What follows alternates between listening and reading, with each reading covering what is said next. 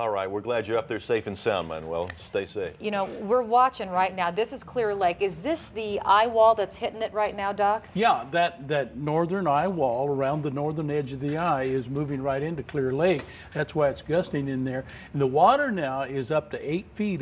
We don't know about any possible injuries. We also don't know at this point, but we're trying to find out what caused the fire. And 5 people are stranded on top of a, well, you know, 5 people were stranded on top of a lumber building in Crystal Beach. We were talking to Doug Miller, who's been on top of this whole thing and watching it throughout the evening, along with TJ Alts, who's kind of our webmaster. And TJ was, in fact, talking to these people. They were stranded on top of the lumber building. Somehow or another, they got to a building relatively close to that. We're not sure how they got there. Most likely, they swam to get there, and now they're inside of the other building. My only guess that the reason they did this is maybe it's a multi-level structure, so they knew they could get up to an attic area and try and ride it out from that point. So the rescuers, of course, have been unable to get to them. All right, Ike is prepared to do its worst. We're in the middle of a hurricane here. We're also under a flash flood warning, and we also at this time are under a tornado watch. So those are some other things to be on the lookout. I know they're coming through some of the worst of it now on Galveston Island, and Jeff McShann is trying to ride out the storm down there at the San Luis. Jeff, how are things going now with the eye wall coming towards Galveston? It is amazing. It really is. There's no wind at this moment. We're about to walk outside. Jeremy's about to do a live shot from inside the hotel, but we're going to run outside real quick and show you some shots here as soon as possible. But there are a lot of people out in the parking lot. It looks like there's actually some firemen out there gathering and going over some sort of plan right now. But we're gathering our equipment, and we're about to head out there. Again, it's pitch black as I look out the 4th floor of the San Luis, looking northbound towards Houston. You cannot see any lights whatsoever. It looks like the fires are now out because of all the heavy rain and the wind that we had just a short while ago. But we just got a phone call from our boss. He said, "What's going on?" And right when I looked out the window, the wind just completely stopped. So the eye is definitely here. There's no trees blowing around, no nothing, and everybody's kind of scrambling outside right now just to kind of see what the damage is around the hotel at this time. And we're going to get back with you here in just a second and get some pictures for you outside and let you know what's going on. We've got a little bit of a window here. Yeah, keep in mind that is a very narrow window as well, so be safe out there, Jeff. Know you, and then Sergio and the guys are all together. You know, Gene Norman joining us now, our chief meteorologist. You heard Jeff McShann, Gene, just now say that all of a sudden that wind stopped, and he's right there at the San Luis Hotel on Galveston Island. Right, and if we look at HD Doppler for a second, you can see why that's happening. If Jeff is in Galveston, well, he doesn't have a whole lot going on at him right now, but just to the north of him, this bright red blob here, this is heading for the Lamarck area by 111, Hitchcock by 120, Alta Loma by 134, Arcadia by 143. A very intense band of wind and rain that stretches from High Island to just inside Galveston Bay is swinging back down along neighborhoods that are just east of I-45. So watch out, because this is coming your way. Let me switch it back over to the HD Doppler, this particular mode, and you can see where perhaps they're starting to get a bit of a clearing, like Jeff was saying, because the eye is about to cross the coast. But where you see these bright red areas, these are these heavy bands that continue to move in, pounding Texas City right now, just moving through the Pearland area, and another heavy rain band crossing near the San Luis Pass. Also, we want to let you know that in Freeport, they have just reported a wind gust of 83 miles an hour. At Hobby, a wind gust of 65 miles an hour. And we have some weather bugs ready to show? Yeah, just say it when we start. Okay. We have a report of the Galveston Pier has now reached 12 feet. The height of the water at the Galveston Pier has now reached 12 feet. Let's switch on over to our weatherbug sensors, and they're indicating that now at Minute Maid Park, we're very close to hurricane force wind gust at 69 miles an hour. Hurricane force gusts begin at 74, so we're very close to that. That's right in the heart of downtown. So we talked about how these winds would arrive after midnight, and here they come. Steady wind out of the northeast at 53 miles an hour, and so far, not a whole lot of rainfall. As we take a look at Cambridge Village, the Cambridge Village neighborhood, we've got northeast winds at 37 miles an hour, wind gusts up to 47. Let's take a look now at Pasadena. Their winds have shifted to the northwest at 36 miles an hour with a wind gust of 48. And now let's switch it over to our Weatherbug sensor at the Denver Harbor area, neighborhood that is. Winds out of the northeast at 30 miles an hour, gusting to 52. So we have a very dangerous situation as now the heart of these hurricane force winds are moving across a greater part of the Houston area. And it's becoming more and more dangerous outside. And we're hearing, of course, of all of the problems that are going on. Switching on up just to the north, I want to show you that heavy rain continues just west of Liberty, coming down across neighborhoods to the north and east of downtown. I'm going to pick off some of these neighborhoods so you can see what we're talking about. Dyersdale over toward Sheets and up toward Winter Valley Estates in Liberty County. Very heavy wind and rain there. Carter Settlement as well. Spring, you're getting some light rain right now, but some heavier showers are about to move through. And then on the southeast side of town, Hobby reporting that 60+ mile-an-hour wind gust. Let's zoom in on that area. Heavy rain in Pasadena, over in Hobby, over at Hobby Airport, the city of South Houston. All the areas that you see that are in orange showing very heavy wind and rain. That's Pasadena. So anything south of 225, anything north of Beltway 8, and now Bush Intercontinental Airport is reporting 60-mile-an-hour wind gusts, so they're very close to hurricane force as well. So I just got a call from a viewer in the Lamarck area, and she was telling me that the wind has been blowing since 7 o'clock where she is, and it just won't stop. She says she's wondering when is it going to stop because it just keeps blowing and blowing and blowing. Okay. JD, you're in the eye wall right now, or has the eye wall crossed you? Where are you? Yeah, absolutely. Check it out. Here we stand, no rain gear, outside, barely a breeze, and literally we can see some semblance of stars in the distance way up there. You'd never see them with the camera, but we can see them. Birds have come out and started flying in this area here at the San Luis and Galveston. I mean, it really is a stark contrast, just immediate from 5 minutes ago until now, when it was blowing the hardest that it has blown the entire time we have been here in Galveston, obviously. And then all of a sudden, here we are. It's no ripples in the swimming pool. No, I mean, you can see the debris in the swimming pool that's been blowing around out here all of this time, pushed to one end of the swimming pool. And there's hardly a ripple in the swimming pool. The palm trees that have been battered so hard for the last 6 hours have gotten a break and are just essentially still at this point. There are still breezes here. I mean, don't get me wrong. It's not as if it's gone completely still, but there's not a drop of rain, and it really does feel more like that breeze we were feeling at 1 o'clock this afternoon as opposed to the high intensity hurricane force winds of the eye wall as it came across us. And it was really like it's been a couple of other times when I've experienced the eye wall coming over. It's nearly immediate. All of a sudden it goes from blowing incredibly hard to this, which is, to be perfectly honest, just a sort of comfortable evening, you'd think. Of course, we know that the rest of this storm is out there and still coming our way, and it's a short window of opportunity.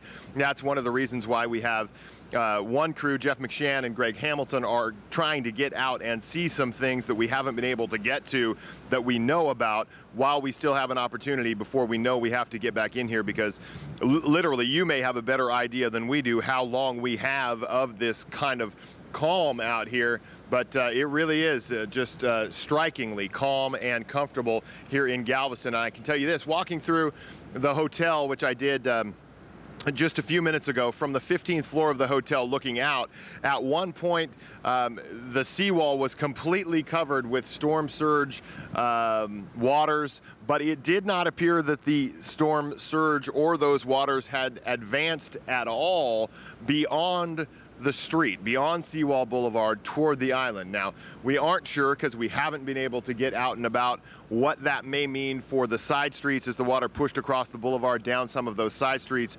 But what's most worrisome now to both the police captain that we talked to not long ago and the mayor here and other emergency officials is what they think would be the backwash from all of the surge that has gone into the bay, essentially coming back across and re-hitting, but from the other side of Galveston. We know that the historic district and the Strand are already flooded, have been since afternoon, and the last thing they need is more water, but also more water coming from that direction toward that side of the island. Again, the West End, also same scenario. scenario. The last thing they need is more water, and more water coming from that direction. But again, this is clearly the eye of Hurricane Ike. If I can stand here and talk to you with no rain gear on for the first time in 6 or 7 hours and a clean, dry shirt and feel comfortable standing outside talking to you guys, we certainly know that things have changed. Again, we also know that things will be changing again on the backside. Back to you guys. All right, let's bring in Dr. Neil Frank to talk just about that exact point, about what to expect on the backside of the storm as this eye passes through. About how long do they have? Yeah, well, my advice to people that go through the eye like this, you can go outside, that's no problem, but just don't venture away very far. And I'm a little concerned that Jeff may get in a car and they drive off someplace to see what they can see, and that wouldn't be a very good idea. They may stay in the eye there for an hour and a half or something like that. They're kind of on the western edge of the eye itself, so as the eye continues to move north, they could move back in to the other side of the eye, and you just don't want to be caught out in it once that next side. So that's your really big point. Yeah. You don't know what part of the eye you're in, like whether you're in a little tiny corner or whether you're smack dab in the middle, and so it can just come up like that on you, and you don't want to get caught outside. Yeah, and the winds are going to go from zippo to bang, you know, they're there. It's that quick. I thought it was interesting, the comments he made, well, the wind may be blowing a little bit. First time I was in the eye, I thought, boy, this is dead calm. Then I went back and looked at the record. Well, the winds are still blowing 15, 20, 25 miles an hour. But it just, psychologically, you're hearing this pounding and noise and trees blowing and then all of a sudden, whoo, and you go outside and you can sit up and maybe see the stars at night, or you can see up and see the sun, the birds are flying around. But boy, when that when the other side hits, you have very few minutes to get back inside. So it's pretty much like turning on a faucet. Boy, it is. It's quick. And you just don't want to be out in your car several blocks away trying to get on back there. You know, very quickly, Doc, what we're looking at here is that Brennan's fire, Brennan's restaurant in downtown Houston, just fully engulfed and burning down. And Doc, you know, these winds have been just so rough and tough. The first responders, you know, it was already fully engulfed, and by the time they got there, the winds whipped it all up. This is not something they want to be able, you know, to get in there and fight it, and it doesn't look like it's going to be, you know, hurting the other buildings. 2 people were in it, and they've been transported, and that's the good news. And you can see they clearly went into the defensive mode, and now you pretty much understand why, because you see how intense these flames were burning, how hot it actually was, and there was really nothing at this point they could actually do to save this structure. So that's why they went into that defensive mode. That's why they were just kind of mulling around. And these are pictures that we have just gotten in at this point, and now their biggest concern was trying to save other structures around Brennan's, which again is in downtown Houston. There are other structures around it, and you see all the firefighters they put out there on the scene and all the pumper trucks they had throwing water at it. But the objective at that point, and in fact they even, if you notice there, were extending the ladder, which under these conditions was pretty heroic in and of itself, just to try to do that. But again, they don't want to put their people at risk, especially if they're. And for those of you who are, you know, listening on the radio and such, I mean, what we were looking at there is really huge, big flames. This wasn't just a little fire. The thing was fully engulfed with the winds whipping it up and all the emergency personnel out there. All right, and Doc, while we have the opportunity to have you here, you know, we talk about this. Jeremy was there standing in the eye of this storm on Galveston. So from an historical standpoint, where do you think it will be documented that Ike made landfall? You mean in terms of the records, and you go back and look back? Well, you know, the National Weather Service and the National Hurricane Center has a good archive of data, and they will have the best track, and on that best track they'll say, okay, the center of that eye, not, you know, the center of the eye, that little point in the middle, that crossed the coastline at such and such time. What's your inclination at this point? Well, it's not going. It's going to be a little while yet before the center crosses the coastline. Okay, so what that's what we're waiting for. Yeah, and they're just inside the north edge. So and you're thinking it's Galveston? You're thinking it's more closer to the Bolivar Peninsula? No, it's going to be right near the city of Galveston. I'm sorry, I misunderstood what your question is. Yeah, it's going to be right near the city of Galveston. It is moving a little bit more north now. Now, we were talking about how this eye originally was very large and unorganized, and then I heard Gene say the word, it's collapsing. Now, to me, because I'm not a meteorologist and I'm extremely untrained with these things, I thought, oh, good, it's collapsing, it's going away. Well, that isn't necessarily a good thing, right, this collapsing of it? Well, let's talk, got to define terminology here. When you say collapsing, you mean that it is... Well, I don't know. That's what I was wondering. What does he mean when he says collapsing? Is it going away or is it tightening, which doesn't sound good? No, when he means it, when we talk about that in meteorology, well, the eye wall is collapsing. What we mean is that central core is collapsing outward. Not inward. All right. Okay, we tend to think collapsing, oh, it's collapsing inward. No, in our terminology, when it's collapsing, it spreads outward, and the ice skater spreads her wings. So it slows down at that point. Yeah, well, yeah, it's closed down. Now it's collapsing. The eye wall is collapsing, means that the ice skater is spreading the arms out, and it's going to spin a little slower. Now, when the eye wall is forming, it's reforming in a smaller radius. Now the arms are coming in, and so the hurricane tends to spin up at that time. Now, Doc, as we take a look, the eye was coming across there at Galveston, and we have Courtney Savowski, who is in Angleton in Brazoria County. They probably, I would guess, will not see the benefit of the calm of this storm. Yeah, that's right. So let's go out to Courtney now and let's see what is actually going on there in Brazoria.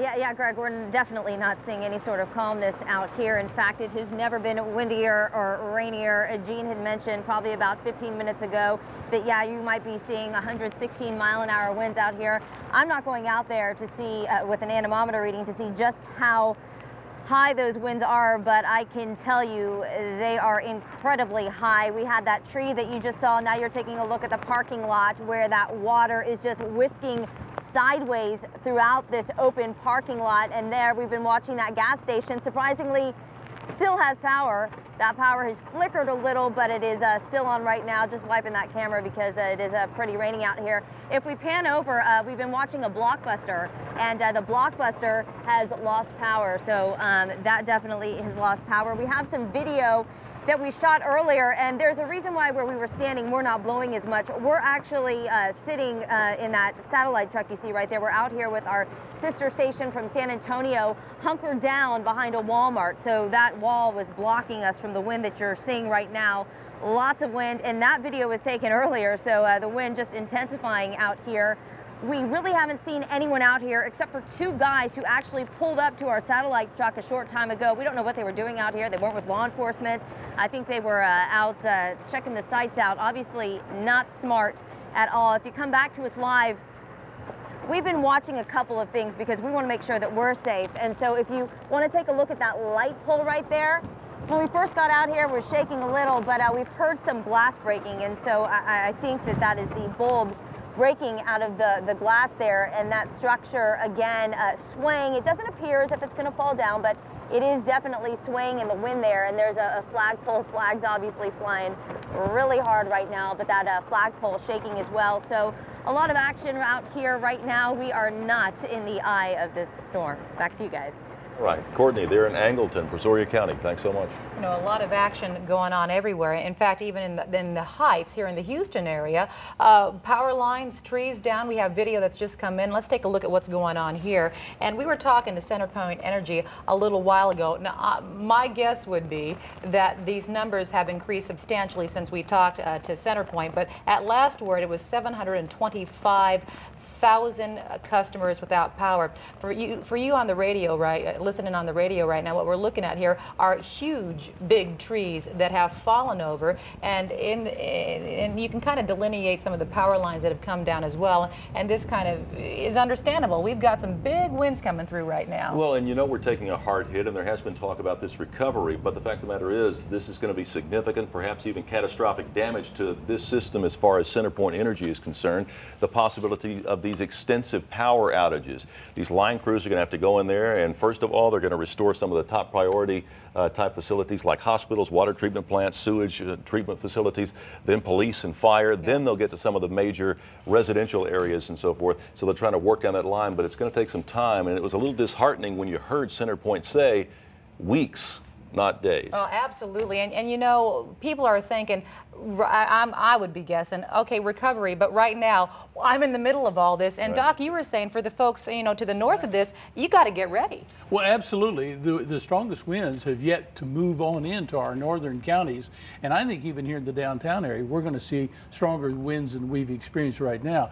There's every reason to believe that we'll have hurricane force winds spread through the city, the rest of the city, as this eye approaches. Remember now, the strongest winds are right along the northern edge of what we're seeing there as an eye. And so when you get on up into Liberty County and you get on up towards Huntsville, Conroe, those winds are going to be picking up during the pre-dawn hours. Well, and just like south of Houston, north of Houston, and in Houston proper itself, there are a lot of trees, and it's heavily populated. And there's a likelihood that there are going to be a high number of power outages in those areas as well. So we have 720,000 customers now, and there are 1.9 million customers in this particular area.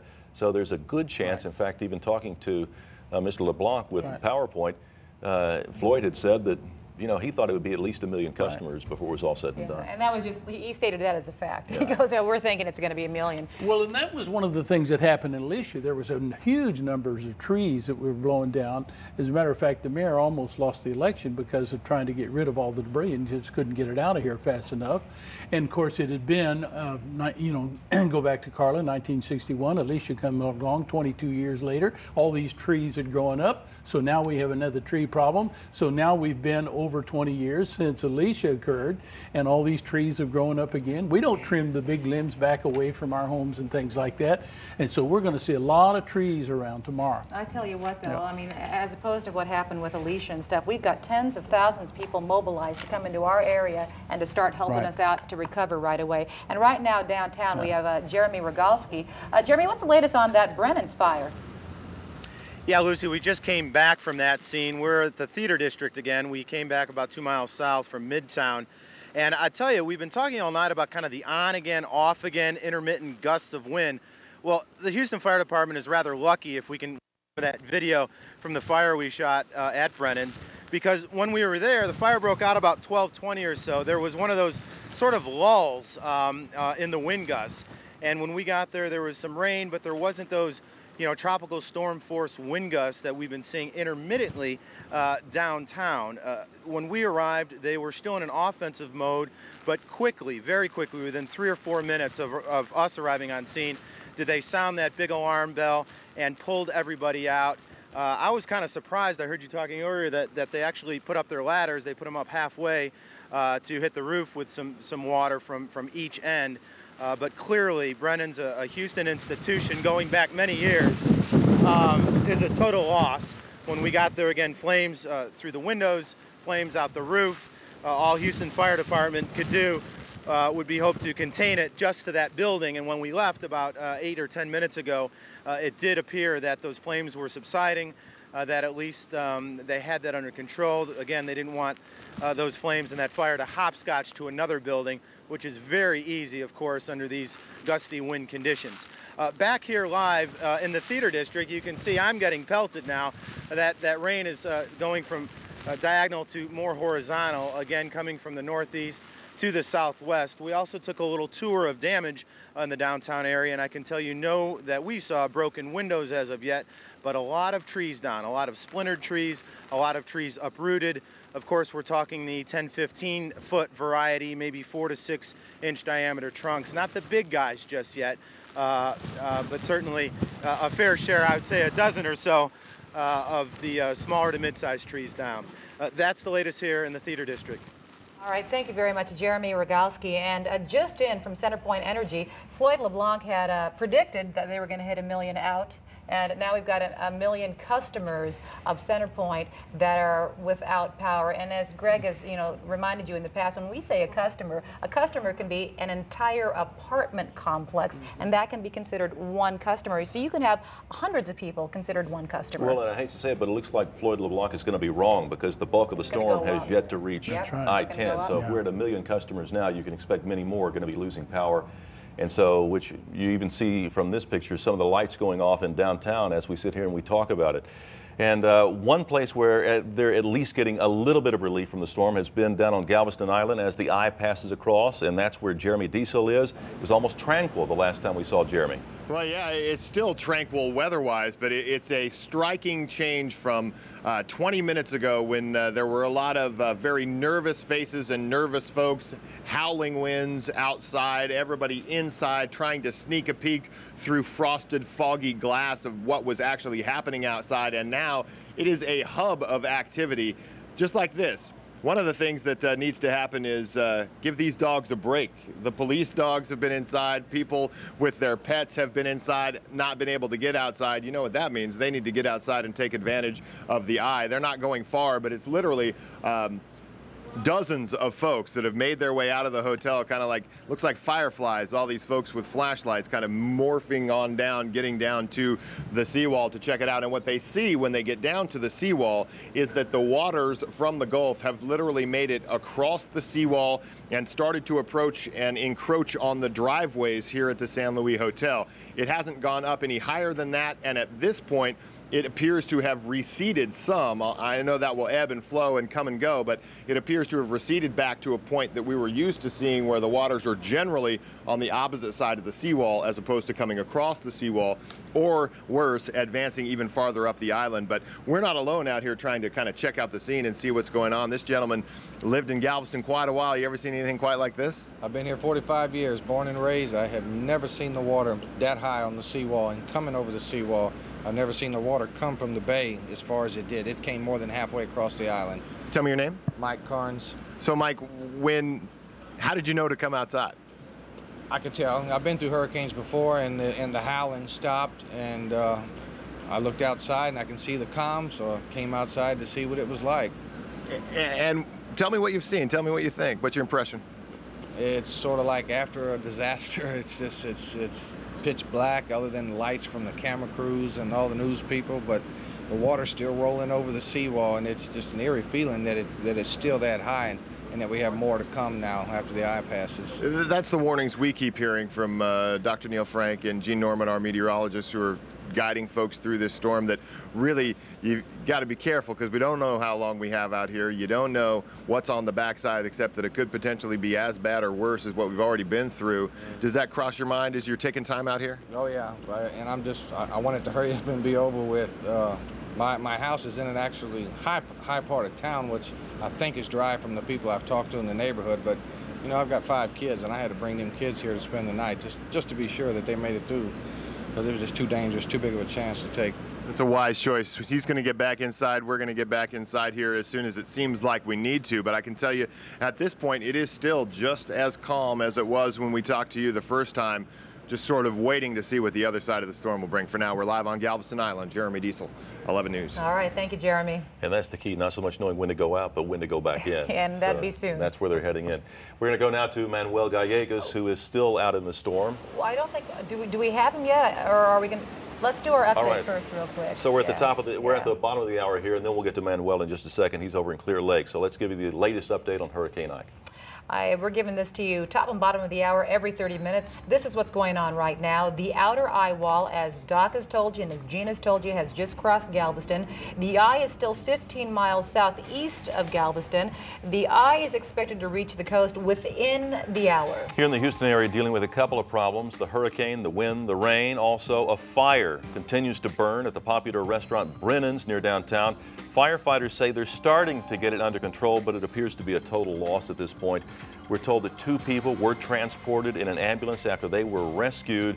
At this point, we're trying to find out what caused the fire. Now, the very latest from CenterPoint, it is now reporting 1 million customers without power. That number sure to grow. We are hearing that transformers are blowing all over downtown Houston.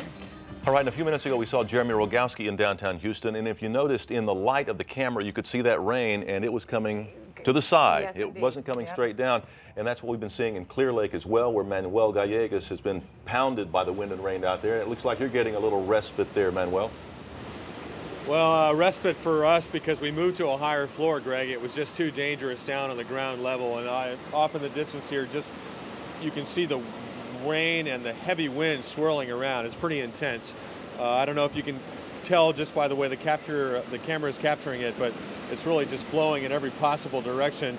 We see the palm trees off in the distance here just bent over, and those boats that we've been watching all night in the dock behind us, well, they've just been disappearing one by one off their moorings, being torn away. You mentioned those transformers blowing. I've seen transformers blowing up all around us as well, off in the distance around Clear Lake and off on Galveston Bay here, and so definitely power problems. There's no power anywhere around here, and I guess the brunt of the storm is still about an hour or so away from us, but pretty severe so far.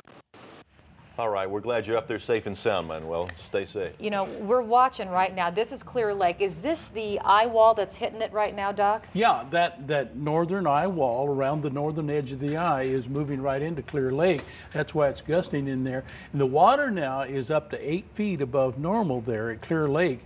It's about 12.5 feet on the outside of Galveston Island, and it's about 12 feet at Bay Cliff. And that's why the water came up on the back side of Galveston Island. You've got this dome of water that's up to about 12 feet now, and so it's spread up into the bay and comes in and on the back side of the island. And let's go into the Weather Center now and talk about some of that water being slung up in there to the bay, Gene. That's right. Now we're going to talk about both what's going on with the radar and some new reports from our Weatherbug network. First, here is the storm as it continues to move inland, and it continues the outer eye wall moving across Galveston Island and into the western sections of Galveston Bay. Let's switch it over to HD Doppler in the tracking mode, and you can see an incredible swath of heavy wind, and this is hurricane force wind along with rain that stretches from Seabrook down across I-45 through League City, then down to the south,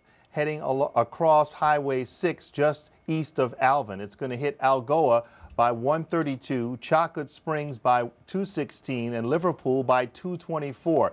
If you're in this area, please be prepared for a very heavy burst of wind and rain, more than you have seen so far as this hurricane continues to come inland. Let me switch it back over to the HD Doppler mode this way, and then I can move around and talk about where else some of these heavy rains are moving in. So that area of red is what I was just focusing on. Across downtown Houston where Jeremy was, he was saying it kind of comes in waves, and that's exactly what happens. Let's move it back about an hour ago, and as you can see, an hour ago, it wasn't that bad, just a little bit of light green. Then here comes a band of heavy yellow across downtown. Then you have a lull, and then here comes another heavy band, then you have a lull. So that's going to be the kind of dance we'll be doing for the next, I'd say, hour to hour and a half to almost 2 hours.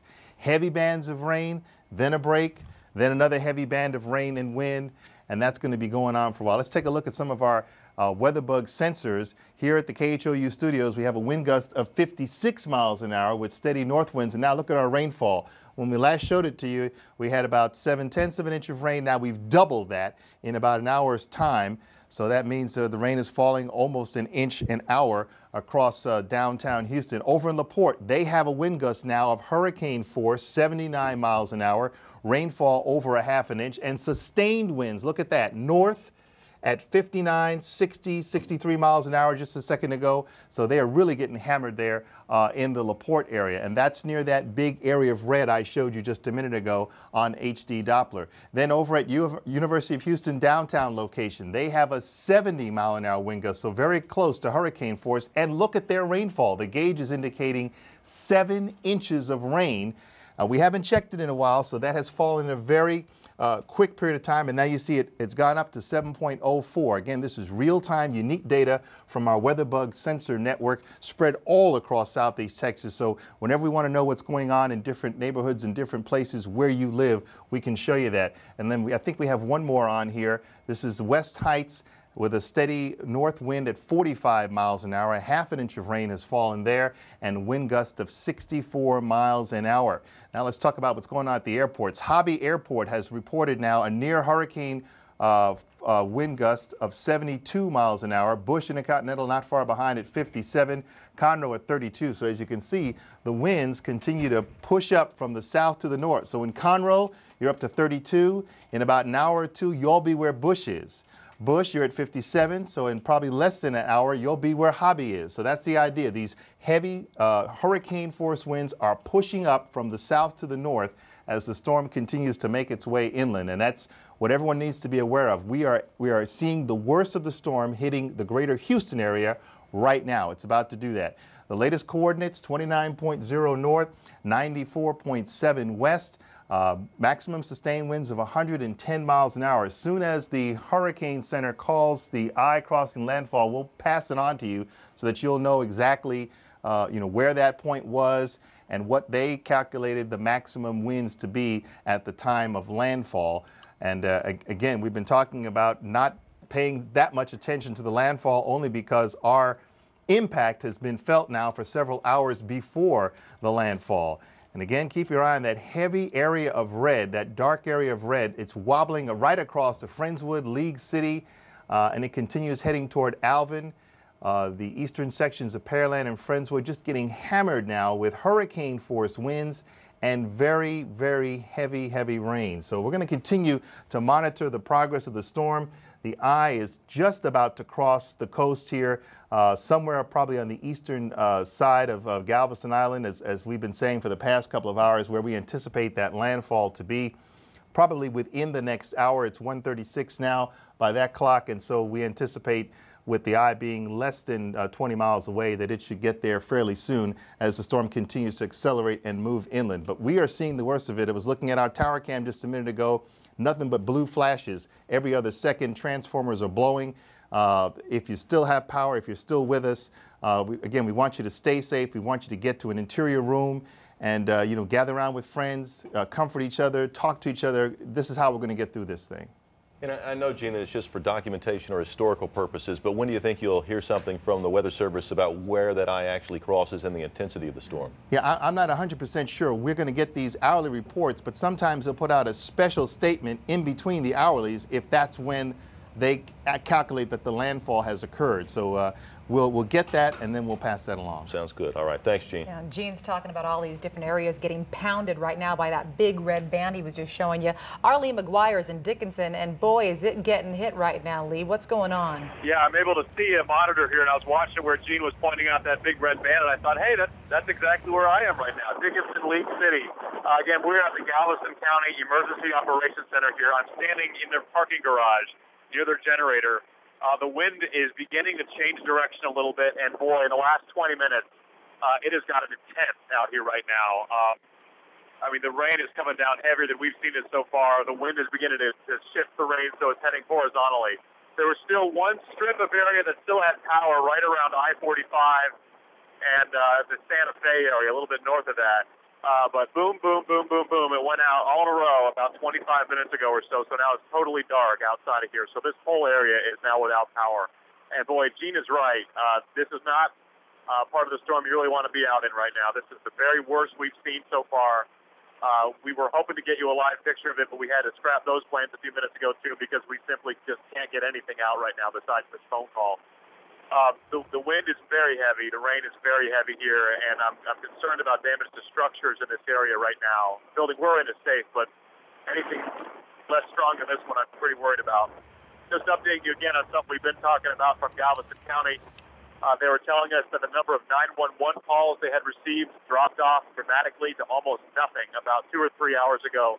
They believe the 911 system is still operating throughout Galveston County. They think the problem is more that people's phones are no longer working, and or that people have just decided there's no use in calling 911 because there's really no one that can come help you. So again, it appears the 911 system still works. The number of calls they received was just a very high volume before the storm got intense, dropped off a few hours ago. So again, here in Dickinson, League City, we are seeing the very worst of the storm. And I got to tell you, for folks a little north of here where this is heading, it's pretty bad. And you definitely want to be in an interior room of your house if you're in this part of the storm, because we're going to see a lot of windows blowing in and houses in this area right now if they're not boarded up, guys. I got to tell you, it's rough out here. All right, Lee McGuire, thank you. And, you know, he is in a building that can withstand a Cat 5 storm. So for him to really feel it like that in one of these like fortified buildings, that's saying something. And Doc, he's saying that he's seeing the worst of it right now. Is this the worst of it for Dickinson right now? Well, I think that's probably true. The very strong winds along the northern eye wall, as we call it, that's where we've seen the strongest winds. And in Dickinson, they're seeing winds out of the north at the present time. It looks like the center of this may pass a little bit to the east of Dickinson. Question in my mind whether they will actually get into the eye there at all. Well, this isn't just a big story here. It's a big story all across the country. The New York Times says 1 million flee as huge storm begins to hit the Texas coast. Then you have the Washington Post. Texans begin feeling effects of the hurricane. Then the Los Angeles Times, on its front page news on the Los Angeles Times as well, Hurricane Ike begins to batter the Texas coastline. And I can tell you that down in Galveston, the Galveston County Daily News, this will be, of course, front page news and probably an extra going out there. And That's where Jeremy Diesel is. We want to check back with him because he's been watching to see how long he's going to actually stay in that eye wall, and we're going to watch with him. Jeremy? Yeah, we're trying to take advantage of our time and let you actually get some of these images that we've been able to see but not show you because the camera can't see in the dark as well as we can. But what you see through this kind of gap between the sign and the trees that are not moving at all for the first time in hours is the Gulf of Mexico. You can no longer see any delineation of the seawall itself. There, when a big wave does hit it, you can see it, but then that wave makes its way all the way across Seawall Boulevard, makes its way right on up the driveways a bit here at the San Luis Resort. But it's not significantly higher than it has been at other points in the day. We've seen waves come across the Seawall Boulevard at various points throughout the day. What is different is now consistently there is water action on Seawall Boulevard as those waves just sort of stay, and you can no longer really tell with the naked eye, unless you were up a little closer, which nobody is or would be at this point, where the seawall ends and the Gulf begins, because the water is above that seawall. So we can at least say at this point we know that the seawall is 17 feet. We know that the water is consistently as high as the seawall at 17 feet. So that's kind of what we're assuming we're seeing at this moment. Now, whether it will get worse or get better is left for the meteorologists to try to tell us a little bit more, but this really does seem to be peak time for what we've seen so far from the storm surge here in Galveston. And I can tell you the people here continue to take advantage of this moment to get out and just sort of take a look-see and figure out what's going on here as best they can. We have some of the officers from the Galveston Police Department who are just sort of perched on the rail there taking a look at the seas. I talked to some of them a little bit, and of course everybody's pondering what it's going to be like if it looks like this here now, what it's going to be like when they're able to get out and about and have a better idea and see really what has happened to parts of the island that have been underwater so long.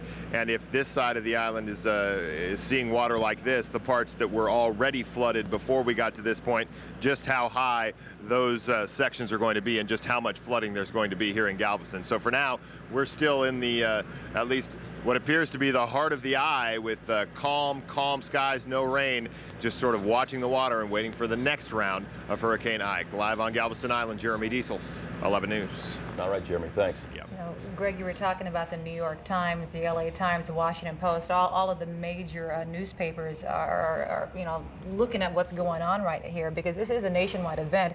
And Doug Miller has been seeing a whole bunch of emails being on top of it, coming in from across the nation, across the world, with people wishing everybody here in this area well and saying they're praying for everyone, which is wonderful. And what a lot of those people throughout the nation and world, when they think of Houston, they think of our beautiful and distinctive skyline. And right now we have Jeremy Rogalski downtown right now. And Jeremy, a lot of damage coming in? Yeah, one of the things the nation thinks about too is our wonderful theater district. Well, take a look up there. This is the Wortham Center, which has really been our friend because we're tucked in behind it, but that's an advertisement for the Nutcracker, the ballet that's about to get cracked off of its foundation there. We're seeing some of the worst of it downtown. We covered that fire at Brennan's. Of course, the dining institution lost by that two-alarm fire. But again, the sheets of rain are coming down horizontally right now. And there's some damage. We took some video earlier, about 45 minutes, driving through downtown area. Let's take a look at that right now. Not major damage so far. So if this is the worst of the wind and the rain, I'm not going to speculate too much, but downtown so far has fared rather well. We've seen a few downed trees. Again, we talked earlier, not the big ones, but more of the 10, 15, maybe 20-foot variety, 4 to 6 inch diameter trunks. Certainly, you could expect them uprooting from the roots and splintering in half and so forth. We have not seen any debris knock out any windows so far. Downtown power throughout the evening and into the early morning hours has stayed on, at least in the areas we have been in. But again, a lot more to come perhaps. The wind coming from the northeast to the southwest still. I'm sure we'll see that change in the next hour or so. But I have to tell you, Lucy and Greg, if this is the worst of it for downtown, and of course we don't want to say anything too quickly, it should fare pretty well. I'll tell you, Doc, that I've been talking to Doc Jeremy, and he says we've got this strong band that they're seeing down right now in Dickinson. That's headed your way. This is not the worst of it, unfortunately. And as we took a look at some of those pictures that you had there, Jeremy, couldn't help but notice it looked like there were several homeless people who were still trying to sleep through this on the outside. Is there any provision for them? That was some disturbing pictures. We had talked yesterday with the Star of Hope mission tokens town to anybody who wanted them, anybody who didn't have them. That area that they were in was by the criminal courthouse, and they were shielding themselves from the northeasterly winds coming in. You know, outside of a parking garage or something like that, they're really on their own right now. I haven't seen any police officers or any emergency personnel kind of round them up and take them somewhere. So as best as I can tell, they're on their own out there to brave it in the elements.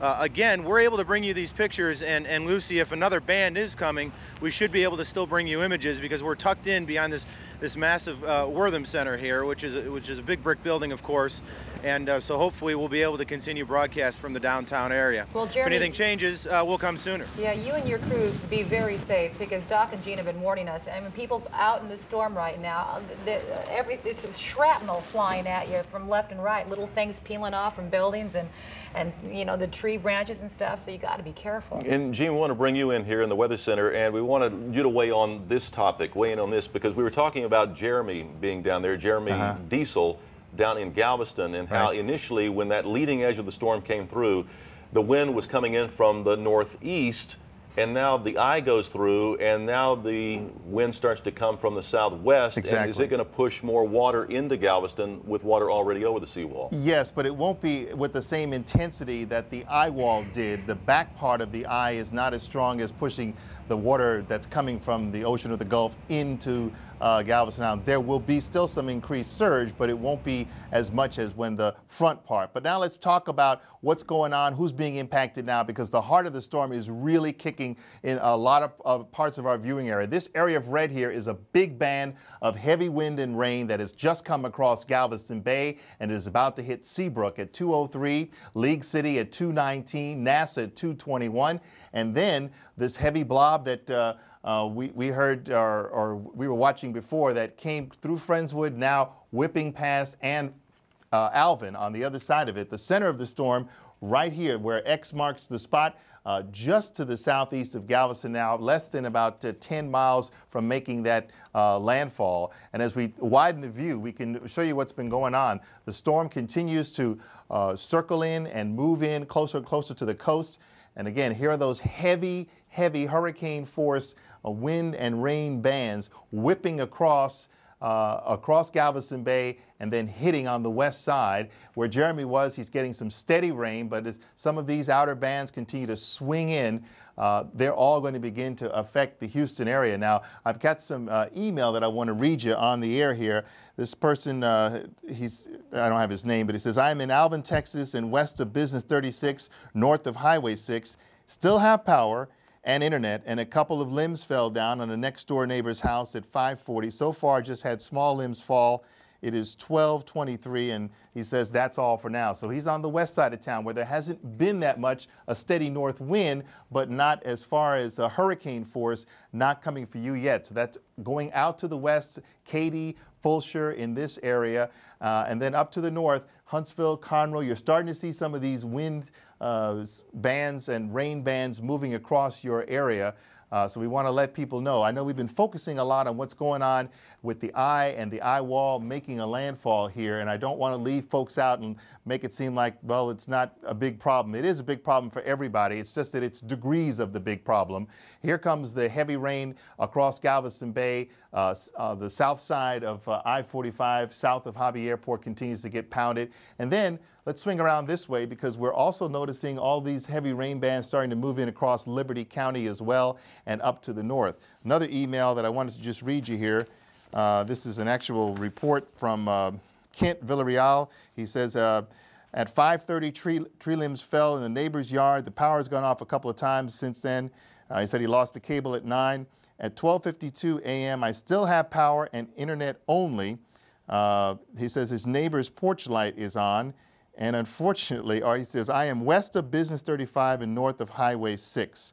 So he says also my old TV without antenna only works for channel 11, and my cell for T-Mobile also works. So it's good to hear that some of the old school technology is still working. Let's talk about some of our new school technology, which is our Weatherbug live sensors, which show us what's going on here in the West Heights. A steady north wind. They've had a wind gust of 68. The pressure very low at 29.01. Normal pressure on a regular average day is 30 inches of mercury, and so when you get down to 29, it is very low. That's because the center of the storm is getting closer and closer to us, and of course the center of the storm has a pressure down around 28 to 50 or so. So we still have a ways to go. If you're sensitive to pressure changes, you may be feeling more achy as that low pressure gets closer and closer to you. 66/100ths of an inch of rain. Actually, let me switch that back so I can get back to that Weatherbug and talk about a couple of more sensors there so we can get more information on the air here about what's going on. All right, so here we are in Dickinson, where they have a steady northeast wind, 28 miles an hour, wind gust of 65, rainfall nearly an inch there. And their pressure is much lower. We talked about 29.0 something just a while ago here in Houston. Dickinson is to the south, so Dickinson's kind of between Houston and the center of the storm, and their pressure is down to 28.37. Another one of our Weatherbug sensors down at the U of H Houston downtown location, University of Houston downtown location, northerly winds now at 34 miles an hour with a wind gust of 68. But look at the rainfall, almost 9 inches of rain in downtown. If you can get to Jeremy and ask him to kind of confirm that, if he can go by the University of Houston downtown, we can kind of just correlate that this is in fact an accurate reading. This is incredible, and now it has tipped over to 9 inches of rain. We've been following this one for about the last hour to hour and a half, and it really has come up a lot. So there is heavy rain falling. We have not heard of any problems with flooding right now. We are under a flash flood watch. We have not heard of any problems with flooding. But we probably need to get some of our reporters who are able to safely confirm that to let us know. Over at Minute Maid Park, a steady northeast wind at 53 miles an hour with a wind gust nearly hurricane force at 69 miles per hour. So the winds continue to kick as this storm continues to move in. And take a look at this. Hobby Airport, their wind gust within the last hour over hurricane force at 74, and you just saw some of the numbers change here. Bush Intercontinental at 57. Sugar Land now with a 54-mile-an-hour wind gust. Wharton County, the Wharton Airport there, 45 miles an hour. Brenham 35, Conroe 32, Tomball 40. And I know that a lot of viewers are saying, you're not talking about where I live. You're not talking about, you need to kind of look at my maps a little bit and help yourself understand what's going on. The really heavy hurricane force winds are pretty much from Hobby Airport southward. The tropical storm force winds are from Hobby Airport northward. And if you are north of downtown, if you live north of downtown, the hurricane force winds are coming your way within the next couple of hours. So if you're not getting it right now in Katy and up in Spring and up in the Woodlands, it is coming for you in the next couple of hours as this storm continues to make its way inland. Now, certainly the storm will weaken a little bit as it comes inland, but that's going to be a while. You're still going to have that hurricane force wind action coming your way. So be prepared for that. Be prepared for this storm to continue to move in your direction. As we said, this heavy swath of rain is moving towards Seabrook, League City, and Nassau, which of course they closed because of the threat of the hurricane. So the eye getting very, very close to making that landfall, and these heavy, heavy rain bands continue to sweep their way in from the east to the west. So if you live here in the Baytown area and north of I-10, you're about to get some of this heavy rain because this whole system is moving up from the north. So all of these wraparound rain bands are going to come your way. They're going to head over into southern Liberty County as well. They're also going to make their way on up to the north and east. We're talking about even as far north as San Jacinto County, Trinity, and Polk County. You may not get the hurricane force winds in those neighborhoods, but you are going to get increased winds and tropical storm winds for sure. But the core of the hurricane force winds are pretty much everywhere you see the yellow and the red wrapping around the center. These are the most intense winds that we have seen so far. So as I've been saying since the last hour or so, we are right in the thick of the worst of it right now, Greg and Lucy.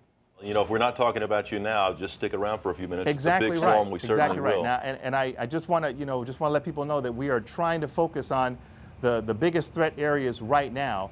And let everybody know the storm is moving from south to north. So if you live north, the storm is still coming for you. It doesn't mean you're going to escape. Now, clearly, if you're on the west side, let's say the west side of I-45, west side of Beltway 8, your impact is going to be less. Doesn't mean it's not going to be there, but you're not likely to experience the brunt of the hurricane force winds. You will have tropical storm force winds for several more hours, and you may have an occasional wind gust that gets close to hurricane force. So just be aware of that. And the brunt of the heavy winds will be occurring for neighborhoods that are east of I-45, and we're talking about places on into Chambers County and places up to the north toward Liberty County. So be prepared for this as it continues to move your way. Gene, some of these wind gusts you've been putting up there look more like temperatures than actually wind gusts, what we've been used to. High. While we got you there, we're going to pull up some pictures of Clear Lake. Can you give us a pinpoint of what's going on there? Because we see a lot of wind here and a lot of rain blowing sideways that you had talked about. What are some of the numbers that you're getting from the Clear Lake area? Okay, well, I don't know that we have a sensor in the Clear Lake area, but we're going to try to find one, or one closest to us. There's one in LaPorte, and that's a little bit north of Clear Lake. You might be able to pop that one up. But if we go back to the radar, let me just step out of frame for just a second and jockey the radar a little bit here so we can kind of get to that position. From Clear Lake, so we can sit here and look at those while you try to bring up some of the numbers, because we see the palm trees that are being tested out there in the Clear Lake area. This is just outside of the Hilton Hotel where Manuel Gallegas had been reporting, and they had just been battered for most of the night. They're just off of the Galveston Bay. So what do you have there, Gene? Tell them to come back. Okay, so we have 90-mile-an-hour wind gusts in LaPorte right now, and that's just to the north. That's a 90-mile-an-hour wind gust there in LaPorte, which is just to the north of the Clear Lake area. And then if I switch it back over to the HD Doppler source, Clear Lake area, of course, would be right down in here. Right down in here. Here's Kemah. You know, the map is kind of coloring what you would normally be able to see on a clear day, but this is anything but a clear day. So that's what they're seeing. You see that big red swath of red, Greg, that you were just asking about? Absolutely. What does that relate to? What it relates to is the picture that you had up. So if we can put this up and the picture up side by side, you can get a sense of what the red looks like. Well, at this point, you may not be able to do both of them because the picture is coming in and out just because of the intensity of the storm. I understand, but that picture we just showed there you go. Of the winds, that is what red looks like basically on the radar, if you just want to know. And it's coming, you said north. So everybody north of the downtown area, what you're seeing there in that left box is coming your way. For you listening on the radio right now, what we are looking at is what Gene was telling us, which is that horizontal rain. I mean, it is so thick and coming so fast, it almost looks like ocean spray. And when you sit here and you talk about 90-mile-per-hour winds, it's kind of like having a huge fan and you just pour a bottle of water and you know the rain just ends up going sideways. And that's exactly what's happening on a much larger scale out there in Clear Lake, and like you said, all the way up Galveston Bay and pretty much on its way toward downtown Houston and points beyond. Yeah, 90 miles per hour, that rain definitely doesn't feel very gentle. It's like getting sandblasted with water. Exactly. It's not a pleasant thing at all. Time now is 1:58. All right, we're coming up on the top of the hour here, so we want to get you updated now on Hurricane Ike. Happens top and bottom of the hour every 30 minutes. What's going on right now? Well, that center of the eye is 12 miles from the coast right now. It is expected to make landfall at the east end of Galveston within the hour. Now, a lot of folks think, well, it's already made landfall. We've got that eye wall here. No, they're talking about the center of that storm. So that's where the calm area is. Eye wall winds are heading for downtown Houston. All right, and we know this is an enormous storm, and it's not just affecting the Galveston area or the Houston area. It's affecting a lot of other people, and we're hearing from the Associated Press right now that utility companies along the Gulf Coast are reporting there are about 4.5 million people without power right now. You know, imagine how huge of a task these utility companies have ahead of them. Well, we certainly heard from CenterPoint. They said that they have more than 1 million. We heard from Energy, and we know that they have several thousand. They primarily service southeast Texas and also in other parts of the Gulf Coast as well. Dickinson is one of the spots being hit hard right now as well. We have 11 News reporter Lee McGuire on the phone just a little bit ago. He told us the situation was deteriorating there and just being hammered with wind and rain. And Doc has been telling us that this is the worst of it for Dickinson right now. Yeah, and let's take you outside now to downtown Houston, where Doug Miller is standing by live to give us a sense of what's happening there. And we can see the wind has really picked up, Doug. Yeah, it really has. I've got to tell you that we're about, let me give you an idea of where we're standing. about 2 miles west of downtown Houston. The skyscrapers of downtown about 2 miles that way. Behind me, Buffalo Bayou. Let me tell you what we're seeing in the sky. Every once in a while, it looks green because we suspect we're seeing transformers blowing pop, pop, pop all over the place. Behind me, though, I think you're going to see evidence of what we're going to see over most of the city. Look back there, and you can see the trees blowing around. You can see the branches blowing.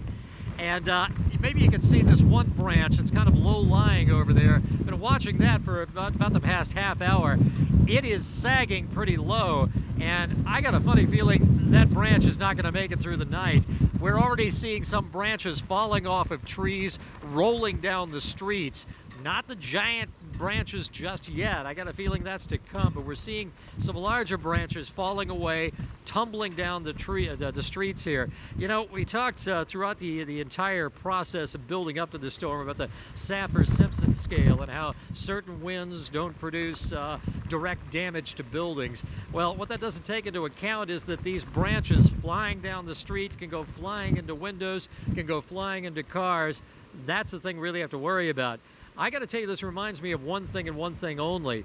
Alicia, 25 years ago, that storm that blew through downtown. These are the highest winds we've seen in the Houston area since then.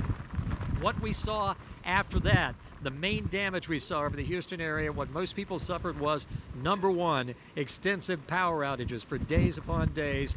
Number two, a lot of branches, leaves, debris all through the streets.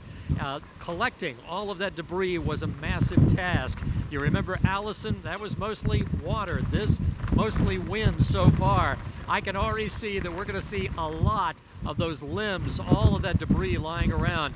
So if you haven't gone outside and taken a look, and I wouldn't encourage it right now, believe me, but I can tell you that what you're going to see tomorrow when you wake up probably is going to be a lot of tree limbs, a lot of that sort of stuff. It's going to take you a little bit of time at the very least to clean out the yard, to clean all that stuff out of there. Look back here, look toward Buffalo Bayou, and I can't even turn around. The rain is coming in so strong. But back here you can see those branches blowing around. And I'm looking off in the distance. You can't see it with the camera, but I've got there's one branch I've had my eye on over there. It's looking pretty grim. It's about to break off over there. That's what we're going to see all night long as the storm moves closer and closer and moves through here. This is what we're seeing in the downtown area. What you folks up there in the, say, the Woodlands area, up in the Conroe area, this is what's coming your way, okay? This is what's headed your direction. So this is what's going to be happening to your trees and your streets over there. We're going to keep an eye out here, and we'll keep you posted from near downtown, guys. All right, Doug, thanks. And basically what he's saying is that there's a lot of work still ahead of us to clean up, whether it's from flooding or power outages or tree limbs that are down. There's still a lot of work ahead in the coming days and weeks. You know, and what Doug is seeing right now is not even the worst of it. We still haven't got that heavy red band that Doc and Gene have been telling us about. Sherman is in our newsroom right now with a lot of updates coming in from all over the place, beginning with UTMB and possible flooding, Sherman? Yeah, we are getting some word that there is water coming in on the ground floor of John Seeley Hospital. And of course, that hospital was evacuated of its patients several days ago, but the ER room still open, some water coming in on the ground level of that. And of course, a lot of folks are a bit nervous because of a biocontainment lab that deals in very dangerous viruses and diseases, including the Ebola. That is not in this facility, it is in another building. This picture is sent in to us by a viewer, and you can see the streets already flooding on the UTMB campus there, and the water getting into the ground floor of that hospital. We have to thank a viewer for that. Another note, we've just been handed, I'm told that there are 5 separate fire districts that are now being told not to respond to fires at this point because it's too dangerous. I'm just going to lean over here and double check. Catherine, are these Houston fire districts? Yeah, in Houston, the city of Houston, 5 separate fire districts, number 26, 46, 70, 71, and 45, not responding right now to fires because the weather conditions are too severe inside parts of the city limits. Nationwide, the impact folks are feeling, of course, are going to be at the gas station. We've got some pictures out of Kentucky where motorists have been lining up at gas stations trying to fill up their cars. They're looking for the cheapest prices, as it's perfectly natural, and you can see they're queued up pretty heavily. This, we are being told, is again because of Ike. It has forced the shutdown of a lot of those offshore oil rigs. The good news is energy analysts telling us that those rigs, those production platforms are really just shut in. They aren't anticipating a lot of damage to them, so hopefully they'll be back online. The big question is, of course, with the refineries, daybreak tomorrow and the next coming days, we'll have to see what happens along our ship channel and the Pasadena area in terms of actual production. That analyst, Dan Pickering, telling us early today, for the moment, he anticipates gas spiking to about $4 a gallon for the next 2 weeks, so long as there is not, some unanticipated damage in the refineries, any long-term repairs required. But this is happening already over in Louisville, Kentucky. Lots of folks feeling the impact nationwide of Ike's coming ashore here in the Houston area. Something else we wanted to show you. This is something you can take advantage of at home. I'm going to go ahead and try to put this up on the screen for you. But this is one of the websites that's very useful to you in your neighborhood, if we can get that up. This is the Harris County Office of Emergency Management, and it has got all these little blue dots here. Will show you the different rain gauges, also measuring the stream levels in our many bayous and waterways. You can click on one. What we've done here is we're looking at the Clear Creek and Bay Area Boulevard measurement there, and just sort of to speed things up, we've just kind of taken a shortcut here. But we're going to show you, if you click on that, to zoom in and you drill down a little bit, this is what will come up. And what you'll be seeing is a page like this, and it'll give you some background about the measurements that are currently underway, and then also some historical information, which is interesting. Within the last 24 hours, the reading, and then readings, for example, during Allison and Claudette. So that'll give you an idea about what your waterways are looking like. So that is kind of the latest from our news desk here, and some information that you can use at home to sort of see what's happening in your immediate neighborhood. Lucy and Greg? All right, it's actually Vicente and Christine now. Lucy and Greg are going to take a break, Sherman. You know, very interesting what Sherman was saying there about the power outages. Earlier, CenterPoint Energy was saying make sure that you don't call at this point, because they know where the power outages are. Yeah, and over 1 million, as we've heard, without the Houston area, without power right now. And obviously that number is only going to continue to grow. We have some new pictures into our newsroom right now of some transformers just blowing over the Houston skyline. It's pretty unreal to watch this happen, and surreal for a lot of people who are sitting at home kind of scared about what's happening around them. It's kind of like fireworks almost. This is typical. Anytime you see a hurricane move through an area, you see these glows. And what happens is it's just absolutely amazing. Some people think it's lightning because the effect is almost the same, but these transformers are going out. Every time one goes out, more people are losing power. And we had Kenny Mercado from CenterPoint Energy on, almost 48 hours ago now, when he was talking to us about what he expected to happen. He said people needed to be prepared to go 18 days without power and electricity and gas. And so everybody was supposed to be ready for this, and this is the result. We're seeing these lines blow, and it is very possible that we may see power outages for that duration. You know, Christine, as Lucy and Greg were saying, and as Dr. Neil Frank was saying, the most powerful part of the storm hasn't even gotten into Houston yet. That's right, yes. And Ford LeBlanc joins us from the CenterPoint Energy. He is on the phone. Good morning to you, Ford. Thanks for being here. Good morning. Can you tell us an update right now? We're hearing over 1 million customers without power. Is that accurate? Yes, we're up to 1.3 million customers without power right now. The outage count has continued to climb as the storm is moving into the area. And that's what we were going to ask you about. We're seeing these transformers on the screen right now. It would seem logical that every time a transformer blows, more people are going to lose power, at least in certain grids. Is that a correct analogy, or at least a guess at this point? Yes.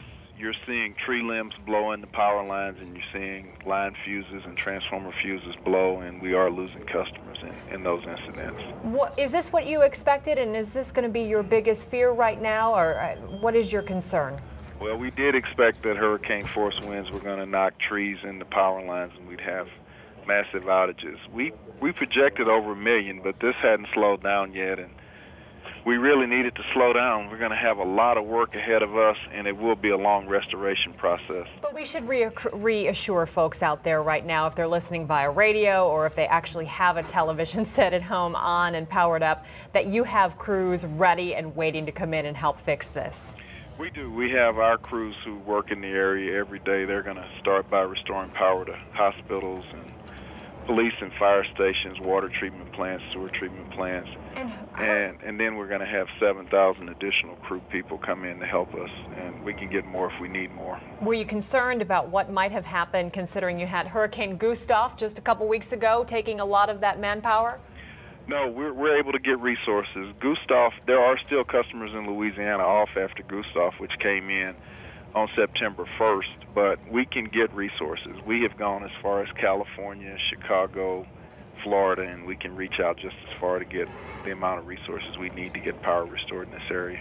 Our camera appeared to be aimed toward, this picture that you're looking at is from Galveston Island, but where the transformers were blowing was actually a shot of the downtown Houston area. And there it is again. It appears to be facing, and I'm taking a guess that's from our tower cam, it's facing towards downtown, so it's going to be facing a little south and east a little bit, which means where those transformers were blowing is where the most powerful winds were coming through. So there's a whole group of transformers, Mr. LeBlanc, that haven't even been touched by the most powerful winds yet. So are you expecting more outages?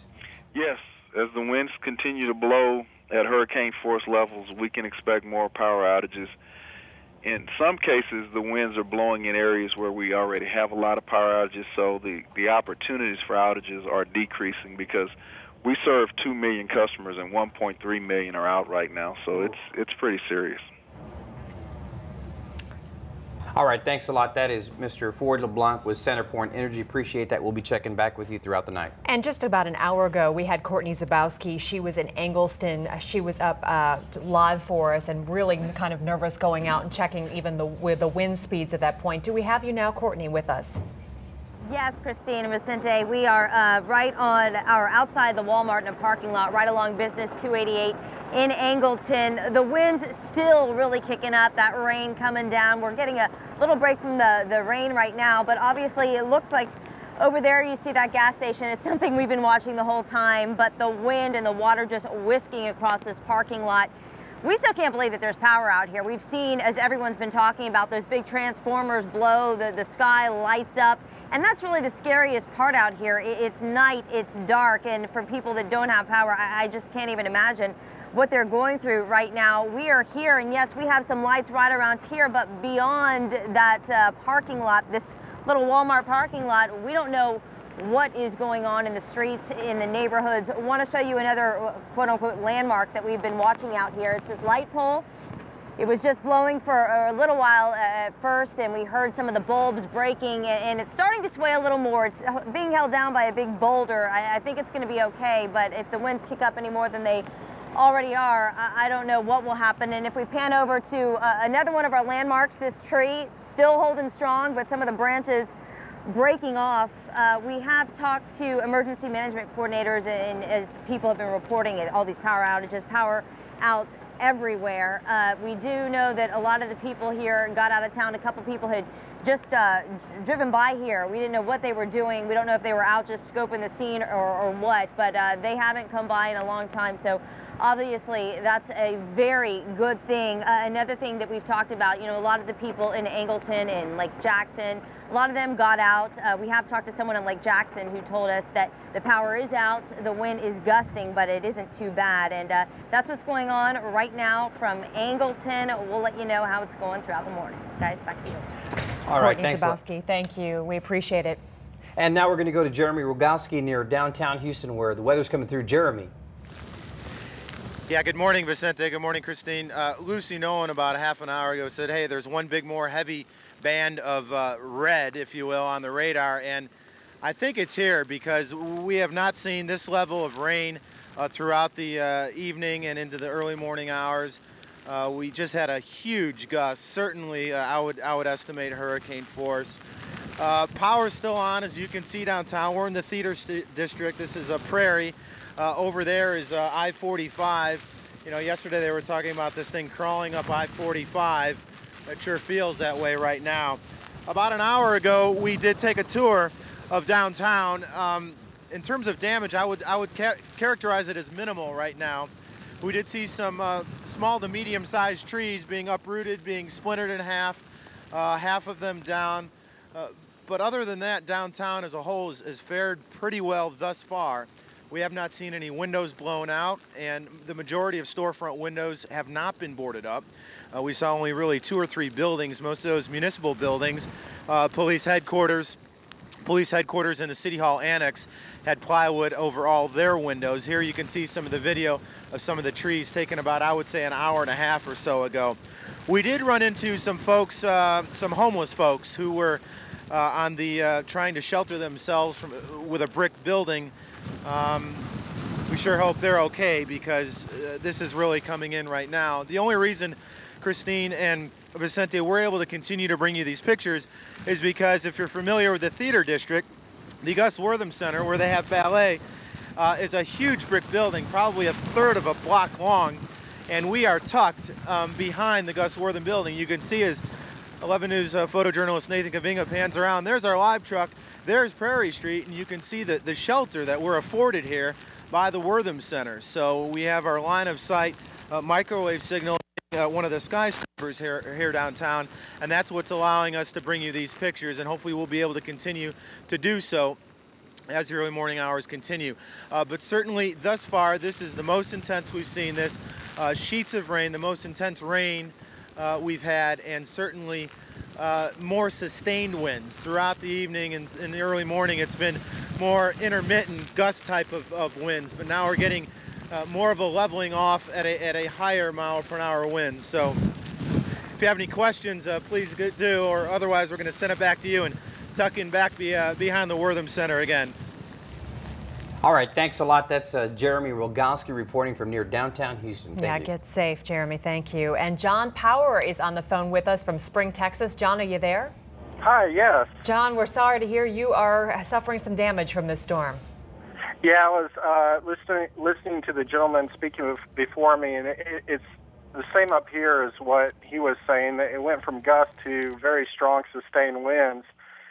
And around 12:30, I had about a 60 to 70 foot pine tree with a diameter much greater than a telephone pole come down on my roof right over my master bedroom. So my wife and I had stepped out just about 15 minutes prior, and just to take a look at our trees, saw this one leaning real strongly, and I could tell if it fell, it was going to fall in the backyard or across that master bedroom. We happen to have both my little kids in that room, so I ran inside. We got the kids out because I heard the tree popping a little bit. Wow. And the good thing is my family's safe. I got 2 little kids and a beautiful wife, so we're all safe. I can't imagine how fearful that you must be. And your kids, how old are they? I have a 4-year-old girl named Emma and a 10-year-old son named Nick. How are they doing with all of this? They actually are asleep right now. They this happened around 12:30, so we have them in a room that's really safe, and they're down and out for the count, I think, but we got a lot of work ahead of us tomorrow morning. Mr. Power, how are the winds right now? Are they still howling out there in Spring, which is up north of the big airport? They're howling, pretty sustained winds with a few very strong gusts. The wind also, or the rain also very sustained. You know, we're seeing it flying sideways, hitting the house. Wow.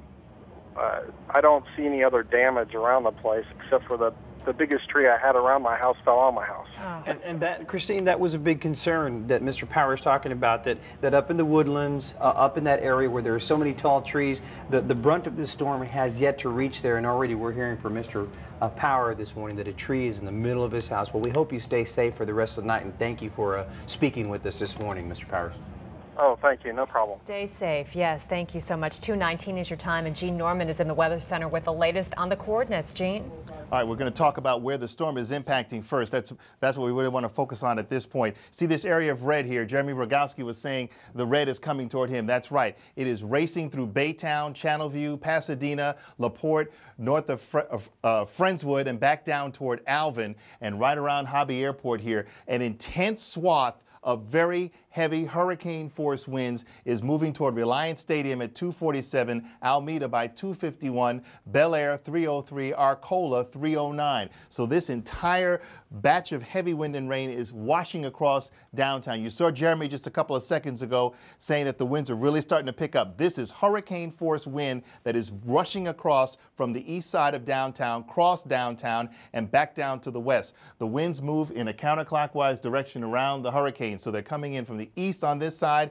and then down from the north and west on that side. So wherever you see the red, that's where the hurricane force winds are. The yellow will also have some hurricane force wind gusts as well as tropical storm force winds. On HD Doppler, we can show you that the eye is very close to making a landfall here. We've been talking all night long, overnight really, that the eye would cross between the east end of Galveston and somewhere near the west side of the Bolivar Peninsula. So it looks like it's coming right through here. The eye would be right about there. And as we put this into motion, you can see how that just continues to wobble inland. And all of these heavy red areas are washing across southeast Texas. And again, keep in mind that as you see these red areas rolling across, they're going to continue to wobble this way. So they're going to come through downtown, then back down on the southwest side, so places like Bel Air, and then places south of downtown along 288, Pearland, Friendswood, that's going to wipe back around you. And then this band will wipe back up this way as the whole system moves inland. So that's where the winds are going to come from that are going to affect areas of Liberty County. They're going to affect Montgomery County, Conroe, on up into Walker County. So all of this is just going to continue to get worse and worse and worse. Now on the west side of the storm here, pretty much on the west side of I-45, your impact is less, but it is still very strong. You're going to have strong tropical storm force winds and possibly an occasional hurricane gust. But the hurricane force winds are right in this red area as the eye is right now coming in, crossing or about to cross and make that official landfall, if you will. But we've been focusing all overnight not to worry so much about where the exact landfall point is, because these hurricane force winds have been moving in for the past 4 to 5 hours. And folks down in this area in southern Galveston County and along the west end of Galveston Bay have been buffeted all night long, really, by those strong winds that just get stronger and stronger. A live look from our Weatherbug network here. Live sensors now, a 74-mile-an-hour wind gust in Pasadena. That's hurricane force.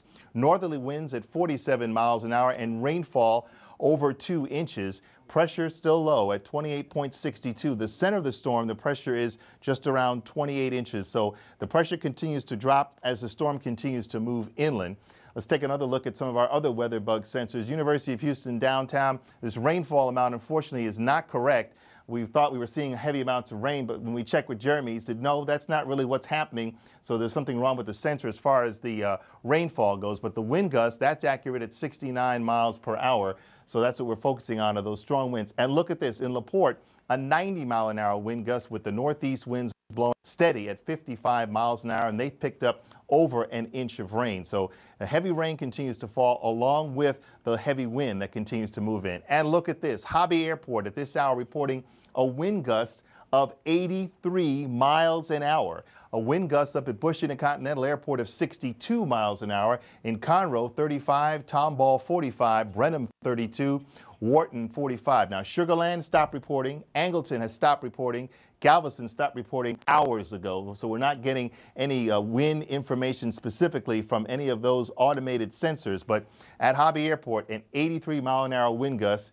We're still under that tornado watch, although we have not seen any, and it is still possible that as the storm continues to make its way inland, we will start to see tornadoes spawn up. So we're also concerned about that because we are under a tornado watch. Now let's talk about the tide levels that have been continuing to increase.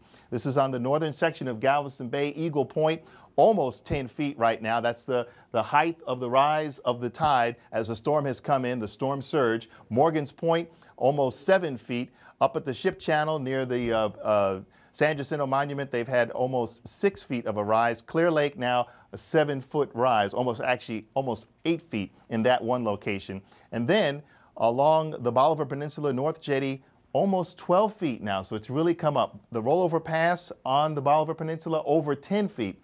Pier 21, where all those great restaurants are located in just behind the Strand, 10 foot is the current tide level, and Pleasure Pier has now risen to over 10 feet as well. So this storm just continues to roll in. And again, these areas of red now rolling through Baytown, Pasadena, down through Friendswood are going to continue to roll this way.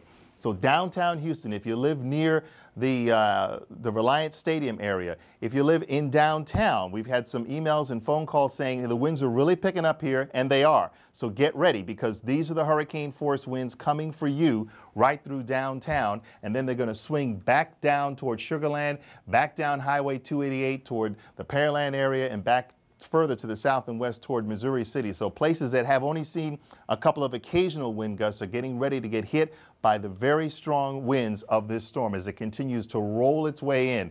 So again, as we follow this, and you're just trying to get a sense of where you are, if you are north of town, the worst of it is still coming for you. If you are in downtown right now, the worst of it is happening for you right now. If you're down to the south in sections of Brazoria County and Galveston County, you're also getting the worst of it too, because this intense wind field is wobbling around right in your area. I know we heard a little while ago from Courtney Zabowski. I'm sure when we go to her the next time, she's going to be feeling the effect of these heavy winds rolling right down to her. She's in Angleton, right about there. So this just continues to get worse and worse hour by hour. We've been following it, of course, all night long.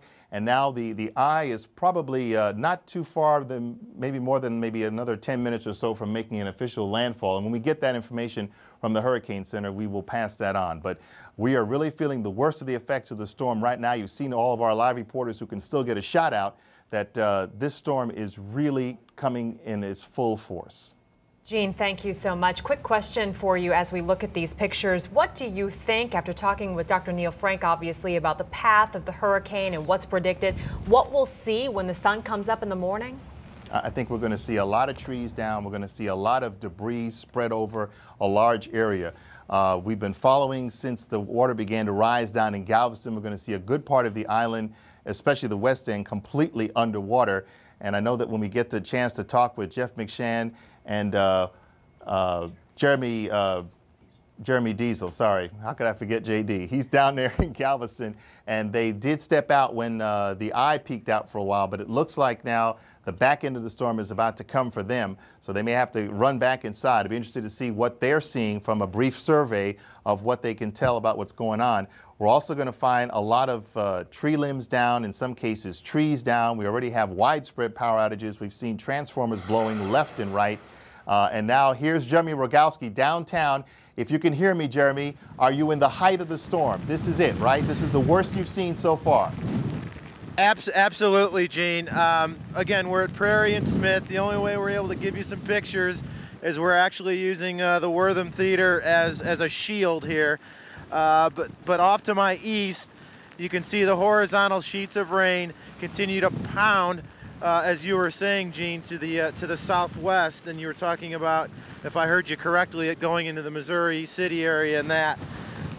Certainly the strongest of winds in the 6 or 7 hours that we've been out here are right now. Not a soul to be seen downtown, and for good reason. Jeremy, it again, looks like we were a lot talking of lights about are still on. Yeah, amazingly, absolutely, the power has not even flickered off. The street lights, the traffic signals, everything else, the lights on the downtown skyscrapers, you could see a few in the offices and so forth.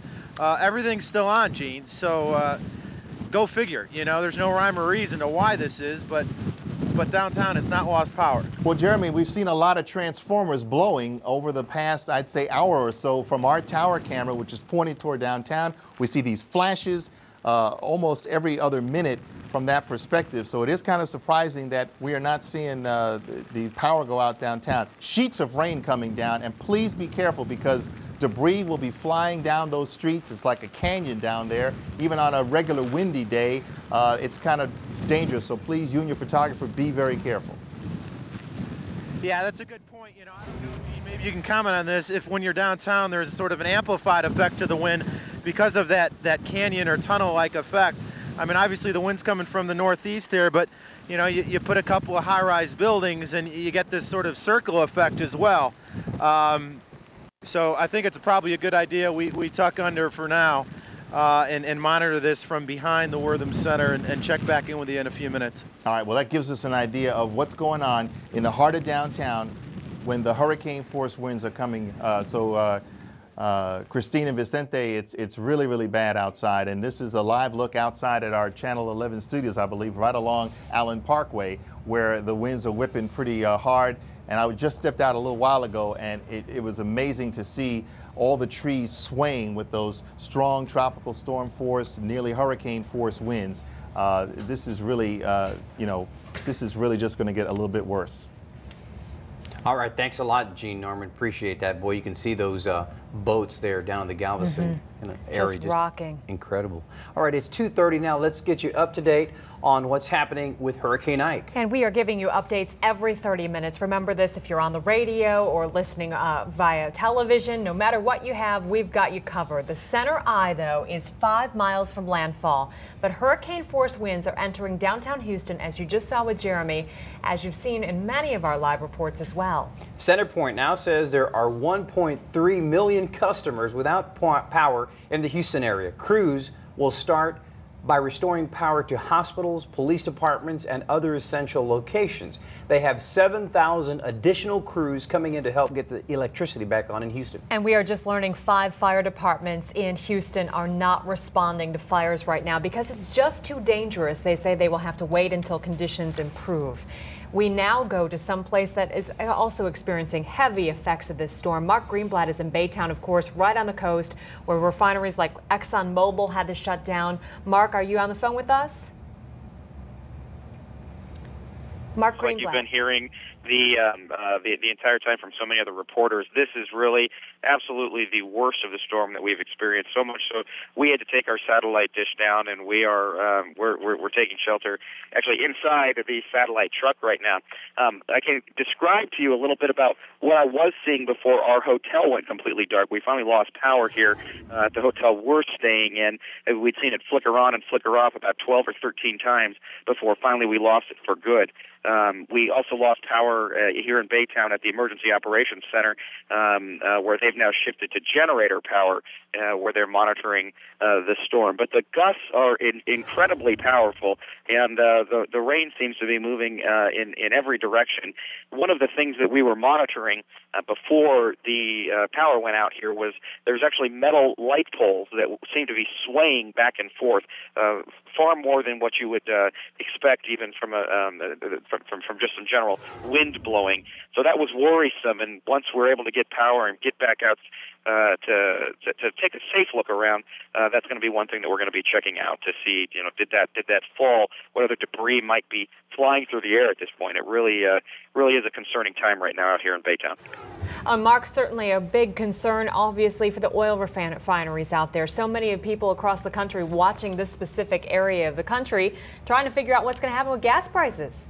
Well, there's two things going on. One of them is that the refineries that are in this area have had to shut down. For instance, we're located just a hop, skip, and a jump away from the ExxonMobil refinery, which is the nation's largest, one of the nation's largest refineries. And so when they have to take down their refining capacity, that does have a major effect on the nation's oil supply. For instance, they're supplying, according to the Chamber of Commerce out here, more than 500,000 barrels a day of oil, and that is shut down right now while this hurricane is making its way through this area.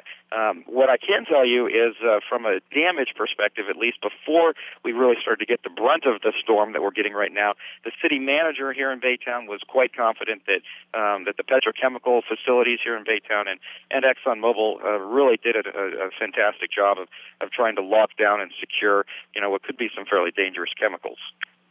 Absolutely, definitely, extremely dangerous.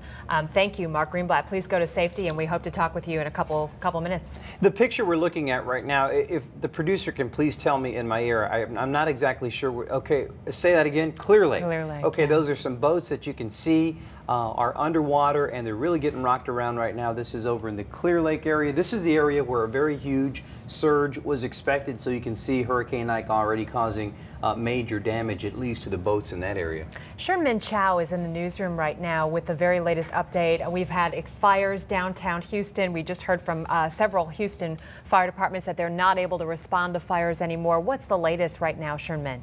Well, the latest now coming out of Galveston, and this stuff is coming in fast and furious right now. 6 feet, excuse me, I apologize.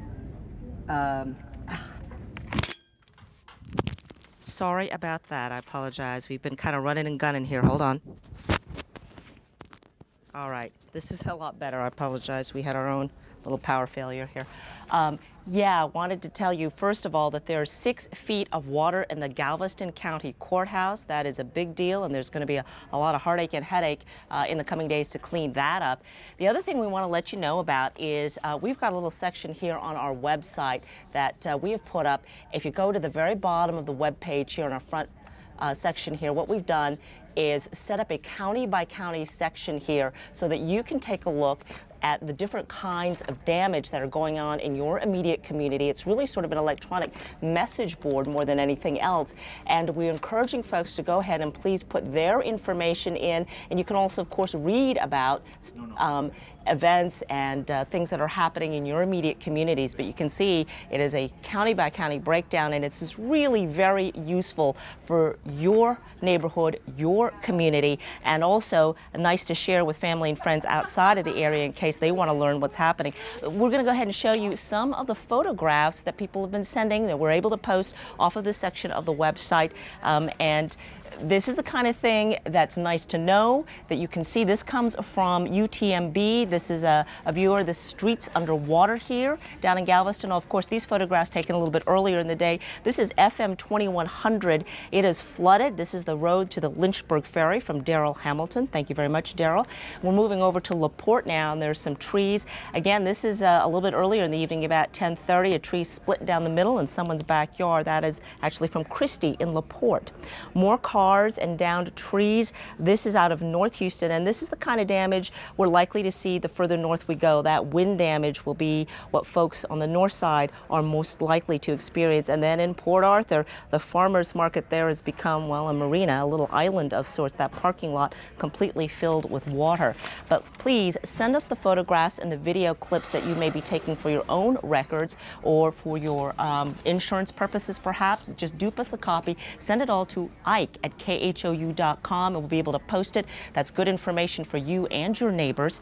We also want to share a couple of the emails that have been coming through as we continue to take a look at downtown Houston and the storm coming ashore and kind of into downtown at this point. This is from Tiara De Leon. She says, I'm in a barn with my family in Missouri City, Sugarland, behind Elkins High School, without lights, high strong winds, large trees blocking exits. From Laura Cook, we are getting hammered by wind right now at 288 South and FM 518 in Silver Lake into our 8th hour of no power. She is hardly alone, these two folks. We're hearing from CenterPoint Energy now, more than half of their customers are without power. 1.3 million customers out of their 2 million do not have power. Energy, 60,000 customers without power. Texas, New Mexico, 20,000 people without power. Good news, help is on the way. This is an email posted to our website from South Carolina. It comes from Rebecca, who is in Columbia. She says at 0400, a convoy of trucks from Sumter Utilities departing Columbia, South Carolina. They will work to restore power so you can begin to restore your homes and workplaces. Her husband is among those contractors. Our family's prayers are with you. Know that help is on the way. So good news for lots of folks. Perhaps the folks in the barn are getting that message now.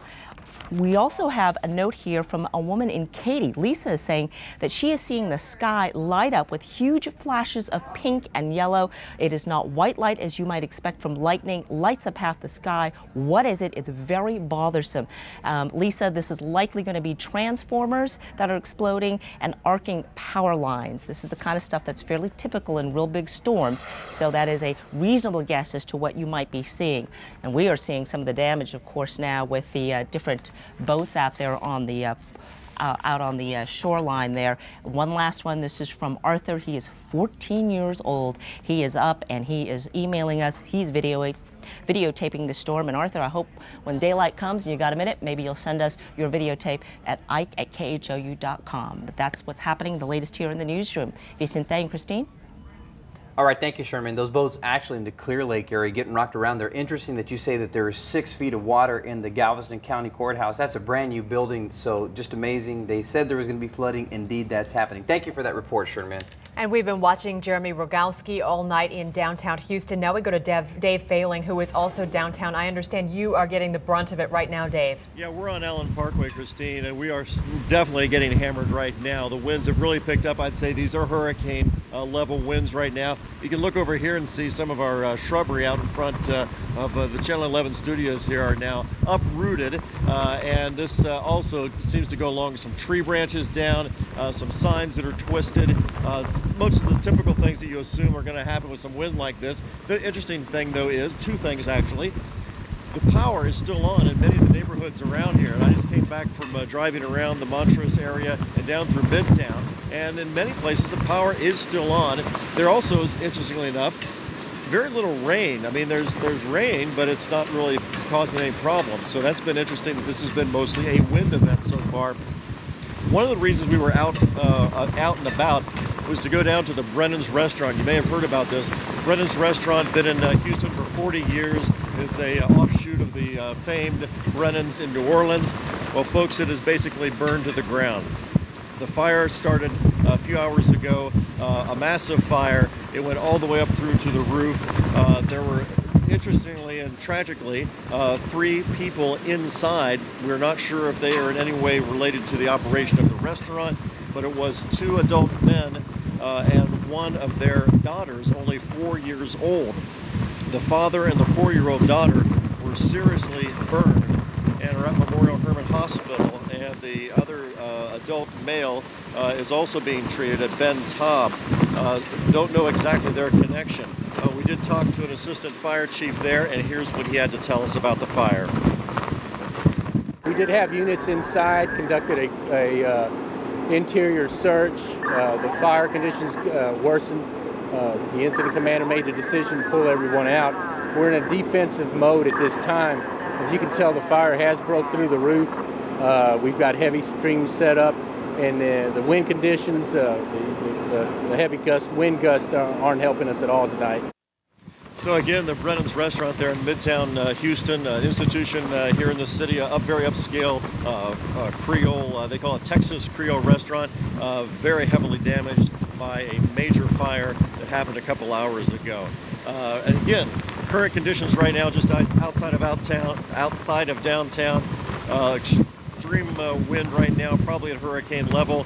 We're seeing uprooted trees, and generally the rain not so terrible to cause any kind of flooding problems at this point, but definitely coming down pretty hard. Back to you guys. Dave Failing, thank you for braving that for us. We appreciate it, and consider what he's seeing, and then understand that we're just getting word that the eye has officially crossed Galveston Island. We're going to get to Gene Norman in a little bit to talk about the positioning and the effects in just a second, but first we have an update for you. Yeah, we are letting you know that if you cannot watch us on television, or if you know someone who doesn't have a television, that you can certainly listen to us on different radio stations, and this is a list of them now. They're 104.1 FM KRBE, 103.7 FM Jack, 97.5 FM ESPN, and you can also listen to us on satellite radio, and that channel is 240M, 247 XM, and it's free. And I got a message from John Gaitan in Southeast Houston saying that he and his family are listening to us on the radio because their power has gone out, and now a lot of people are listening to KHOU on the radio. Yeah, we've talked to you all night long that over 1 million people are without power in the Houston area alone right now. That's according to CenterPoint Energy. So a lot of people picking up on that radio station access. Now we want to go to Lee McGuire, who's on the phone in Dickinson. He's at the Office of Emergency Management riding out this storm. Lee, how you doing? We're doing okay here. We're in a building that's built to withstand a Category 5 storm. It's being put to the test a bit today. You know, we're in the eye of the storm right now, so it's actually not so bad outside. The rain's still coming down, and we think the winds are going to pick up again shortly. But for now, the conditions are better. In fact, the folks here at the Emergency Operations Center are taking this opportunity to go outside couple folks have been out there looking at just how things are going, and we really can't get outside very far because we're behind a gate that we don't really want to open right now. So we're just checking it out. You know, the mood here is it's tough. People are watching the storm surge come up. They're hearing some reports of damage, and there's really not a lot these folks can do about it right now. Certainly not from here, and even the emergency responders on the ground can't do much because the eye of the storm is moving relatively quickly, and they don't want to send anybody out there because they may be trapped if the wind picks up again. You know, we were hearing the wind coming through some of the windows here. I was worried about the windows here for a little while in the building, but I'm reminded that this building was built to withstand much stronger winds than this, so we're okay. But I got to tell you, Dave Failing out there on Allen Parkway and all these you guys at the station there and everybody that lives in the downtown Houston area, what we went through here in Dickinson, League City, was pretty rough, and it is heading your way, and it's only going to get a little bit worse before you do hit that eye. So you're going to see more damage, and I'm really kind of nervous about what's going to happen when daylight comes, what we're going to see. And to think this is a Category 2 storm, imagine what it would have been if it were even higher than that. So we're feeling lucky, I think, that it wasn't worse than it was, but I think a lot of folks here at the Emergency Operations Center in Dickinson are concerned about what it's going to look like when daylight comes. Lee, as you probably heard in Dave's report and Jeremy's report, that Houston, basically, the fire departments have said we cannot respond any longer because the situation is just too severe. Sitting in there with all those emergency responders right now with their hands tied, how is that? That's got to be frightening for you and for them to think that they can't get out. Well, you know, personally we feel perfectly safe in this building, but, you know, there was, I think we reported earlier, some damage to an EMS station at Baycliff earlier tonight. They know that part of the roof was torn off the building, and they don't know, they can't get to that building to see just how bad it was, if they have any assets that were lost in the building. I don't think any people were there, but they're worried about the equipment in there, for example. And then they're getting reports of damage throughout, obviously, Galveston Island, but throughout Galveston County. But they don't have a very good grip yet as to how widespread it is, how serious it is, and if anybody out there needs help. We've been telling you all night about the 911 system. They said there were a lot of 911 calls early in the night, and all of a sudden they sort of all stopped. And now they're sort of trickling in, and they're not sure if there's a problem with the 911 system. They think that's working, but they're thinking maybe the phones are out, maybe some of the circuits are not working correctly. They're worried maybe people just don't have cell phone service, don't have phone service. So we are kind of in an information gap right now. And we think maybe the eye of the storm, since it's here, maybe some people can kind of poke their heads out and see what's up. Right, but, Lee, you know, any minute it'll be back again soon. Lee, thank you so much. We appreciate that. And let's go to Jeremy Rogalski in downtown Houston. Jeremy. Yeah, still intense winds here and sheets of rain. You know, I gotta take a step back if you'll allow me and talk on a personal note. I just talked with a neighbor of mine. I had this 50-foot tree in my backyard, and my wife and I were worried about this tree and whether or not it would sustain Ike. Well, it hasn't, and it's a rather helpless feeling, like so many of other Houstonians and people on the Gulf Coast community who leave their homes, whether it be to go work or to go take refuge somewhere else, and don't really know what's going on back at their homes. You know, certainly I had the fortune to have a neighbor ride it out and tell me that a tree is now on top of my house. He's currently inside to assess some damage to see if it's raining inside my house. And not to make this too personal, Christine and Vicente, but the point is that you don't really know it till it hits you. Certainly tens of thousands of people are going to come back, and something's going to be damaged. If there's anything left, you know, whether it's the storm surge, whether it's the wind, whether it's the rain, whether it's the flooding, or all of the above, we're going to be talking about Ike for weeks, if not months. And I think perspective bears repeating here because, you know, unlike Tropical Storm Allison, unlike Rita, we're in for a real walloping here, I think. And so anyway, forgive me and for the indulgence on a personal note, it's kind of a shell shocker. You know, you're out, you're covering a storm, you've been a journalist for 15 years, and you go to change your shoes and you got a clean pair of socks on and you find out there's a 50-foot tree on your roof. So that's what I'm dealing with, but of course, I'm only one of tens of thousands of other Houstonians and Texans. With that, downtown still continues to get pelted. I think the worst of it, at least the initial ban, was about 15 minutes ago when we talked to you in our last live shot.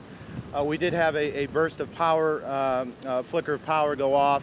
We continue to see those blasts of what probably are transformer stations arcing, and the whole sky lights up for a minute and then goes back.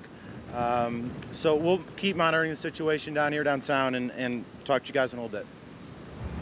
All right, thanks a lot, Jeremy Rogalski, reporting from downtown Houston. And we wish you and your neighbors all the best, Jeremy. We appreciate that report. Brandon Walker is on the phone with us right now. Brandon, can you hear us? Yes, I can hear you. Brandon, we understand you are related to the owner of the Brandon restaurant.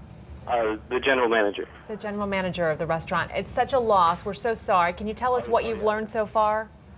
Yeah, I talked to my dad. He was in the building with the wine guy of the restaurant and the wine guy's 4-year-old daughter.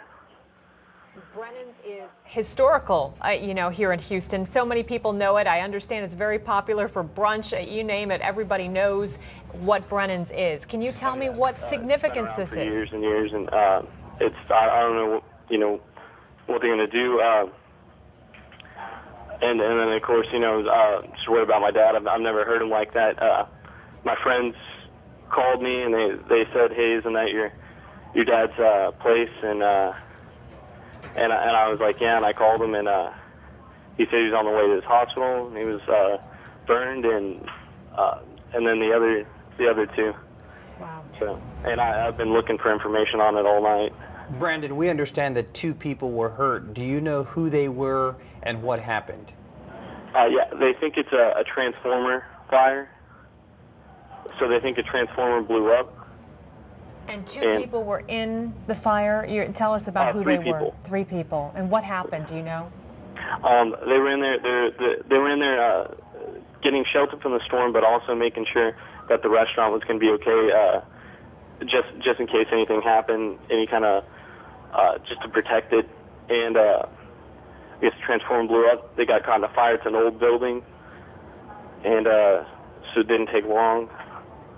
And next thing I know, you know, my dad's going to the hospital, and my dad's Carl Walker, and then the guy who's more severely more burned was James Kuntz, I believe, and his 4-year-old daughter. This has got to be a really frightening time for you and your family. Oh, yeah. What are you feeling right now, knowing all of this significance and also the personal aspect of your family being hurt in this?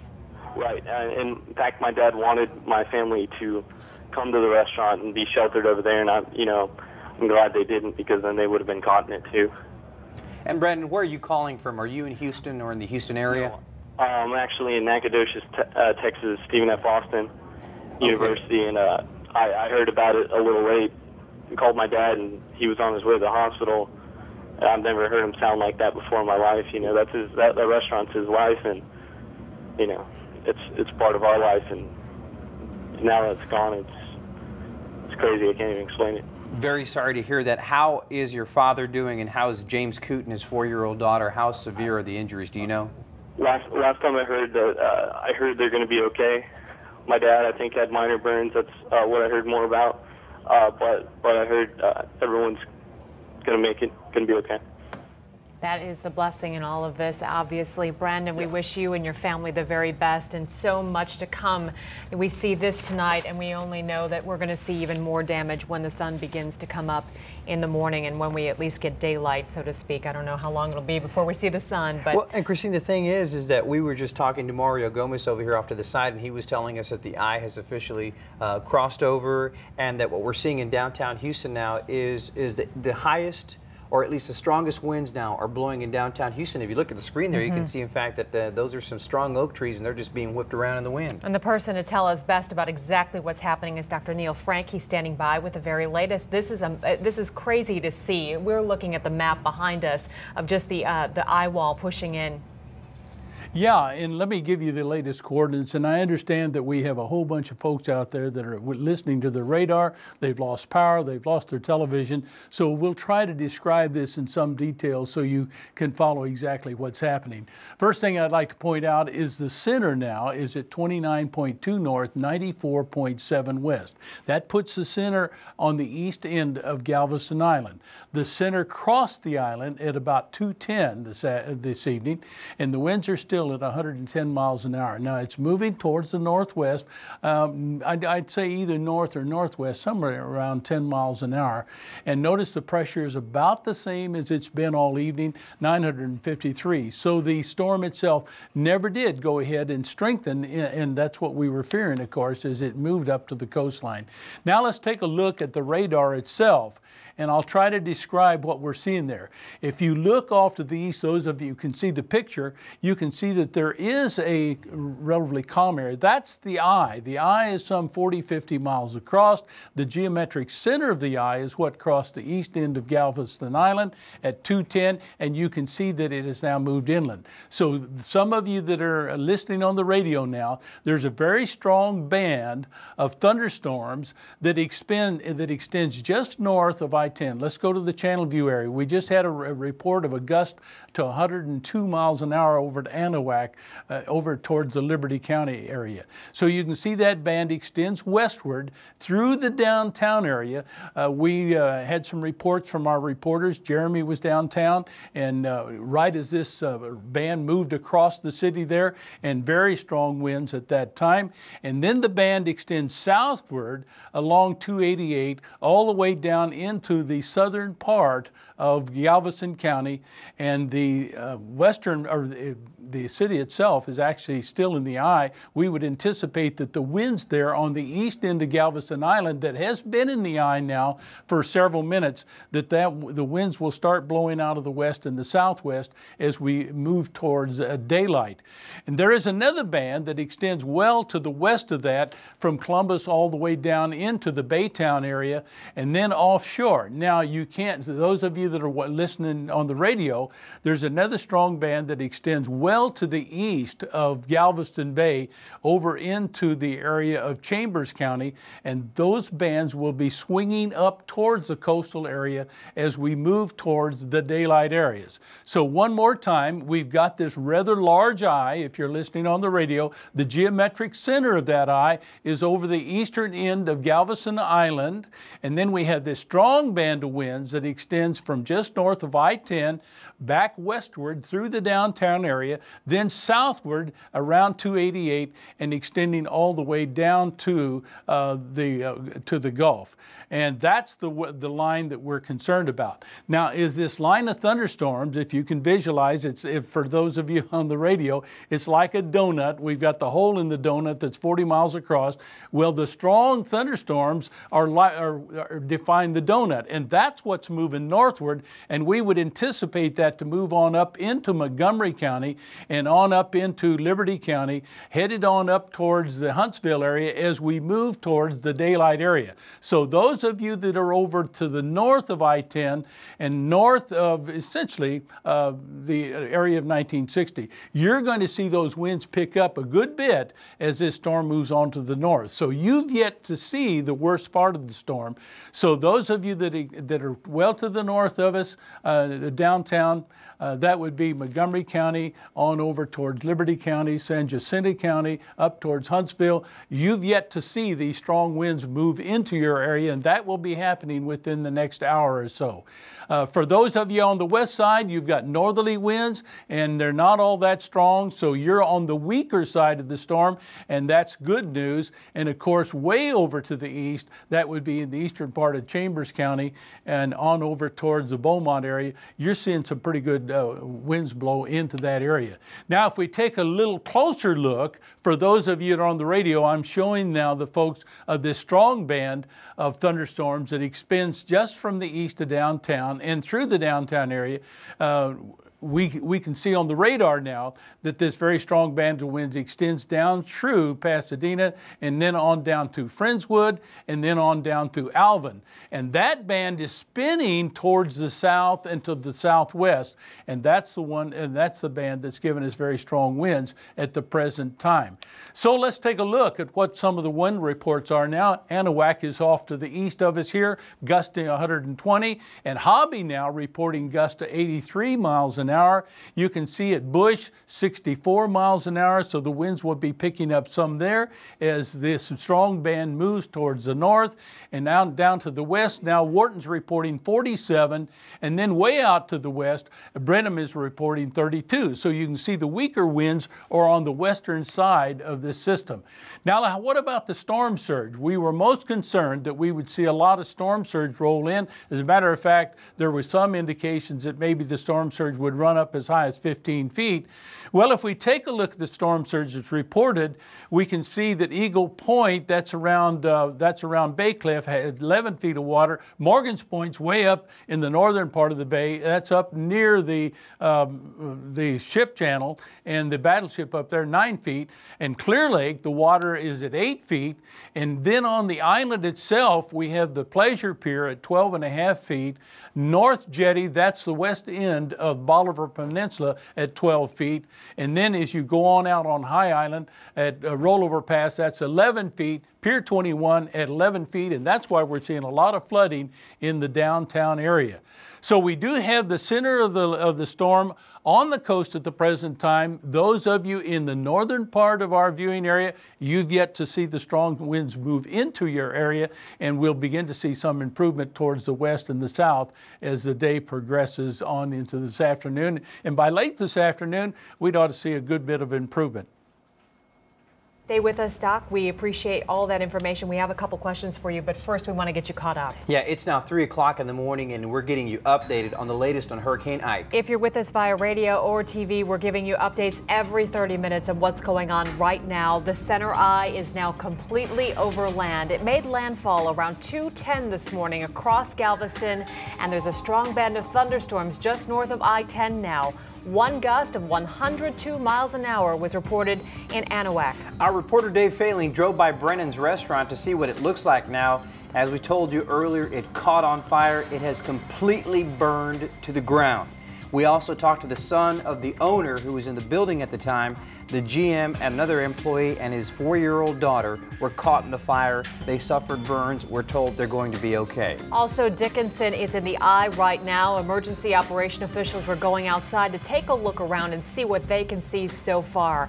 Jeremy Diesel joins us by phone. He is in Galveston right now. Jeremy, last time we saw you, you were in the eye. It was so quiet around you. I can't imagine that stayed for long. Jeremy, are you there? We're sorry. Apparently, we do not have Jeremy. As you can imagine, this is a very difficult situation to be in with a hurricane. Technical difficulties do happen. We're going to get back to him. But Doc is standing by with us, and we just have a quick question for you. I guess it's probably a long answer. Yeah. Can you tell us how specifically this storm is going to push through the area, and when is the coast truly clear? Well, that won't take place until this afternoon. The storm center is continuing to move towards the northwest or maybe even north, and that's around 10, it's maybe at times 15 miles an hour. So it's going to be the afternoon before we begin to see some clearing down along the coastline itself. And that water will begin to recede as we move into the late morning. But it'll be late afternoon before we begin to see the winds die down and at least the weather return to somewhat normal. I'm going to tell you the community's not going to be normal, though, for some time. That's the big question. And so many people wondering, you know, neighborhood by neighborhood, what are they going to feel and what are the wind gusts going to be like? Houston, downtown Houston, is seeing the worst of it right now. That's absolutely right.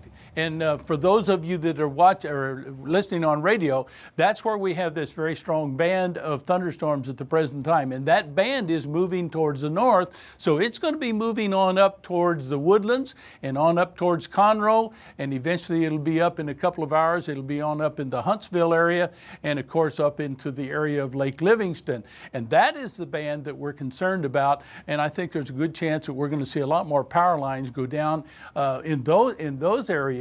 And also we're going to see a lot of trees probably blow down as this very strong band moves towards the north. And so you're saying about 2 hours maybe in Huntsville And when will Houston start to feel some relief, and when will Galveston be in the clear? Is there any way to give us some sort of time reference there, Dr. Neal? Well, we're going to see the conditions in downtown Houston improve, although as the eye moves on to the north, the winds now will shift. They've been blowing from the north and to the northeast. By winds blowing from the north, I mean it's blowing from the north to the south or northeast to the southwest. So what's going to happen is the eye moves on by, and that'll take place in another hour or so. The winds then will start picking up out of the west and the southwest, and so we still have some strong winds that'll move through the downtown area, and it won't be until late this afternoon that those winds will move out and we'll begin to see some improvement.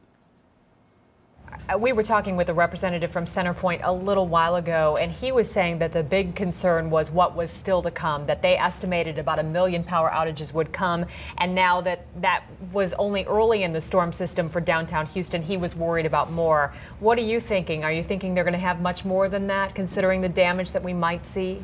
Well, there's no question in my mind, but what we're going to see more than that is this, as this strong band moves up towards the Woodlands area and Spring and on up towards Conroe and then on up towards Lake Livingston. I think we're going to see a lot more outages in those areas.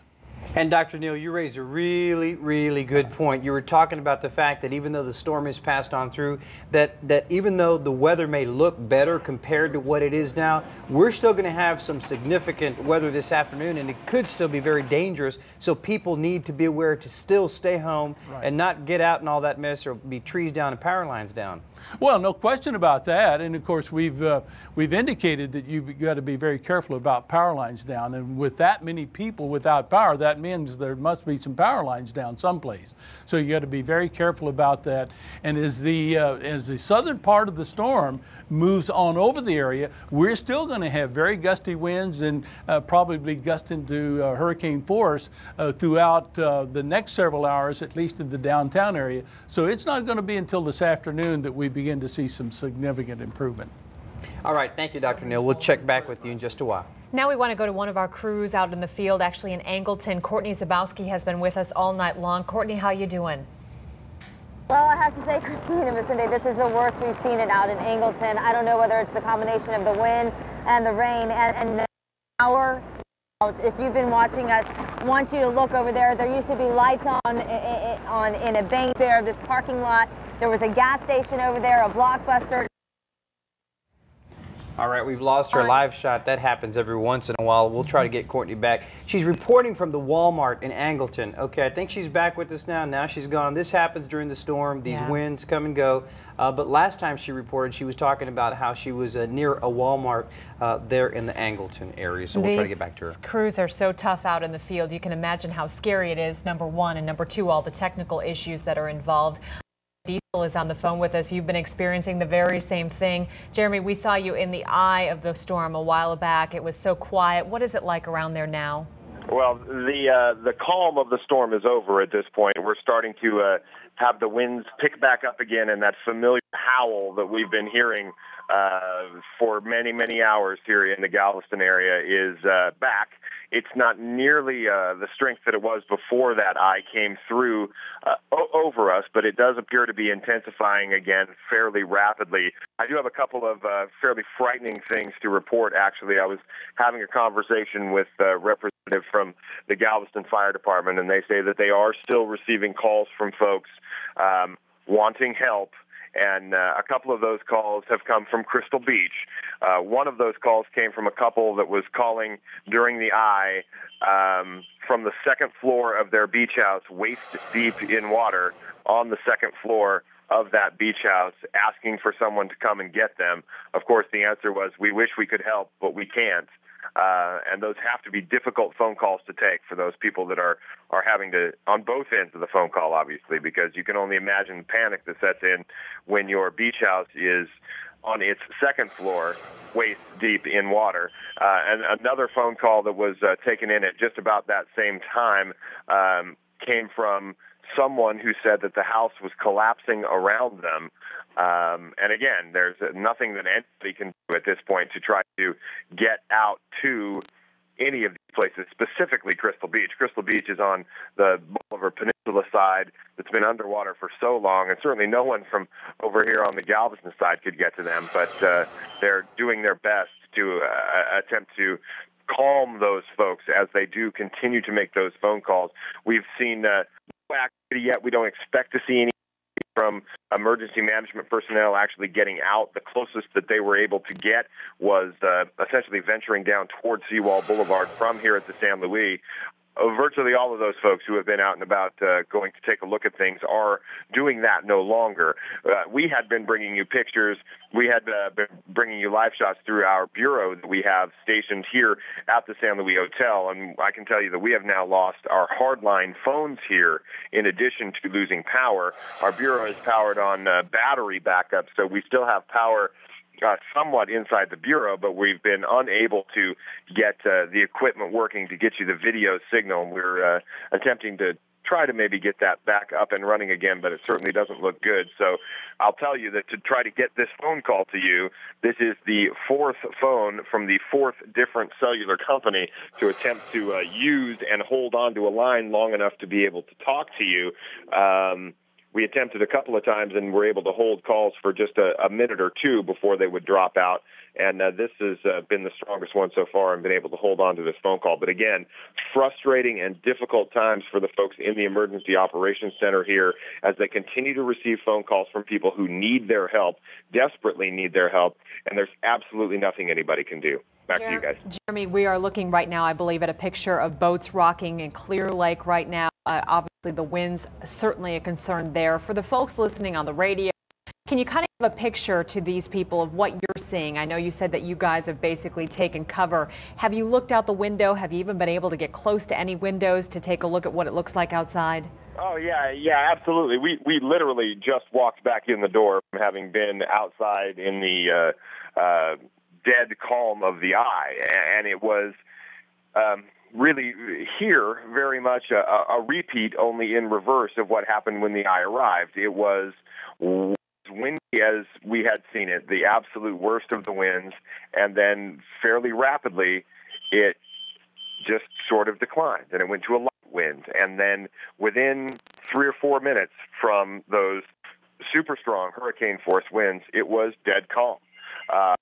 That lasted for, what time is it? 3:10. That lasted for about an hour and 40 minutes because it was 1:20-ish when we started to feel the effect of the eye coming over and calming everything down. And right now, we are starting to hear the howl of the winds, and it's not nearly as significant as it was before. We can actually get out and still peek around a little bit, but the rains have returned somewhat, and the winds have returned somewhat at this point after our hour and 40-minute-ish reprieve. Diesel for us tonight. Stay safe, all your crews there. Thank you so much for that report, and we will check back with you as soon as we can. And now we'd like to go back to downtown Houston, where Jeremy Rogalski is standing by in some pretty bad wind and rain. Jeremy.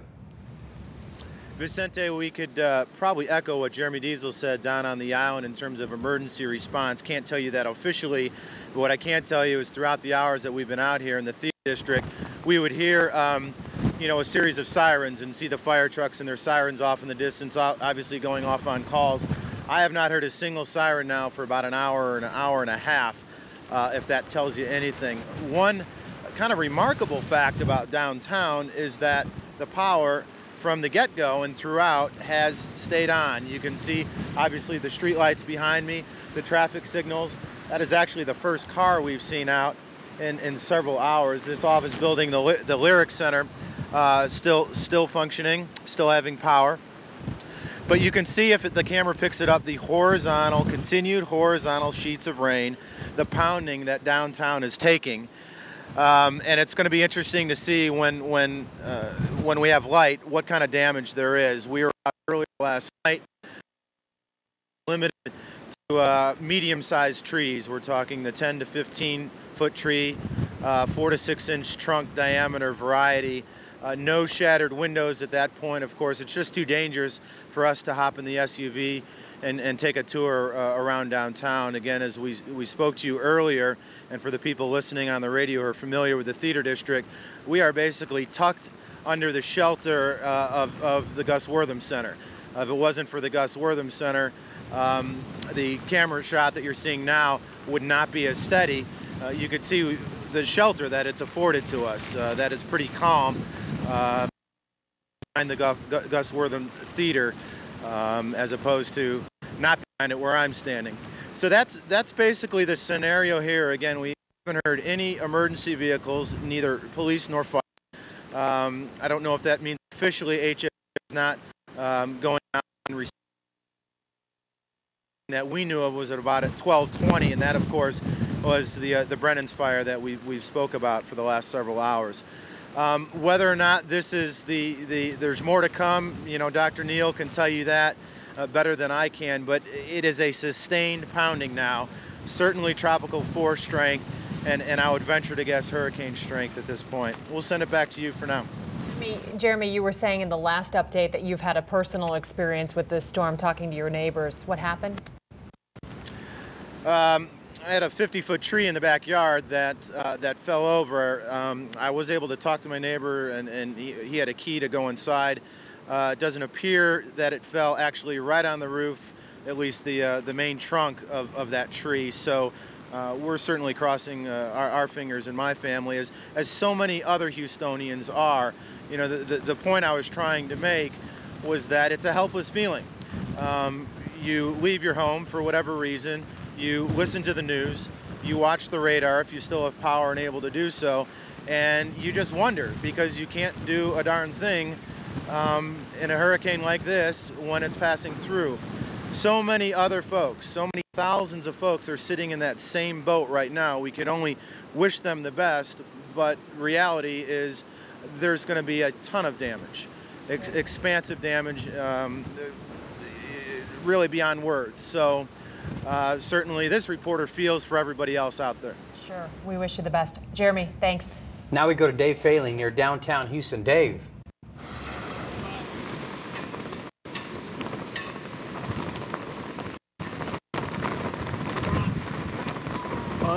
Sorry I lost your the audio there, but we're here to the west of downtown. By far, this is the most wind we've gotten so far. We're being told that the barometric pressure is the lowest of the points so far of the storm going across us right here near downtown right now. This is kind of the stuff we're seeing a lot of. Big, well, little branches like this, that this one fell very close to us here. Look out on Allen Parkway. We've got trees down blocking, let's see, that is the main lanes of Allen Parkway with one tree there in the middle. Got some other smaller trees down here along Allen Parkway, and there goes that one. It's going to be blown off of Allen Parkway by the gusts coming through here right now. These are heading straight out of the north, and of course, it's not very reassuring to know that we're going to have the opposite effect here in a few hours. As in all hurricanes, it's incremental. The storm just works its way little by little, tearing things up, loosening the shrubs and trees, and eventually things give way. Interestingly enough, and I mentioned this the last time, two things. We still have power at this immediate area where we are here along Allen Parkway. Street lights still on. Got some townhomes that are across the street from us here. Their lights are still on. The other thing is the rain. We've got some rain coming down the gutters, rainwater, but nothing extreme. So this is right now, the worst of this clearly is the high winds. And again, this is what we've been experiencing now for a good half an hour, maybe going on an hour now.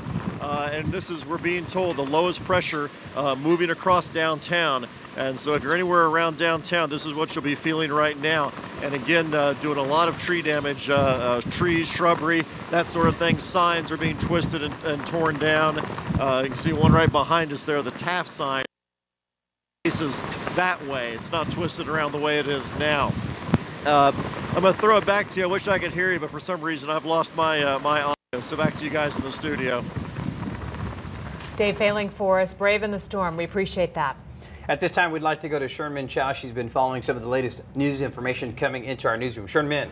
Yeah, we've got an update from Galveston County where we're hearing that there are 27 people inside the courthouse.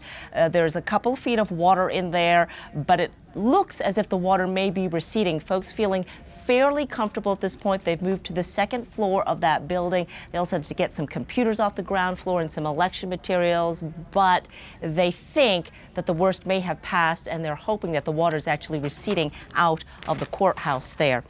You know, you've heard it many times before, but reporting is no longer limited to the folks who do it for a living, but reporting is now sort of open, if you will, to folks who live the actual event. And tonight, that is all of us in this area.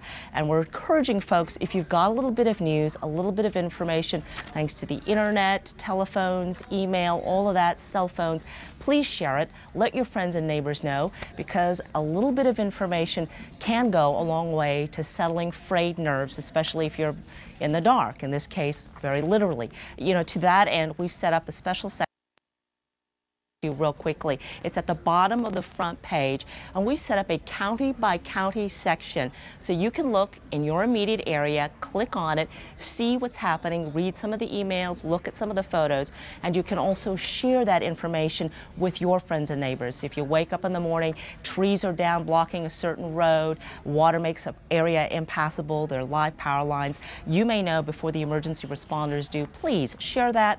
Let your friends and neighbors know. They'll appreciate it just as you would. To that end, we'd like to show you some of the pictures we are getting in. These are emailed to Ike at KHOU.com. The landmark in Galveston is Hooters down in Galveston.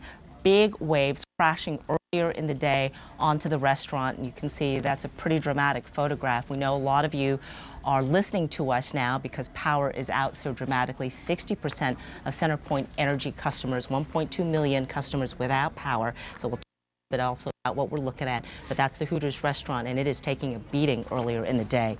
We also got an email and a photograph or two from Veronica. She's in southeast Houston. This is going to be near Ellington Field, and she tells us that she has heard the roof coming down from her house, things flying around inside, and she had the presence of mind to take a couple of pictures here. You can see the interior, the ceiling has peeled back, some of that insulation and the wires kind of almost from the roof there. I think there may be another photograph if we can take a look at that. But this is from Veronica, and she's sort of sharing all of that as the storm is coming out. Power is out in her neighborhood as well. We're getting emails also from other folks.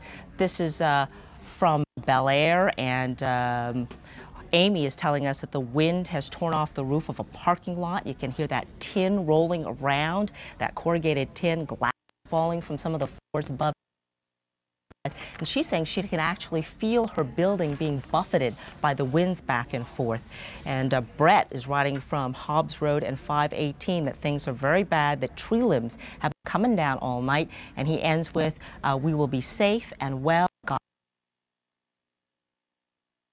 It's just kind of the pieces of information, the little bits of email that folks are able to share with their friends and neighbors, and we really hope you'll take an opportunity to use that website as really a large community message board made possible by the internet to really reach pretty far and wide. Vicente and Christine. Wow, some amazing pictures there coming into our newsroom. Remember that you can send them to Ike at KHOU.com. And Sandra Watkins joins us on the phone right now. Sandra, are you there? Yes, ma'am. I understand you're the public information officer for Deer Park. Can you tell us what you're experiencing there? We have a small apartment complex over on Helgra, 6 to 8 units called the Casa Eldora, and the roof was blown off, and our emergency personnel have gone in and successfully extracted the residents. We are in the process now of transporting them to a shelter at our community center. Was anybody hurt in that apartment complex? No, sir. Everyone is doing well, other than being a little frightened. Yeah, I can only imagine. In the effort of getting those people out into safety, how are the conditions right now? The conditions right now are probably 60, 70-mile-an-hour winds gusting. And where are you located exactly from the city of Houston for those listening on the radio? We're about 20 miles east of Houston, out on Highway 225 toward Baytown, LaPorte. Has this been what you've expected? Did you think it was going to be less than this or worse than this? We really thought it was going to be a little more, so we're feeling very blessed that it's not. We wish you the very best. We certainly do. Sandra Watkins, thanks for calling in. We appreciate it. Please keep us updated if you hear anything else. Yeah, just these stories are starting to trickle in now. And here's, if we can get Dr. Neal ready to go, because I have a couple of questions for him regarding, we're beginning to get reports of damage. I got an email from Facebook Johnny down in Sugar Land, and he's telling me that a window in his home has been shattered. And this is typically what we see during these storms. Dr. Neal, if you're there, we're starting to see already, and it's still in the middle of the night, these reports of damage coming in. We saw the roof of a home that was damaged from the person who emailed us. The fear is that we're going to see a lot more damage as the sun begins to rise. Is that your prediction at this point? Well, we've got to get the storm center north of us before we start in the winds, and therefore there is a good chance that we're going to see some more damage, particularly over the northern part of our viewing area as this storm does move on inland. Let's give you some coordinates at present time. The center is located at 29.5 north, 94.9 west. Winds are still 110 miles an hour. The central pressure is about 953. If you're into pressure, that pressure has 24 hours.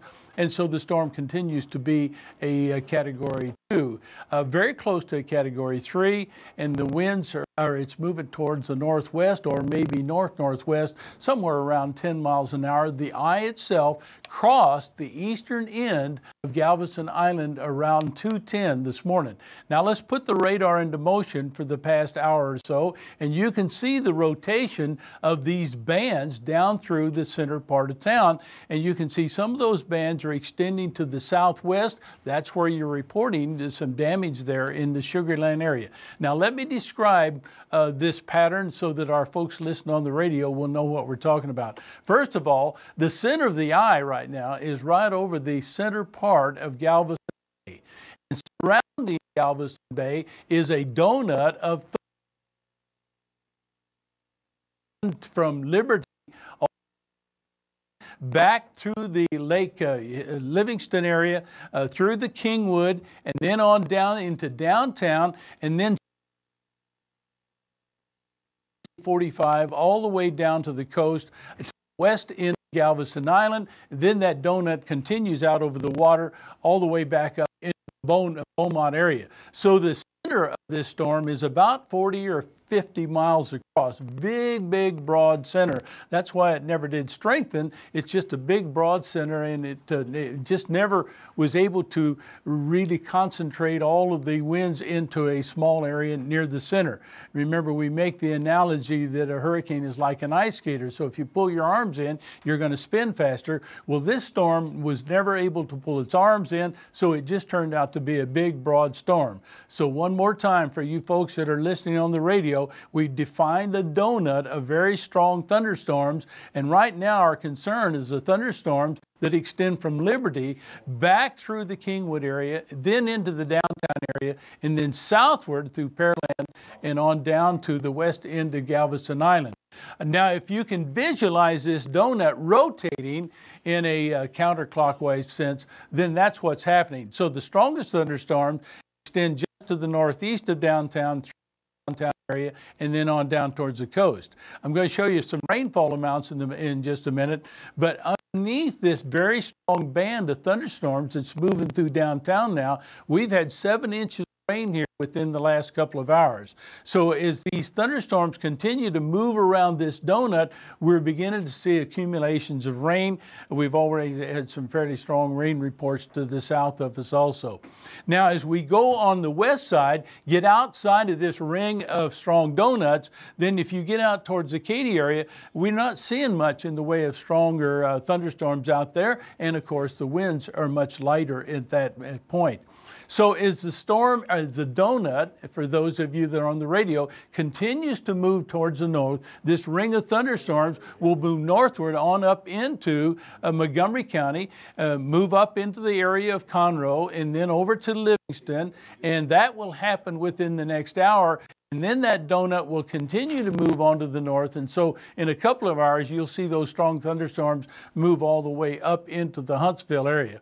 In the meantime, on the south side of this donut, the winds will be shifting. Now, on the island itself, over the end of the island, the winds were actually blowing out of the north, from the north to the south, or from the northeast to the southwest. And they will be shifting on the west end of the island now, and those south and southwest winds will be sweeping across the rest of Galveston and then over towards the High Island area. So the strongest band of thunderstorms is in the western side of that donut, and that's where we're seeing the strongest rain at the present time. This is the rainfall estimates from the radar. So everything that you see in here in green is above 2.5 inches. If it's dark green, then it's above 4 inches, and if it's purple, it's above 5 inches. And in the lower part of the graph here, this is around that donut that I just described for you folks, if you're listening on the radio. So as we take a look at the heavy rainfall amounts, they extend from the downtown area where we just had 7 inches down through the Friendswood area. We've had several reports there that would confirm these rainfall, the radar estimates of something of the area of 4, and we even saw 1 6-inch. And as you go all the way down to the coast on the west end of Galveston Island, there's another 6 inches there. And that's just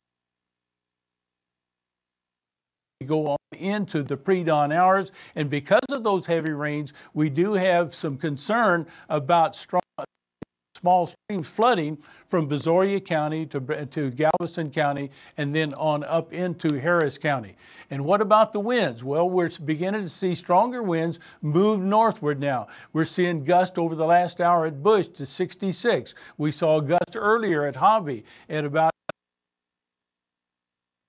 we had a gust to 102. That would be on the northern side of the eye. They're in the wall cloud, or this strong band of thunderstorms that's in the north part of our donut that extends over into the area of Anahuac. And of course, that's all moving towards the north. Now, as you move on further west, you can see the winds are much lighter. Winds gusting at Wharton to 47, and at Brennan, they're only 29 now. So the hurricane force winds are really confined to an area over the central part of our viewing area, and over on the east side, I don't think we're going to see much in the way of hurricane force winds into the west of the downtown area, maybe from Katy, Tomball down through the Katy area, down through Sugar Land. I don't think we're going to see wind gusting much in the way of 75 miles an hour.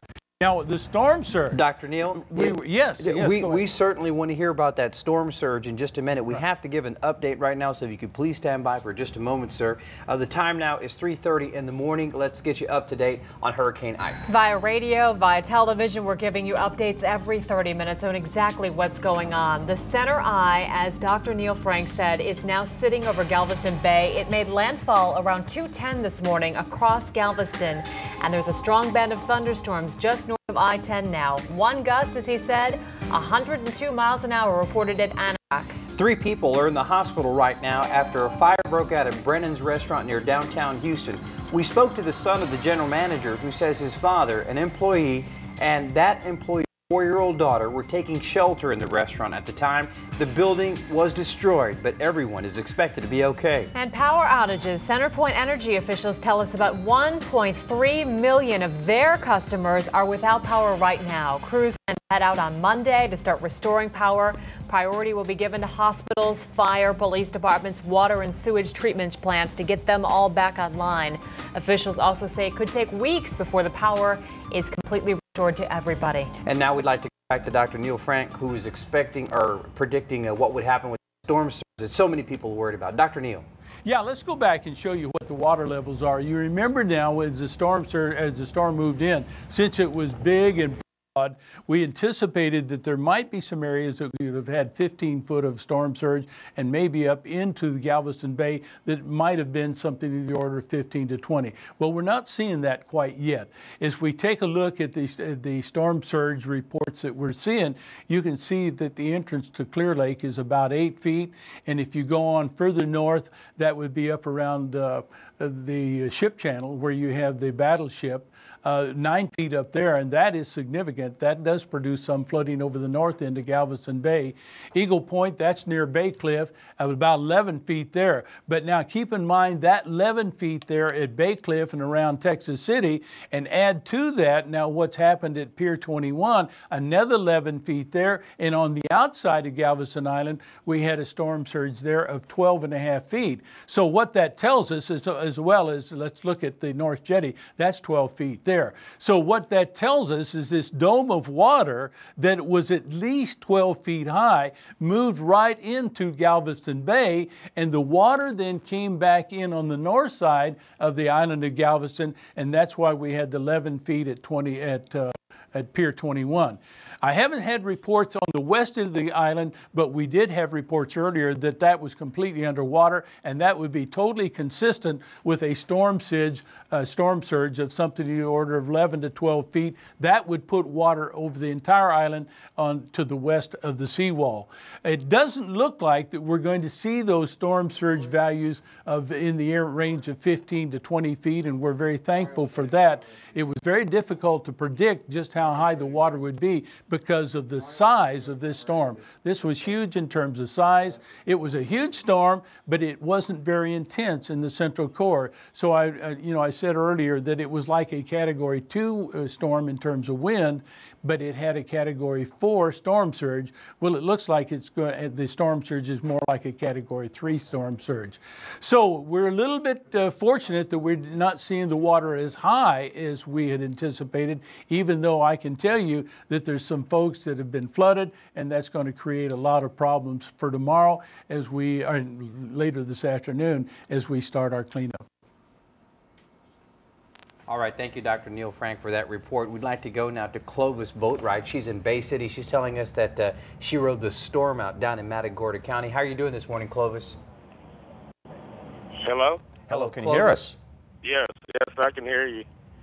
Well, describe your experience. Yes, I was just calling to find out how bad the weather's going to be over here in Bay City, because it's getting pretty bad. We heard some trees like breaking in the backyard, and we're over here in the hallway.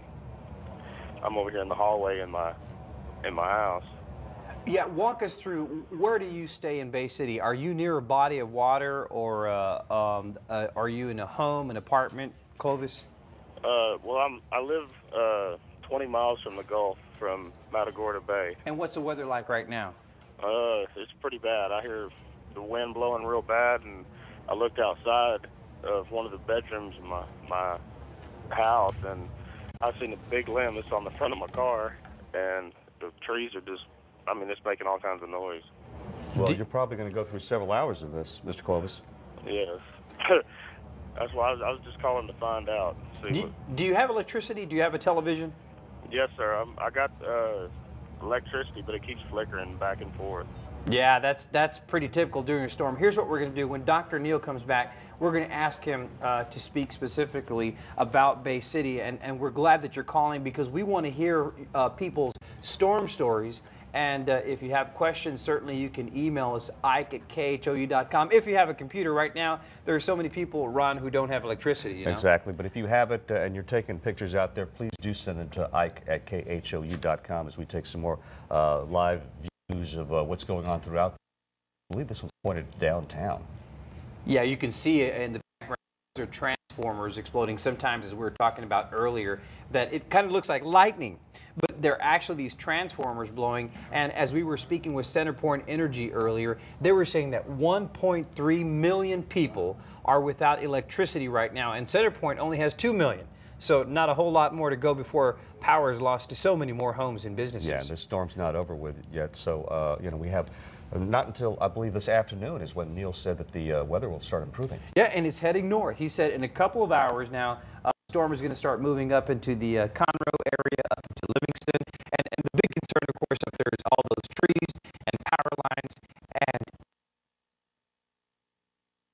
folks who live up there. And it's certainly not over for the people who live down in Galveston. And as we just heard from close down in certainly isn't. Okay, we have Fred Garcia on the phone right now. I believe Fred Garcia is with Harris County Flood Control. Hello, Mr. Garcia, can you hear us? Yes, sir, I can. How are the bios holding up? Well, widespread, they're holding up very well. Of course, we haven't had near the amount of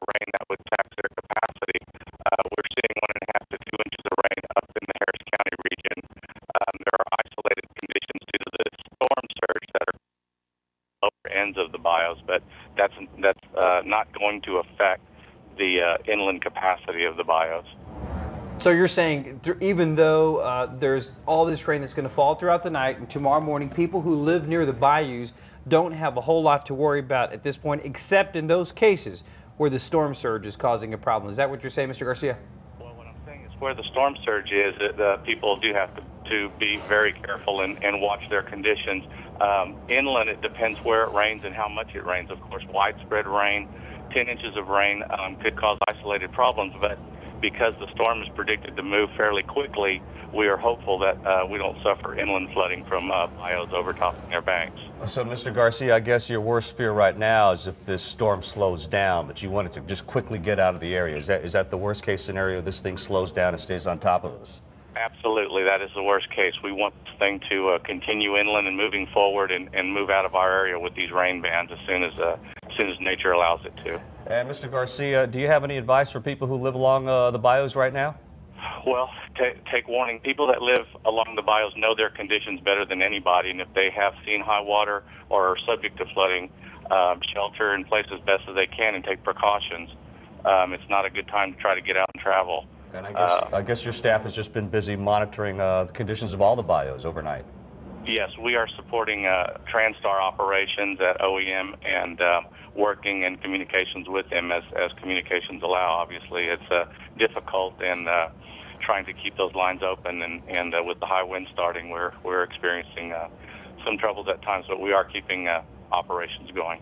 All right, some good advice from Mr. Garcia this morning. He's saying everything really depends on where you live. And if we get a lot of rain, keep an eye on the bayous, and the people who live near them know how their bayou responds when we get so much rain and so much wind. All right, Mr. Garcia, thanks so much for calling us, and so keep tabs on what's going on, and then keep calling us when you have more information. Thank you so much for calling us.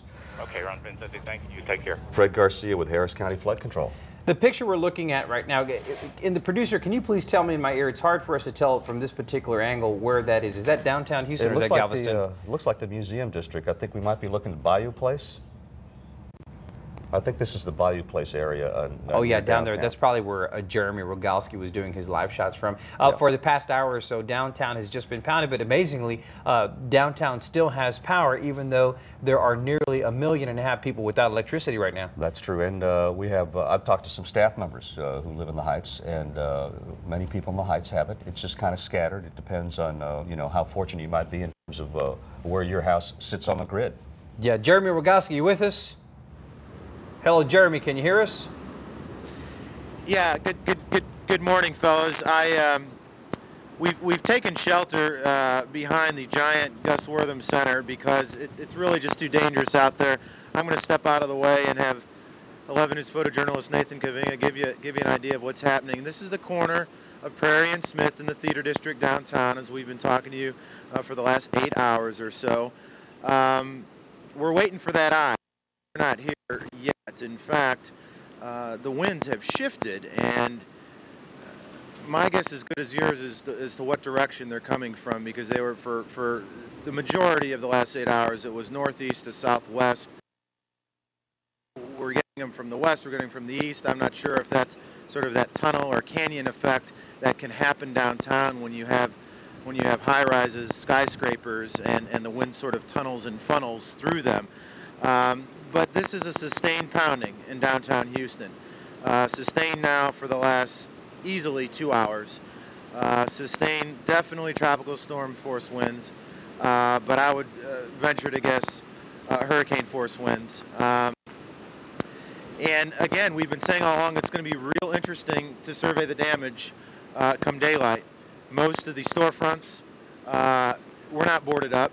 We only saw a couple of boarded up buildings, namely HPD headquarters at 1200 Travis.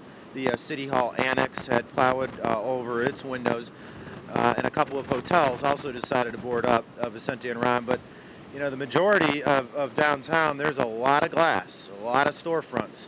Macy's department store downtown, all glass. What's going to happen there? We're waiting for the eye so that we can get in the SUV and try to do a quick tour before the half of the storm comes, where we don't want to be out on the road. So we're going to try to effort that as soon if the eye comes this way and we have that window of opportunity. But again, as we pan off one more time, this is to the east. You can just see the pounding that downtown is taking, and right now we're hearing it more. For the first time, we're really hearing Ike come through, and you can see those horizontal sheets of rain. So that's the situation downtown, fellas. We'll send it back to you unless you have any questions. And obviously, as you can see, power's still on, which is one of the strange sort of things that obviously is a hit or miss type of deal, but it has not flickered for once. It has never gone out since we've gone on the air yesterday evening. Well, thank goodness for you, the power is still on out there in terms of your own safety, Jeremy. And I can tell you how it was 25 years ago when Alicia came through downtown Houston. It was raining glass. Those steel and glass structures were really hit hard during Alicia, and it was raining glass. And it's and you know, from your vantage point, thank goodness that is not happening. But as you said, you haven't been all around downtown, so you don't know. Well, we were out once. We were out once, maybe in the I would say 9 or 10 o'clock hour, and there were some trees, medium-sized, smaller-sized trees that were uprooted and splintered and so forth. But yeah, we do have to survey the damage. It's just been too dangerous, and we don't want to chance anything, obviously. I was in my last live report talking about the absence of sirens. You know, for 2 hours we have not heard a fire engine, we have not heard an ambulance, we haven't heard a police car, where we did yesterday evening, making runs, obviously. So while we can't officially say if HFD is sort of hunkered down and called it off for the time being, we downtown have not heard a siren for several hours now. So that's the case. Yeah, one more thing, Ron, on Alicia. You mentioned the hundreds and hundreds of shattered window panes from the skyscrapers. You know, that prompted some new roof construction standards. And we haven't seen the debris down here. You know, we haven't seen a lot of what I read about Alicia was Alicia and those winds picking up roof granules and rooftop material, and then basically like a shotgun spraying the windows and causing them to shatter. So obviously we're only from one vantage point here, and we can't speak for the entire downtown. We're sure there's going to be some damage, but yeah, no flying glass, fortunately, so far. Right, Jeremy, a lot of that was some of the gravel from the roofing material that was just blown away from the roofs of those buildings and then just helped to shatter that glass. But please be careful out there, and we'll check back with you in a few minutes. At this time, we'd like to go to Melissa Maxwell. She's out in Jersey Village riding out the storm. Miss Maxwell, tell us what you're seeing right now in your neighborhood. Actually, just quite a few transformers to the back side of us just went bright in the sky, looked really bright. Question to Dr. Neil Frank is, why are we getting like pea-sized hail every so often? I've got pictures of it. Our trees are snapping, the wind is blowing really bad, and it's blowing coming from north to south, and then it'll switch and blow a little bit from like west to it's kind of funny how it's blowing a little bit west, but then it stops, and then you're seeing it going northeast. I mean, We'll certainly ask him that question. Are you in your home? Is that where you are right now? I am in my home. And is it a one-story home, two-story home? One-story brick home. Big trees around it? Yes, we got huge, large oak trees. And what are they doing right now? Snapping. Branches coming down. There's one that's at the neighbors that's uprooting. It's leaning. Do you have electricity right now? Yes. Okay, so you're Everybody around in the neighborhood here on this grid between Beltway 8, Highway 290, and Tanner Road, we're the only ones left with power. Well, you're some of the lucky ones right now, because we're told that there are about 1.3 million people without electricity right now. So consider yourself lucky, at least at this moment. Are you worried at all? Are you afraid that there will be more damage to your home? Yes, actually I am, because I've already seen a couple of pieces of the siding of the house from the, and it's kind of protected by a 12-foot wood fence of the next door neighbors.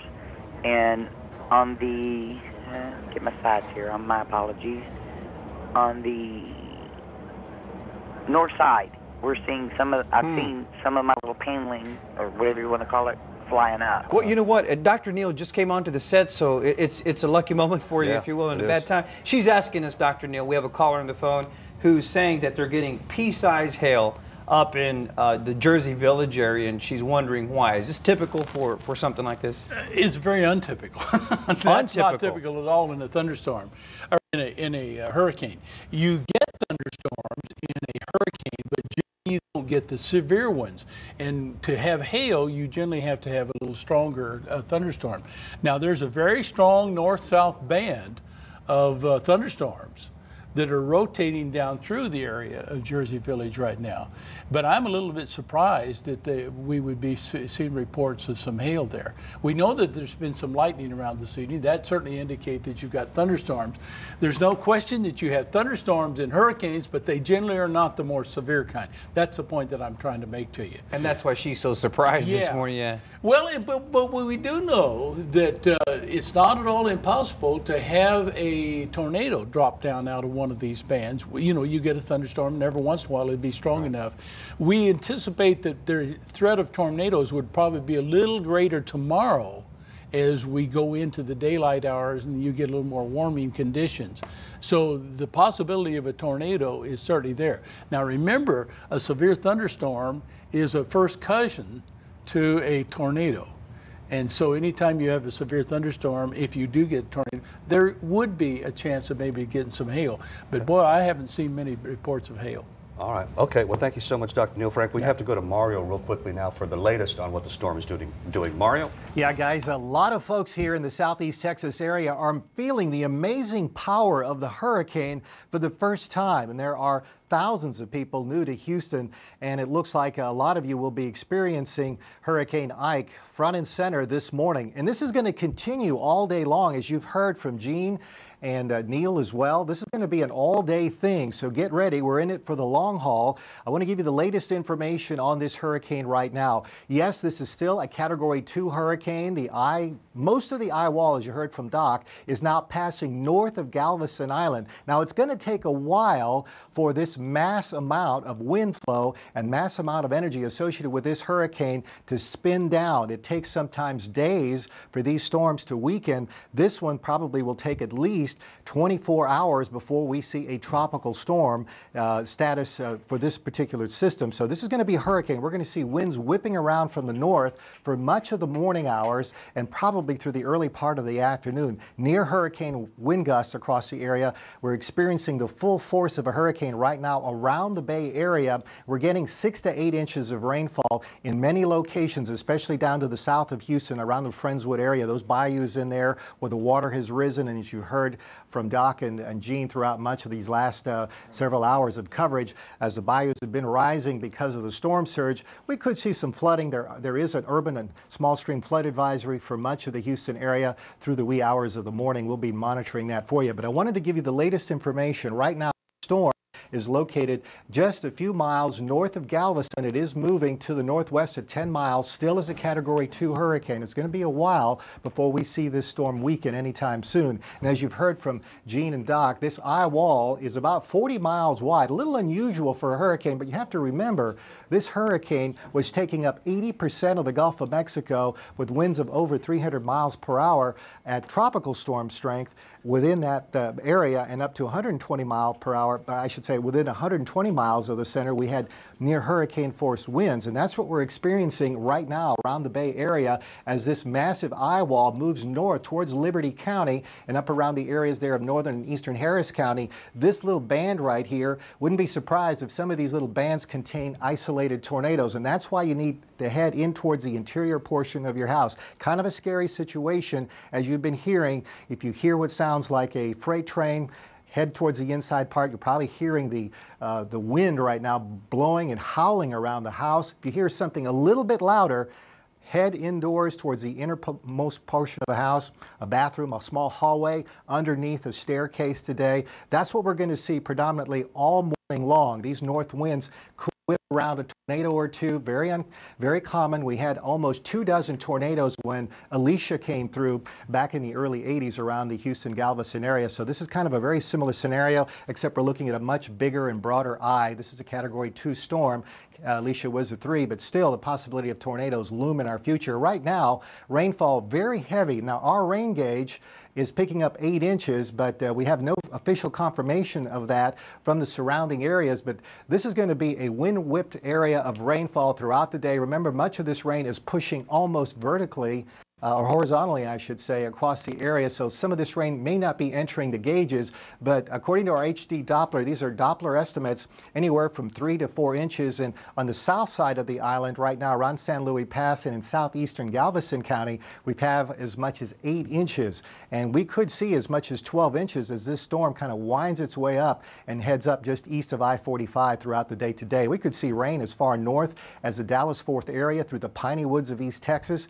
When Gustav was breaking down across western Louisiana, we saw intense rainfall. When Dolly was breaking down across South Texas, we saw almost 23 inches of rain in some of those communities down there, and it was days before that rain water ran down into the Gulf of Mexico. So again, we're looking at a powerful storm moving north at 10 miles an hour. Rainfall is going to accumulate, wind is going to accumulate. Right now, our best estimates from some of the gauges that we have, by the way, and Hobby has gone down, as you can see, there is a missing area of data in here, and some of our Weatherbug sensors are also going down with the sheer power of this hurricane. The wind sensor is now picking up wind gusts of up to 66 miles per hour. We hope this wind sensor holds. It's a fortified sensor around Bush Airport. In Conroe, we're looking at 40-mile-per-hour winds, 54-mile-per-hour winds around Tomball.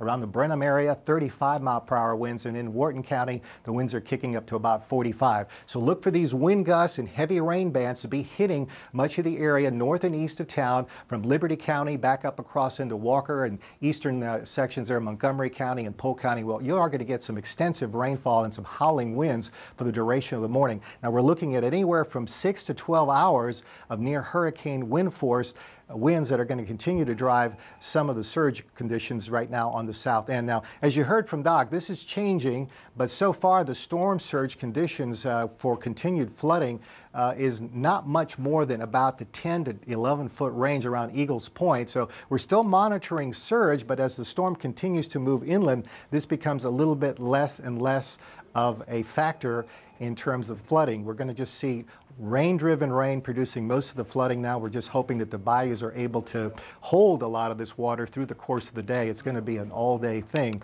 As we get through, you can see the storm surge conditions also in the current tide levels around the North Jetty and around Rollover Pass, as you heard from Doc, almost 11 to 12 foot storm surge, which did cause some flooding, and a large part of Galveston Island has been seeing some extensive flooding because of that. Again, once again, we leave you with the hurricane information at the top of the hour. We're coming up with another update coming up at the top of the hour. We'll have new information coming up here, but again, the storm is moving northwest at 10 miles an hour. Pressure continues at 953. We've not been not too much above 950.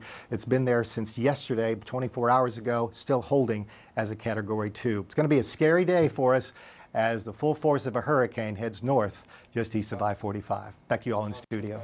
All right, thank you so much, Mario. And Dr. Neil Frank, let's talk more about that surge. Yeah. Have we seen the peak of the surge? I think we've pretty much seen the peak. Now, normally when the eye would move north like that, the winds will shift into the southwest and the south. Now, that's going to resist the water running back out of the bay.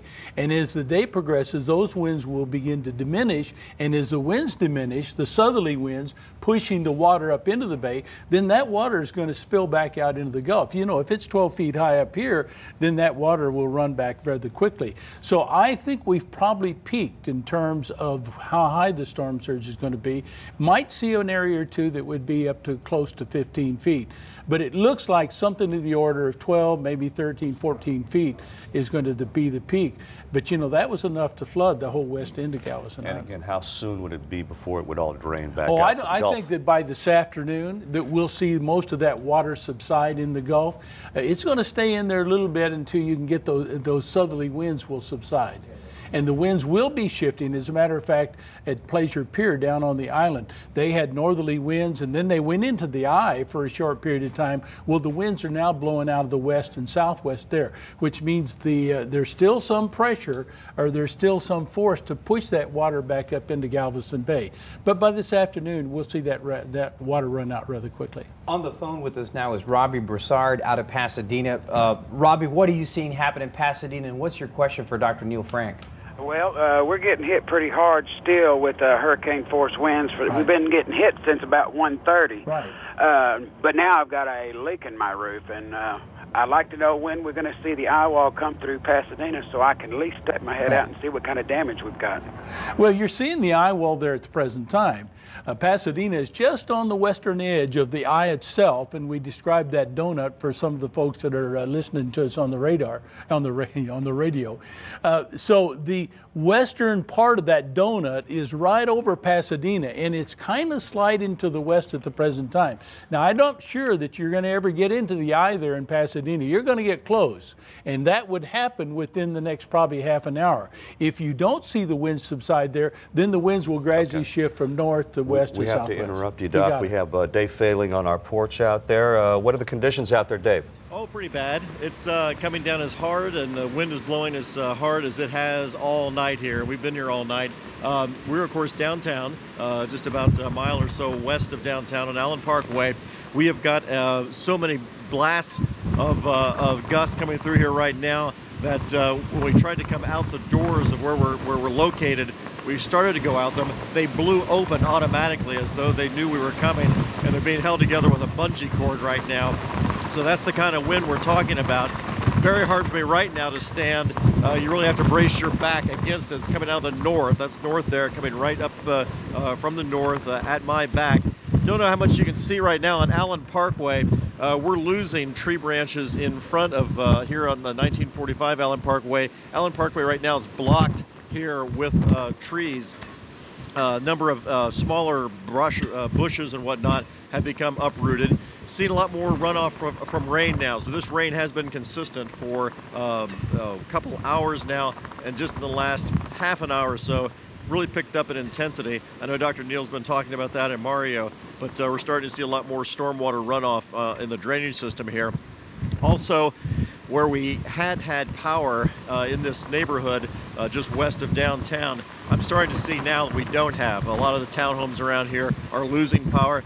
The street lights as well. I see a couple on some of the side streets, but Allen Parkway had been lit all evening. It no longer is lit. So over and over, it seems as though we're losing power block by block in these neighborhoods. Getting a little bit of a subsiding right now, but this has been now consistent for the past 20-30 minutes. So seems like this is the worst we've seen near downtown. And at this point, I can't imagine how much longer some of these trees are going to be able to stand, because it looks like they're losing branch by branch their branches. And as we said, there's one, looks like a good portion of a tree blocking Allen Parkway right now. That's a situation from, again, just here about a mile or so west of downtown. Back to you guys.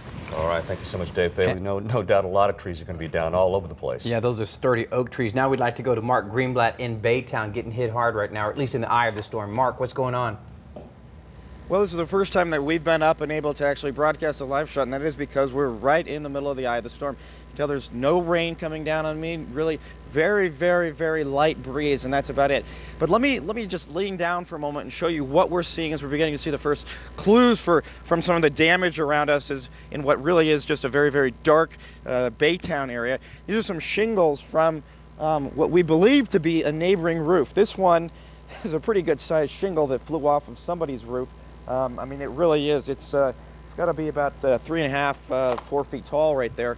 We don't believe that it came off of the roof of this hotel. We'll have to wait till daylight to really check and see for sure. But take a look up if you can. This is the ceiling to kind of the area where you would pull up to the front area of our hotel. So you can tell that the ceiling here did seem to take on some damage throughout the overnight winds and rain that came by. And Frank McBride is our photographer here. If you could just pan on over here, these are some of the palm trees that we've been monitoring throughout the night. They seem to be just kind of in a perpetual state of leaning towards us at this point.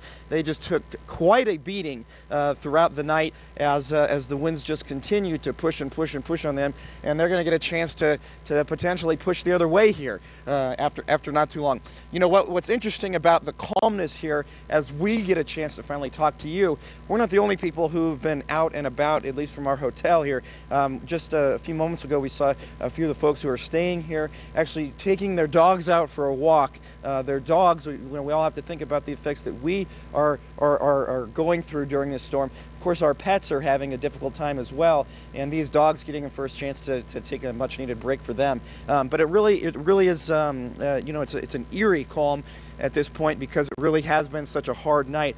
We had to take our ability to communicate with you down, at least from a live video perspective, for quite some time here because the winds and the rain were so severe for really for a number of hours, what it seems like at this point. But we're back on the air now in a very, very calm situation in Baytown. I can tell you that we did see a strange sight for us, which was a semi-truck was driving along I-10, which is just to my right at this point, headed towards the Houston area. So some folks are actually getting back out on the roads. Not advised at this point because, of course, as we've been telling you in recent times here, this is just about to pick back up. We just have a little bit of a break.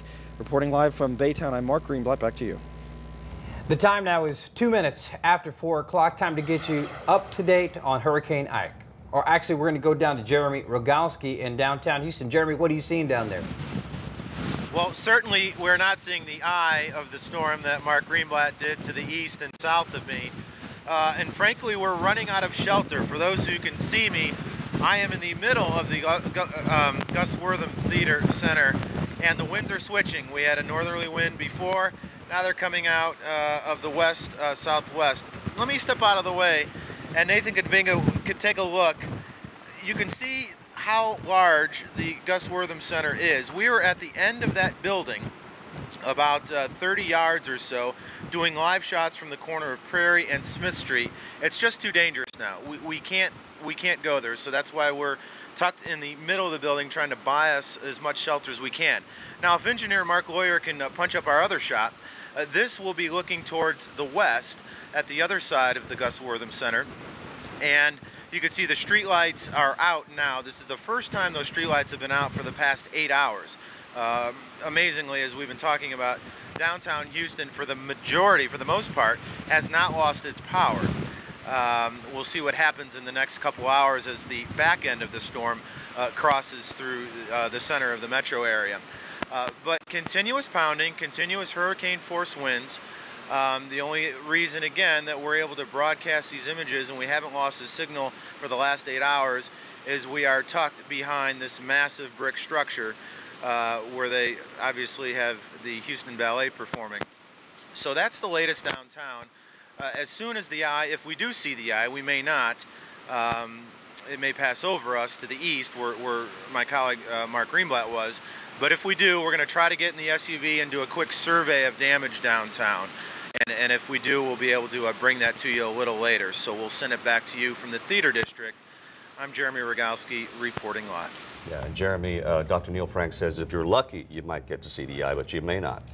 It's now 5 minutes after 4 o'clock. Let's get the latest update on Hurricane Ike. Every 30 minutes, we're giving you an update on what's going on right now. Ike made landfall at 2:10 this morning, and across Galveston is a Category 2 hurricane. Rain bands are hitting the Houston area hard right now, but authorities with Harris County Flood Control tell us there's no flooding around the bayous, and they're holding up so far. Of course, there's widespread power outages all across the area. There's 1.3 million CenterPoint customers without power.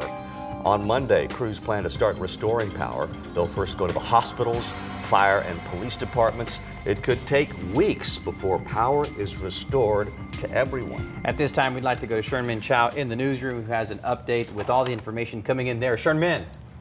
Just a few minutes ago, not really a big surprise, but important information. The Houston Ship Channel toll bridge has been closed for safety reasons because of those high winds. And if you've ever been on one of those bridges when the winds are high, you know that is a very scary experience. That is closed for the time being. We're also getting our first look, some pictures from around the country coming in to our satellite center. These are some pictures out of Corpus Christi, and unfortunately, this is the second known death associated with the storm. This was a 19-year-old man. He was standing on the end of a 100-foot-long jetty. He wanted to look at the waves generated by the storm. He and a buddy were there. He was swept into the water down by Corpus. Two bystanders tried to rescue the man. They were also pushed into the rocks, and one of those would-be rescuers suffered fairly serious injuries. A Lifeline helicopter had to take him to the hospital. That 19-year-old's body has has not yet been recovered. If you don't live along the Texas coastline, you are still feeling Ike's impact. We've got some pictures now. These are out of Georgia in Atlanta, where folks are lining up for gas. And while these people were waiting at the gas station, the price actually went up 40 cents a gallon just while they were waiting in line. The governor has enacted an anti-gouging statute to protect consumers from, quote, unlawful price hikes. So that is in effect there. Across the street from this station, there was another gas station that had run out of gas. A very familiar sight to folks here in Houston with the yellow bags on the pumps. Eventually, a tanker was able to come by and refuel that particular station, we're told. Not far away in Arkansas, Fayetteville, same situation. Folks lining up looking for the cheapest gas and taking a bit of time to find it, having to stand in line, wait in line as well. The governor there has also enacted an anti-price gouging law. And in Arkansas, that means prices may not be raised by 10% or more. That's what the state considers gouging. So the race is on for customers across the country to try to find some cheap fuel. What we're hearing from experts is that if there is not any extended or unanticipated problem with the refining process here after the storm passes, we may be seeing about $4 a gallon gas for maybe 2 weeks or so, and hopefully after that the prices will settle a bit. Finally, Vicente and Christine, just want to let you know, our partners over at the Houston Chronicle say that they, of course, have printed a fabulous edition covering the storm right now, coming ashore, Ike. Everything is loaded onto the trucks, but they are not being dispatched. Of course, they've got to wait for the storm. So if you get up in the morning and you're looking around to see what happened, don't expect your paper to be on the front lawn immediately. They'll get those out to you, but it will be after the storm passes and once it's safe for those trucks to get on the road. Thank you so much, Sharon Minchow, live in the newsroom. We have on the phone now Jeff Suggs, is with the LaPorte Emergency Operations Center. Mr. Suggs, can you hear us? I can hear you. What's the situation in LaPorte right now? Well, you know, the eye is over the top of us. We're out doing some quick damage assessments, and you know, even though we have a lot of damage, even though we have a lot of surge, we're very pleased right now. I think preliminary reports that we have about a 7 to 8 foot surge inside the city. And what is it that you have been able to see so far? Well, we can only access certain portions of the city, but I'm standing actually close to the bay right now, and it looks like, you know, the waters are receding. Of course, that would be normal for something like the as the eye passes. My concern is the next wave that's going to come through when the winds do shift and come out of the west-southwest. That might be a little more tough for us up in the upper portions of Galveston Bay. Well, we have Dr. Neil Frank here. Dr. Neil, when do you think they may get their second wave there in LaPorte? Well, they are in the eye now, and that's what I thought from the looks of the radar. And of course, it's very low there in the LaPorte area, and in 10 feet of, or 8 or 9 feet of storm surge. So you've had a lot of flooding over there? Well, they're in the lower section down close to the Bayport Channel, up towards upper portions of Galveston Bay. I think right now I'm standing. It's going to be probably about a 7 foot surge right now. Okay, well, what's going to happen there is the winds will start coming out of the west and then shift to southwest, and by this afternoon or late this morning, they will be blowing out of the south, and that's going to resist this storm surge from running out, draining back out into the Gulf. So he's absolutely right. They may have some problems there with the storm surge throughout most of the morning before it begins to subside. And Mr. Suggs, you said that overall you're a bit pleased with what you've seen in terms of the damage in the LaPorte area. Do you all have power right now? No, everyone in the city's out of power. Any lights that are on is on generator. The Emergency Operations Center, we lost power sometime early on, and we've been running on generator. But the whole city, the tree line, you can still see the tree line, and that's what's pleasing. We haven't had the winds in LaPorte that we thought we were going to have, and so that's where we're actually excited right now. How about evacuation? Yeah, how about, I imagine a lot of people from LaPorte did evacuate. Yeah, I think, just preliminary numbers, and we won't know for sure, but I would say that 65%, maybe 70% did evacuate, which is good. And you have to realize that some of LaPorte is about 24, 25, and 26 feet above sea level, so we really didn't need those people necessarily to evacuate. It was our surge line areas that we needed to go. All right, thank you so much, Jeff Suggs with LaPorte. Interesting picture right now. What we saw just a moment ago, this is downtown Houston where you can see the winds are blowing very strongly. But Dr. Neil, if you saw just a moment ago, there was a picture of those boats in Clear Lake. Clear Lake, I guess, in the eye of the storm now, where the boats all of a sudden came still. They were sunk in the water. Look at this, Dr. Neil, on the screen here. All of a sudden, they're still. and they would have been in the western edge of the eye as it moved by. I would anticipate there at Clear Lake, if the winds hadn't picked up already, they're going to start blowing out of the northwest, west, and then shift into the southwest and the south as we progress through the morning. All right, we have on the phone now, I believe her name is Laura. Laura, what's your last name? Oh. Hello? Can you hear us? Yes, I can. Laura? Yes. You're with who again? My name is Laura Teedsworth. I'm in Lake City. What can you tell us? I wanted to call in to tell you guys you're doing a phenomenal job of covering this hurricane. Without your information, we really would be lost. We are unable to see right now the television, but we are able to listen to the radio. Down in Lake City, we've had lots of wind, and we were able to get outside for just a minute briefly. We thought it was the eye, but now we're trying to, we don't think we hit the eye yet. It's misting, it's gusting wind. They got right in the edge. I'm sorry? I think it's possible that you might have been briefly in the left edge or the west edge of the eye, but the eye's going by, and so the winds are picking up there again now, aren't they? Yeah, it is. We had maybe 5 minutes where we could run outside. We had a power outage, and we needed to flip a circuit breaker. We've lost lots of trees. Our fence is completely gone. A bunch of shingles. Our house comes with steel storm shutters, and our storm shutters are secure. Neighbors, they put their storm shutters on haphazardly, and they're all over the neighborhood. Wow. Do you live in an area where flooding might be a threat, Laura? No, there's no flooding here whatsoever. The streets are clear, and it doesn't even look like there's debris in the street. But the wind has definitely been a big issue for us down here. All right, Laura, calling from Lake City this morning. Thank you for calling in. And we're asking for your storm stories. The number on your screen there, 800-324-KHOU. If you're listening on the radio, do call us, 800-324-KHOU. I've got a question for you, Neil. When was the last time that Galveston took a direct hit from a hurricane? That would have been Alicia. Well, let's talk about a major hurricane. Yeah, 3, 4, 5, that was Alicia in 1983, and prior to that, we were on the edge of Carla in 1961. Laura made a good point here. Did you note what she said? A lot of flying debris because people didn't put their shutters up right. Correctly. Yeah. Yes, if you don't put them up right, it's better not to put them up at all. And I try to emphasize a lot. There's some ways that you can put them up where they're locked in and you don't have to worry about them coming off. But just, putting a lead anchor in, then the shutter begins to vibrate and it'll pull that anchor out. And it becomes a projectile. Exactly. And a lot of danger. Exactly. You mentioned a while ago that Conroe would be taking in some bad weather. We have a caller on the line now, Ginger Richter up in Conroe. Miss Richter, what are you seeing around your home right now?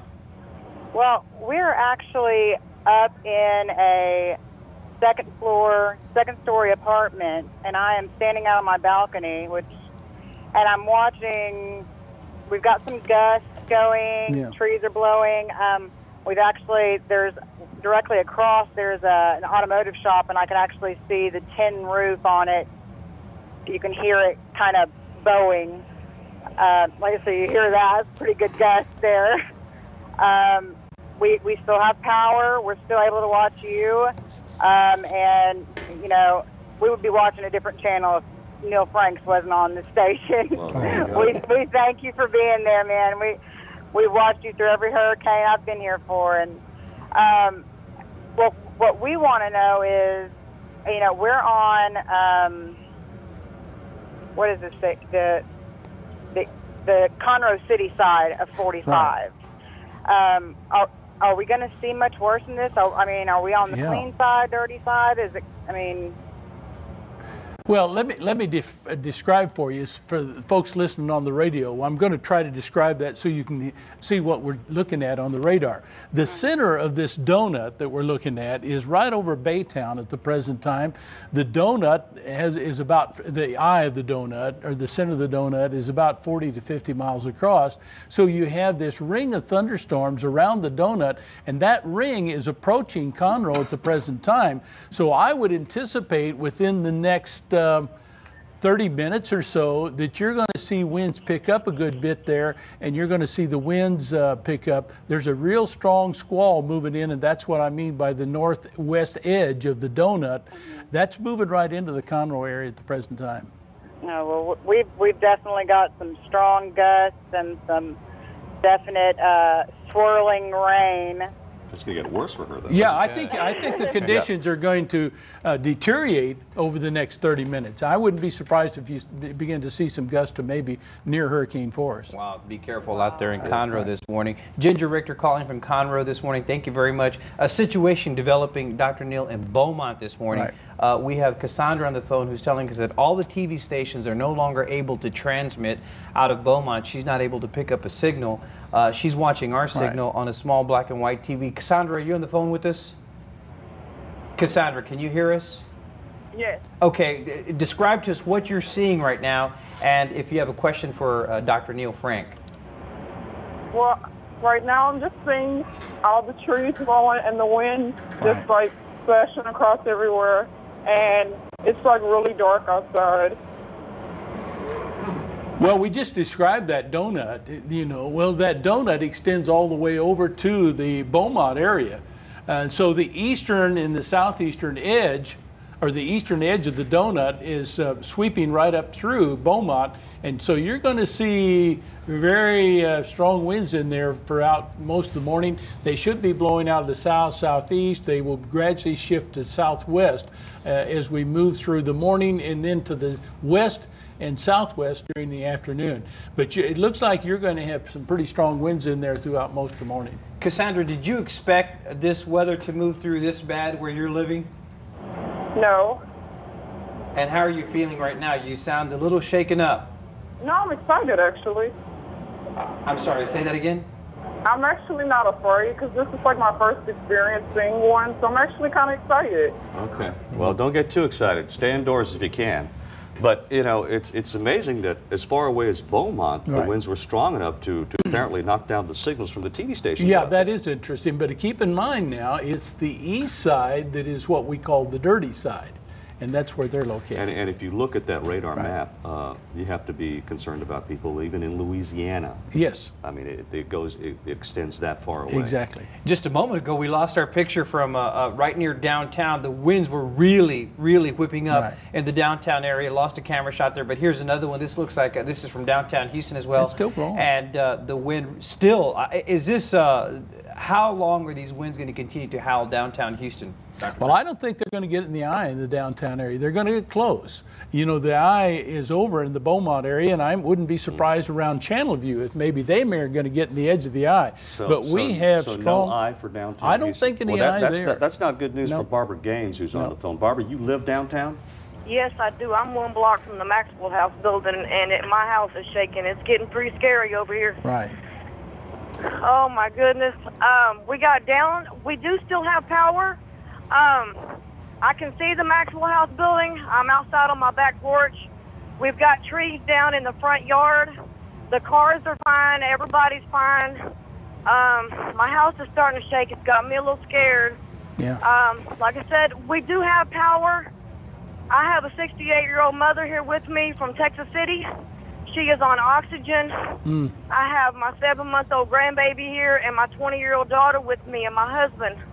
And it's getting bad downtown. Can you tell me if we're going to see any of the eye, maybe a minute of it or anything? No, I don't think you're going to see the eye. I think the eye is going to be a little bit to the east of us, which means the strong thunderstorms on the western side of the eye, this donut that we're trying to describe, is right over the downtown area.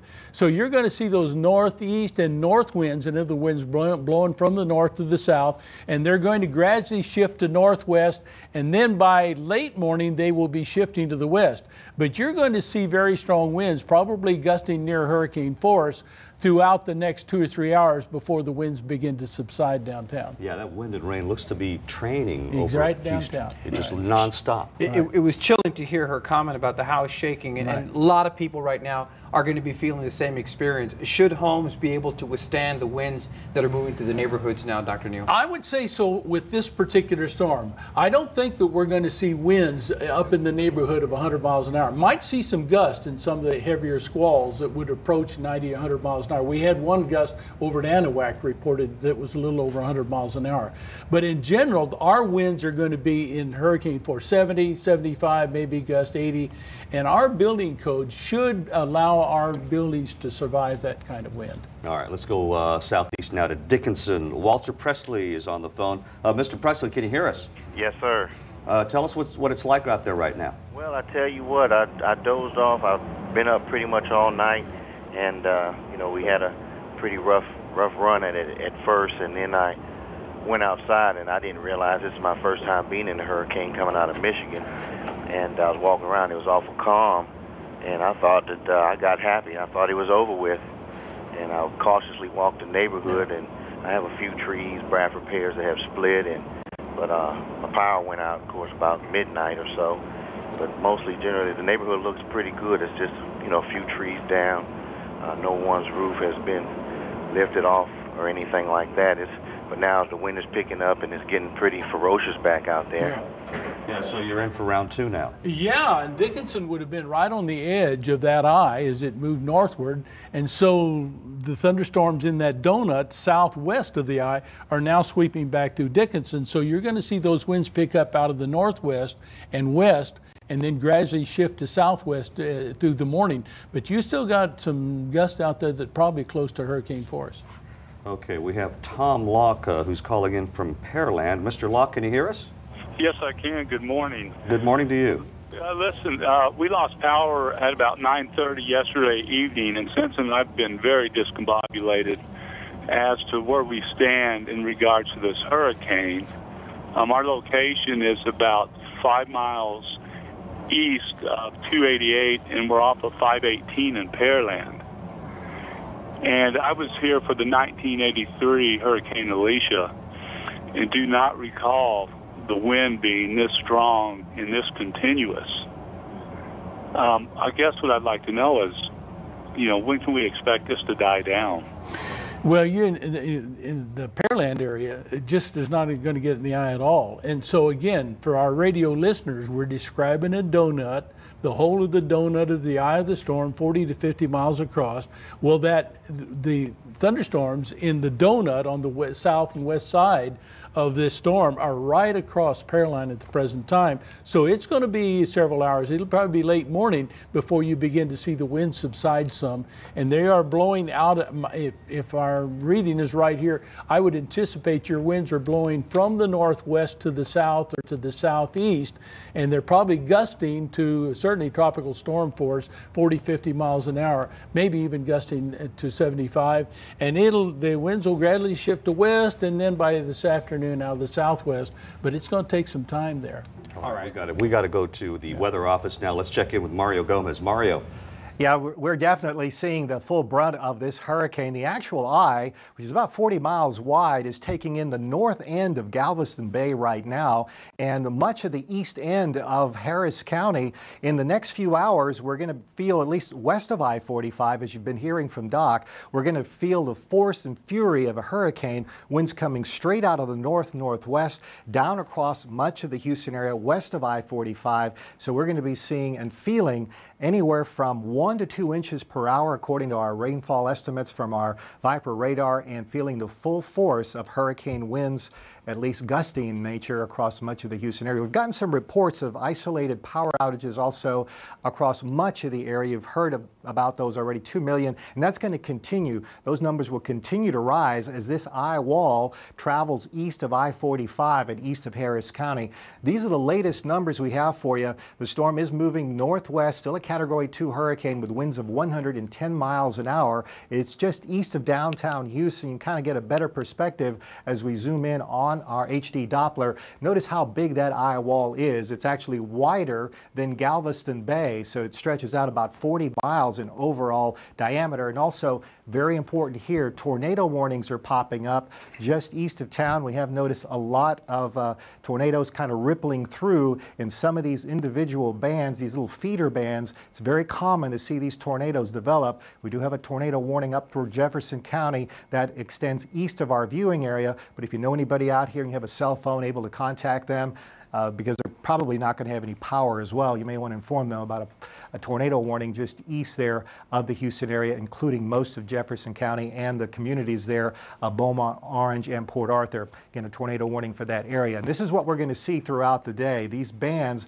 will whip around these little vortices, which will cause tornadoes across the area. These individual bands right now extensive across much of downtown Houston inside the loop. We're getting a real heavy rain band that's producing 2 inches of rain per hour. An urban and small stream flood advisory is up through about 6 o'clock this morning. The entire area is under a flood watch till tomorrow morning. We're actually going to get a 1-2 punch. This storm will be moving north and get absorbed somewhat by a frontal system tomorrow. Once the bayous are up from the 6 to 12 inches of rain we see here around the metro area, we're going to get the second punch from a frontal system that'll be moving through. So to exacerbate the situation, once the bayous fill up and run their course with gravity down into Galveston, and we start seeing that storm surge relief, hopefully some relief in the storm surge over the next 24 hours, as you've heard from Doc, we're going to get that second punch from that frontal system that'll take some of the moisture from this hurricane and also produce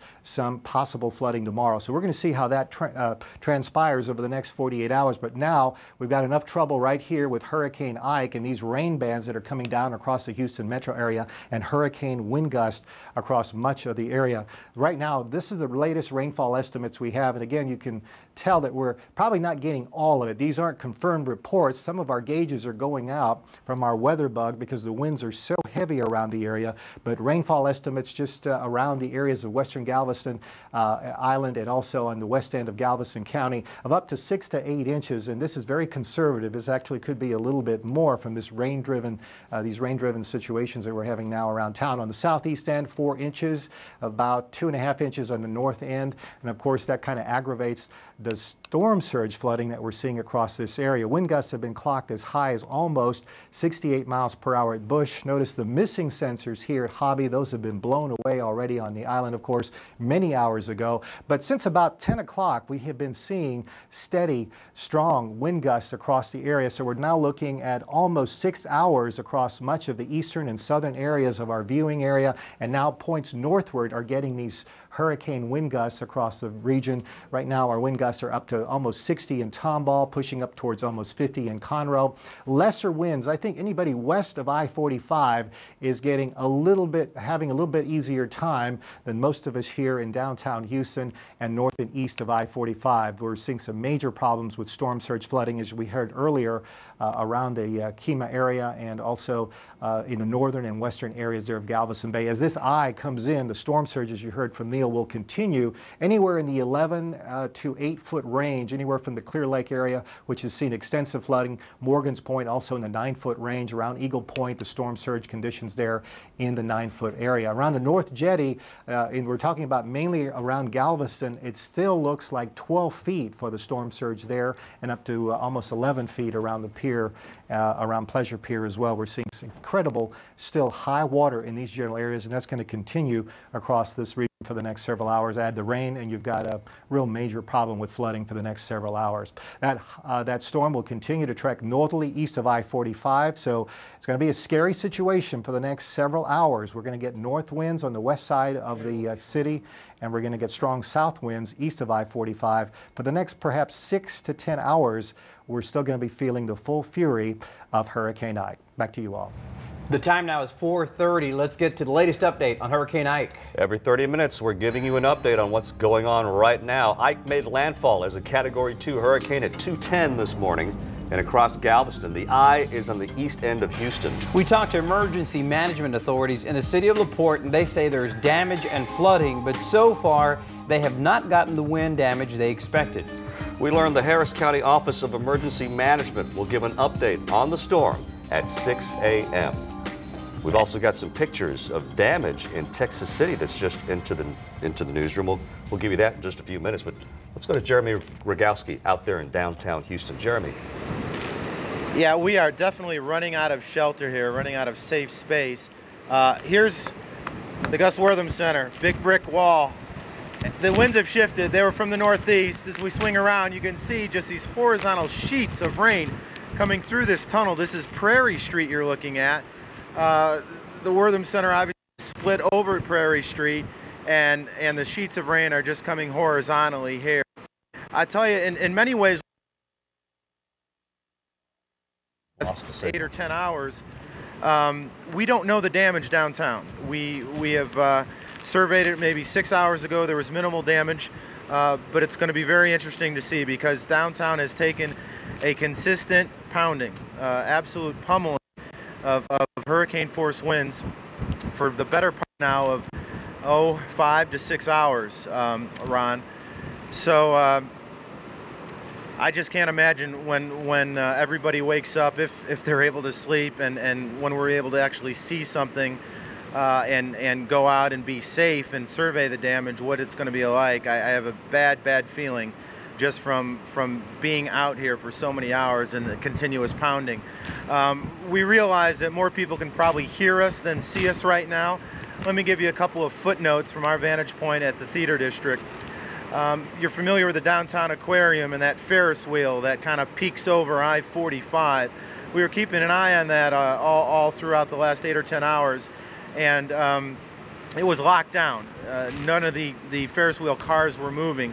In the last half an hour or so, the downtown Ferris wheel at the downtown aquarium. Well, we've lost our signal.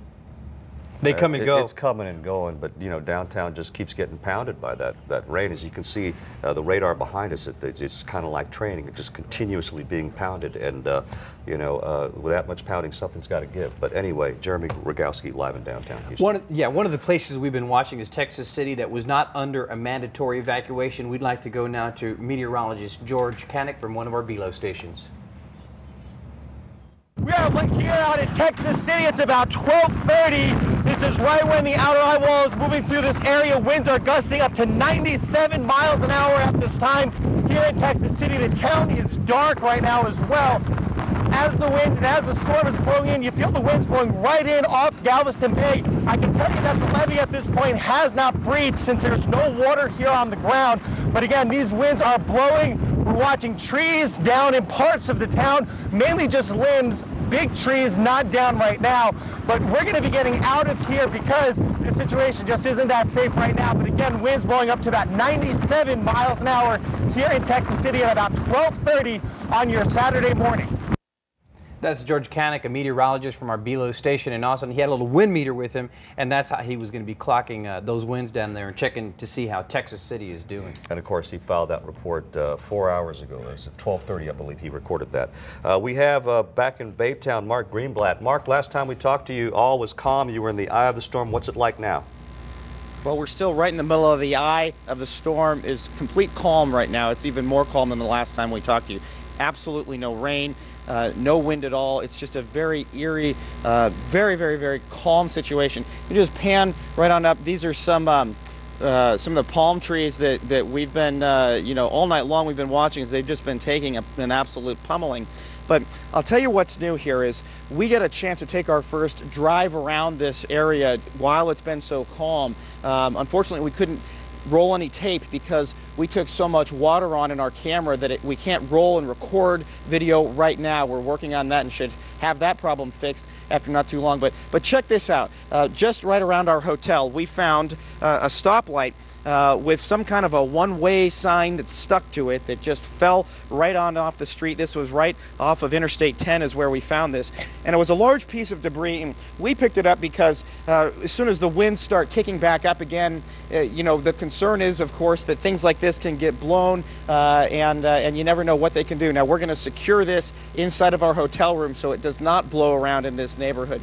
I'll tell you one thing, that while we can't bring video and pictures of what the neighboring streets look like, in just the small little neighborhood that we decided that we were going to drive around in, there was not really as much damage as perhaps that we thought that we would see from the amount of wind and a real pummeling that we took. There were no power lines down in this immediate vicinity. We drove maybe about 3/4 of a mile around our hotel. We didn't see any down power lines. We didn't really see many down billboards or much debris other than our stoplight here and our one-way sign. This was really some of the worst of what we saw. So that's the good news for this immediate vicinity of Baytown, just north of I-10 that we're hanging out in. I can also tell you that I don't know if Frank, if you're able to pan back and see some lights off far in the distance. It may be hard for you to make out a lot of the details of what that is, but let me describe it to you. Over there are two large water tanks. This is the Baytown Water Authority has actually some of their, they're keeping the water supply going. We saw some activity. There are some lights down there. We heard what sounded like a generator getting going and a truck and some folks that were walking out and inspecting what's going on. Now, just as we're sitting and talking to you, just in the middle of this live shot, I'm now seeing the very beginnings of what seems like a lot of humidity that's about to hit us, that is hitting us right now, and it feels as if perhaps we're about ready to start seeing a little bit more rainfall again. So while it's very calm, we're reporting live from the eye of Hurricane Ike right now. It feels as if the humidity is picking up and we're beginning to see some more water droplets coming down on us. So I don't imagine it's going to be too long before what's so calm right now is going to turn into another very strong hurricane. Reporting live from Baytown in the eye of Hurricane Ike, I'm Mark Greenblatt. Back to you. Hey, Mark, don't go away just yet. Neil Frank has a question for you. How long have you been in the eye? Well, that's a good question. I feel like we may have been in it as long as 20 minutes right now. It was long enough for us to be calm, to take a walk around, to eventually decide that it was calm enough for us to take a short drive around, and we're still in it right now. It's obviously, it must be a very large eye to allow us to continue to stay in it in these conditions. Yeah, it's about 40 miles across, and if it's moving 10 or 12 miles an hour, I would anticipate they might have been in the eye a couple of hours. And Mark, I think you've probably been in the eye over an hour, but it's not going to stay that way. I expect in the next 15-20 minutes you're going to see the winds pick up out of the west and the southwest, and then you're going to see those winds gusting back close to hurricane force. So I guess depending on where you are in the area, how long do you have the eye that you can enjoy for at least a while? If you go right through the middle of it, you got a 40-mile eye, it's moving say 12, 15 miles an hour. You could be in the eye 3 hours. Okay, if you're so lucky enough. Yes. Downtown, not going to be that lucky right now. No, they're not going to get in the eye downtown. Okay. Reporter Jason Whiteley has been driving around Houston. He's now in our newsroom to tell us what he's found out and what pictures he's taken and what he's discovered out there. Jason, can you hear us? Yeah, good morning, guys. We spent a couple hours out on the road this morning from about 2 o'clock in the morning to just before 4 o'clock here, the 4 o'clock hour when it started. We started in the museum district, leaving the medical center, going into the museum district. Trees are down all over the place and roads are impassable in many areas. The good news is, of all the damage we saw, we didn't see any property damage or fortunately anyone injured anywhere where we were. This is not too far from here over on West Gray. Trees down, awnings damaged and ripped off as well. What we did not see the entire time, the good news is, no trees into homes, trees into cars. Trees were in the middle of roads like this, making several roads impassable. Museum District, Montrose, Midtown, Downtown, the Heights, these are all the areas we concentrated on in the last couple of hours here. Taking a drive around, trying to get a good idea of just how much damage the Ike has caused so far. Some folks were even out here enjoying it. We didn't stop to talk to those folks there, but they were clearly out there trying to enjoy it. I wouldn't recommend anyone do that, though, since power lines are dropping. There is plenty of debris flying around. That's always the biggest concern in hurricanes. At one point we were downtown on Energy Alley, and there was a huge crash behind us. We turned around and looked. By that time we saw a giant piece of plywood flying down the street, ended up crashing into a Metro bus stop just a few feet away from us. Fortunately, we were far enough away not to be near it there. No serious damages we've seen so far, but streets are blocked, and that's the one thing the police officers are telling us. As the sun starts to come up over the next hour and a half, 2 hours here, when it starts to get light outside, police officers and HFD is telling us, please stay off the roads, because there are so many roads that are impassable, at least in these areas we saw, and likely in your neighborhood as well. It'll be difficult if there are emergencies to get these emergency vehicles down these streets, and so many of them are impassable now. So please stay off the roads until the emergency officials can get a better handle on just how much damage there is as the sun rises a little later this morning. Back to you guys. All right, Jason, good advice. Stay off the streets until it's safe, and that could be a while. The storm still passing through Houston. At this time, we've been talking at least a couple of times overnight about Sugarland. At this time, we'd like to go to Linda Rafter. Linda, can you tell us what you're seeing down in Sugarland right now? Hi, how you all doing later tonight? It's raining really bad. We're between Highway 90, Highway 6, and the airport in Sugar Land. We have fences down in the backyard. The winds are up very, very, very high. It's really weird to see the other commentators staying in Baytown and it's so calm, and the winds are up very high here. Do we have any idea of how much longer we're going to have this going on? Is it going to go into the morning? Yeah, Linda, let me describe again for our radio audience. I'm using this donut because it's the only thing that I can say that helps to convey to us what we're looking at. We have the donut with the eye of the donut about 40 miles across. The center of that donut now is across I-10, and it looks like that Dayton and Liberty, how about the folks up in Huffman and Lake Houston? Yeah, it looks like you're in the eye now. Kingman, you might even be in the eye, but not so down in Sugar Land. See, you're under the donut and when I say donut, this is a donut of thunderstorms surrounding this eye. You still are in that donut, and it's going to be that way for the next several hours. Now, as the storm continues to move to the north, you're going to begin to see some improvement, and I would think in another hour or two, you're going to see the winds subside a little bit.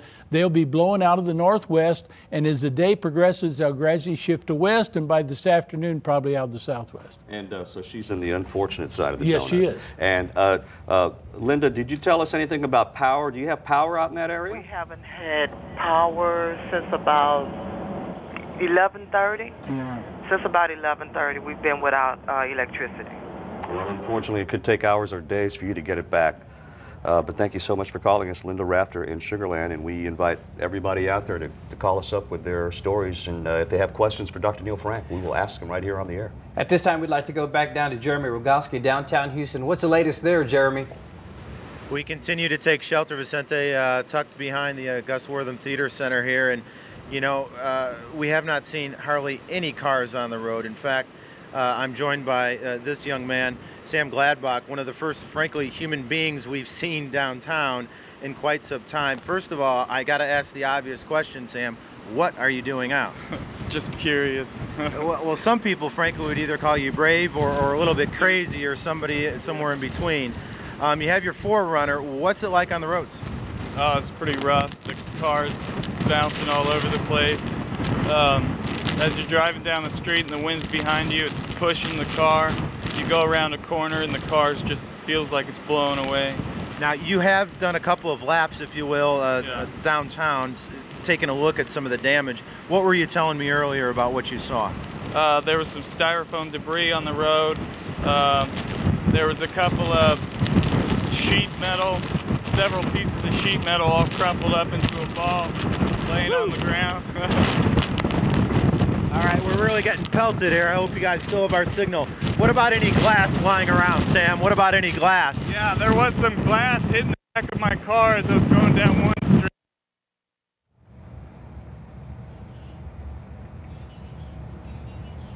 I really don't know. I was driving through some high-rises. Awesome. All right, come here, Sam. Okay, go. Okay, we're obviously on and off here. Bear with us here. We're broadcasting more to a radio audience than a TV audience anyway. You were saying about the glass that was hitting your SUV here, Sam.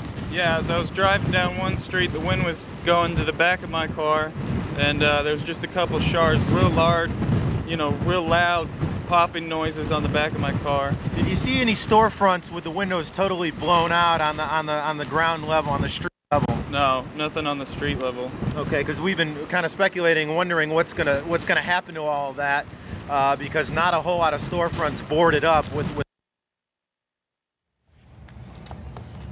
All right, well, we've lost our signal with Jeremy Rogalski, but we will talk to him a bit later this morning. Leticia Juarez is standing by at the Harris County Office of Emergency Management. And Leticia, I believe you have some information as far as flooding and the bios and all that? No audio. Leticia, if you can hear us, for some reason we're not picking up your sound off your microphone. Maybe they're going to check something real quick. And that's the way it is with storms.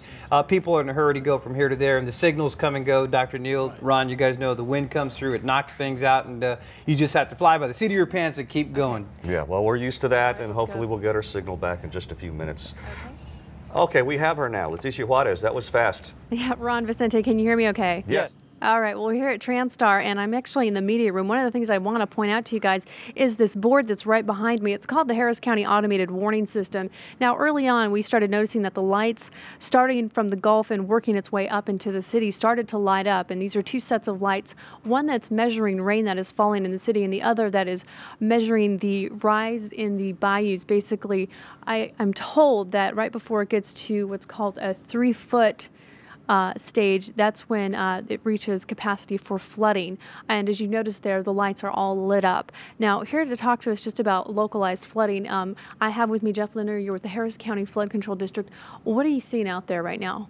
Well, right now we continue to watch the southeastern part of the county very closely, where we do have the storm surge coming in. The surge has reached about 11 feet in Clear Lake.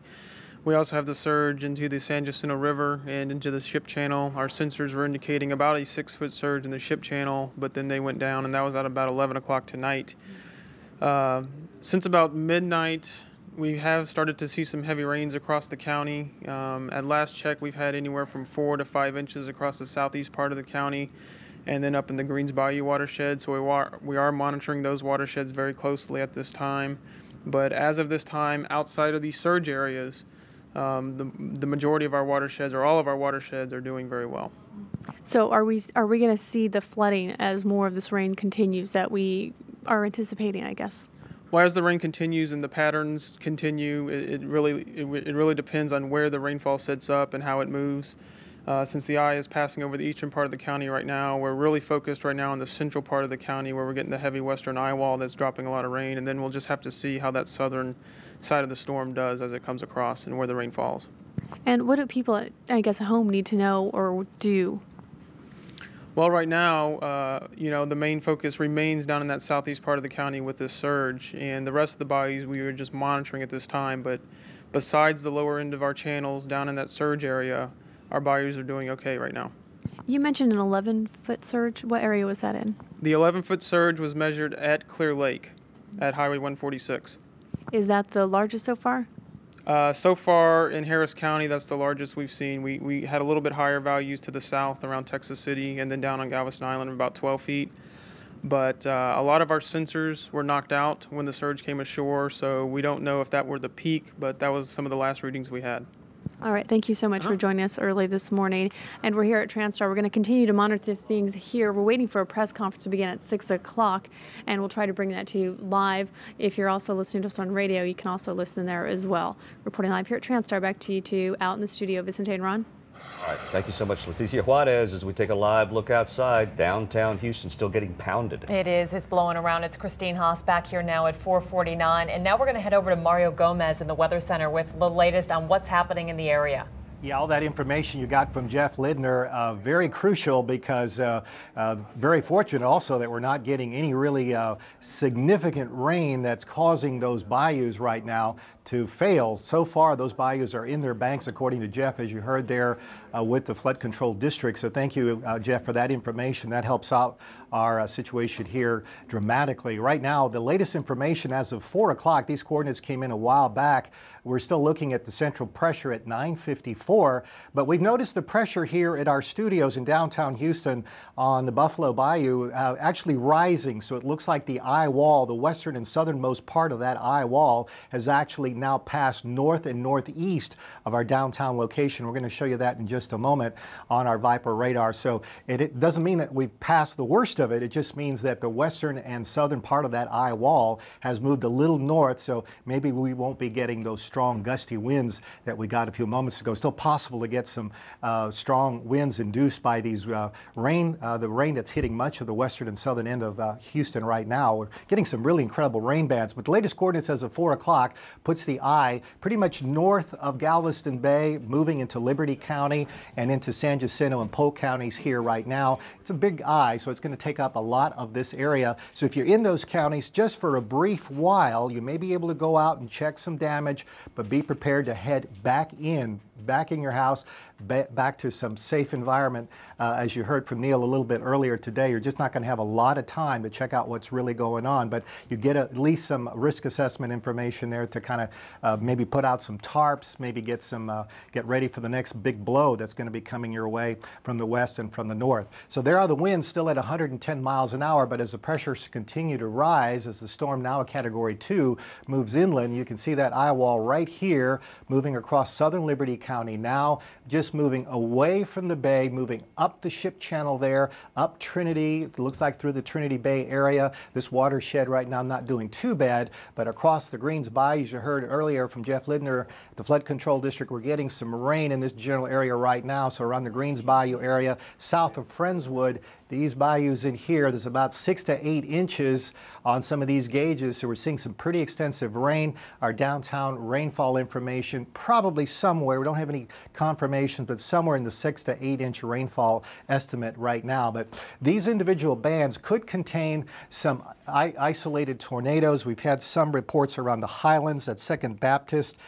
This is just north of Channelview of a possible tornado striking the Highlands area at 2nd Baptist, just to give you an indication of what's possible. And that's going to be the major threat for the rest of the morning as these wind-whipped bands kind of move down across Houston and Galveston out of the north along I-45. These are particularly bad. These individual cells could contain small tornadoes. They're not the most powerful tornadoes, but they could still cause a lot of damage. Whatever the hurricane is in ripping up, these tornadoes are going to kind of finish the job as they move down across the Houston metro area. Notice this band right here around Angleton and then whipping back towards the south end near Freeport. That's a pretty extensive band right there. And on the east end, we're getting some very heavy rain also moving across Chambers County, back across looks like the I-10 area around Anahuac. This rain will extend from the Highlands area back across into the Liberty County area throughout much of these next several hours. This is going to continue throughout the day. So we're looking possibly at hurricane wind gusts for another 6 hours on the west end or north end of our viewing area right in here where this eye wall is actually passing. The southern part of the eye wall still may contain some occasional wind gusts up to hurricane force, so we're going to look out for that. But mainly this northeastern quadrant of this eye wall right here is where you're going to see the highest winds for the duration of the morning, and they're going to be probably whipping right out of the south on the north and west end of our viewing area, west of I-45. You're getting these southbound and southeasterly bound wind gusts, probably at tropical storm to near hurricane wind gusts in these general areas. And again, the rainfall has been impressive and is going to keep adding up as these rain bands kind of strike home. So far, the heaviest rain has been down on the west end of Galveston Island, on the east end there of Brazoria County, anywhere from 6 to 8 inches. Now, the good news is that this is so far running its course in these bayous, and as you heard from the Flood Control District, none of the watersheds are being pressed to their limits at the moment. We hope that continues. However, as this storm moves back up to the north, it's hard to tell exactly how many more of these rain bands are going to be exacerbating the situation around Houston. Here's the latest wind gusts we have at the airports that still have running instrument information. Now, at Sugar Land and at Hobby and Galveston and Angleton, all of these sites are down. As you can see, there's no information, but just very close to a hurricane force wind gusts at Bush, and we showed you that eye a moment ago, almost 50-mile-per-hour wind gusts in Conroe, near tropical storm force winds in the Brenham area, and the further west you go, the lesser it is, of course, and in Wharton near 50 miles an hour. That's the latest from here. We'll have another update coming up at the top of the hour. More information coming your way as far as the eye wall and its movement, and storm surge information still coming in. That's going to be a major problem for the next several hours still across the Bay Area. Back to you all. All right, thank you so much, Mario Gomez in the weather office as we take a live look at downtown Houston, still getting pounded. Yeah, that's here at Houston. Mark Greenblatt is in Baytown to let us know what the conditions are like there, and I know they're tough. Right now, we're just feeling the winds are really shifting. So what we're feeling is I'm facing south right now, and we can feel for the first time now the winds as they're beginning to flow north. The last time I talked to you just a few minutes ago, we had an absolutely still Baytown area with no winds and no rain. We still don't have any rain, but you may be able to see the winds are just now beginning to pick up, beginning to blow north. We showed you before, this was a piece of debris that we found just right outside of our area. A stoplight, a one-way sign that seemed to have fallen certainly from the one neighboring stoplight right near Interstate 10 here. I don't know where this one-way sign came from, but what I want to tell you about is that we're also seeing some signs. If we can just pan on over here, on over to our left here, that's the Exxon Mobil plant, which is right across the interstate. Now that had been quiet. We hadn't seen any activity over there really once the height of the storm was really striking us. Now we're beginning to see that it appears that there is some activity going on over at Exxon Mobil. So that's different from out here. I don't know how much longer that will last. Of course, Exxon Mobil on that plant, one of the largest oil refineries in the nation, also one of the world's largest petrochemical plants, where they make all kinds of materials. Something called an olefin, which helps out in plastics in different for a number of range of different goods. We're getting new reports here in Baytown. Mark, we have to interrupt you here for just a second. Mark, thank you for that report. We want to go to Jeremy Rogowski downtown right now, where conditions are bad. Yeah, the back end of this storm is definitely, to be sure, worse than the front end. As you can just tell, it's an exercise in holding yourself up right now. Again, we're on Prairie Street in the Cedar District, and absolutely getting pummeled. I will tell you that looking off to the west, it appears that some of downtown is now losing power. Clearly overhead, we have power here in the Theater District, but to the west, I saw just a moment ago, it completely goes dark. So we'll keep monitoring things here, and obviously the pictures speak for themselves. Winds coming out of the west. This is definitely by far the worst we've seen it. Back to you guys. And we wanted to go to Jeremy just as quickly as I could, because we know that this picture will not last. And Mark, you understand. Tell us finish your report, please.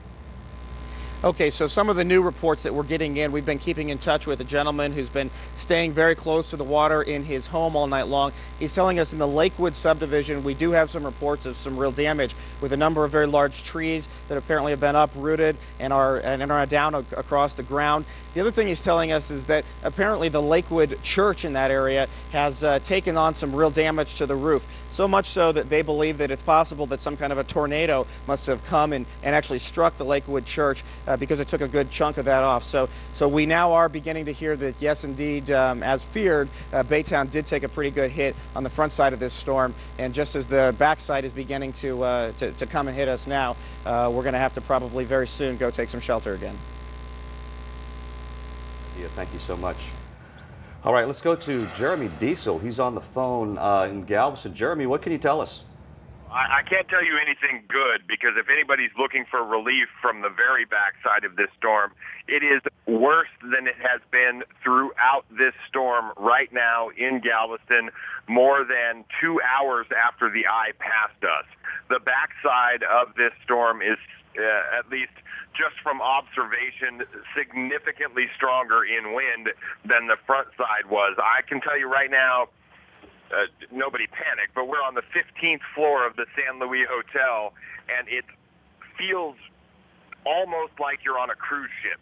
The way the building is shaking back and forth and back and forth. And if you go, we filled our bathtubs up with water so that we have extra water, which is one of the things that you should do when you know you're going to have power loss for a long time. And you look at that water in the bathtub, and it is sloshing back and forth in a fashion that is less than comfortable when you're in a tall building. But you have to remember that this building is built to sway like that. That's how it keeps from suffering damage. It keeps from collapsing. It's built to be able to sway.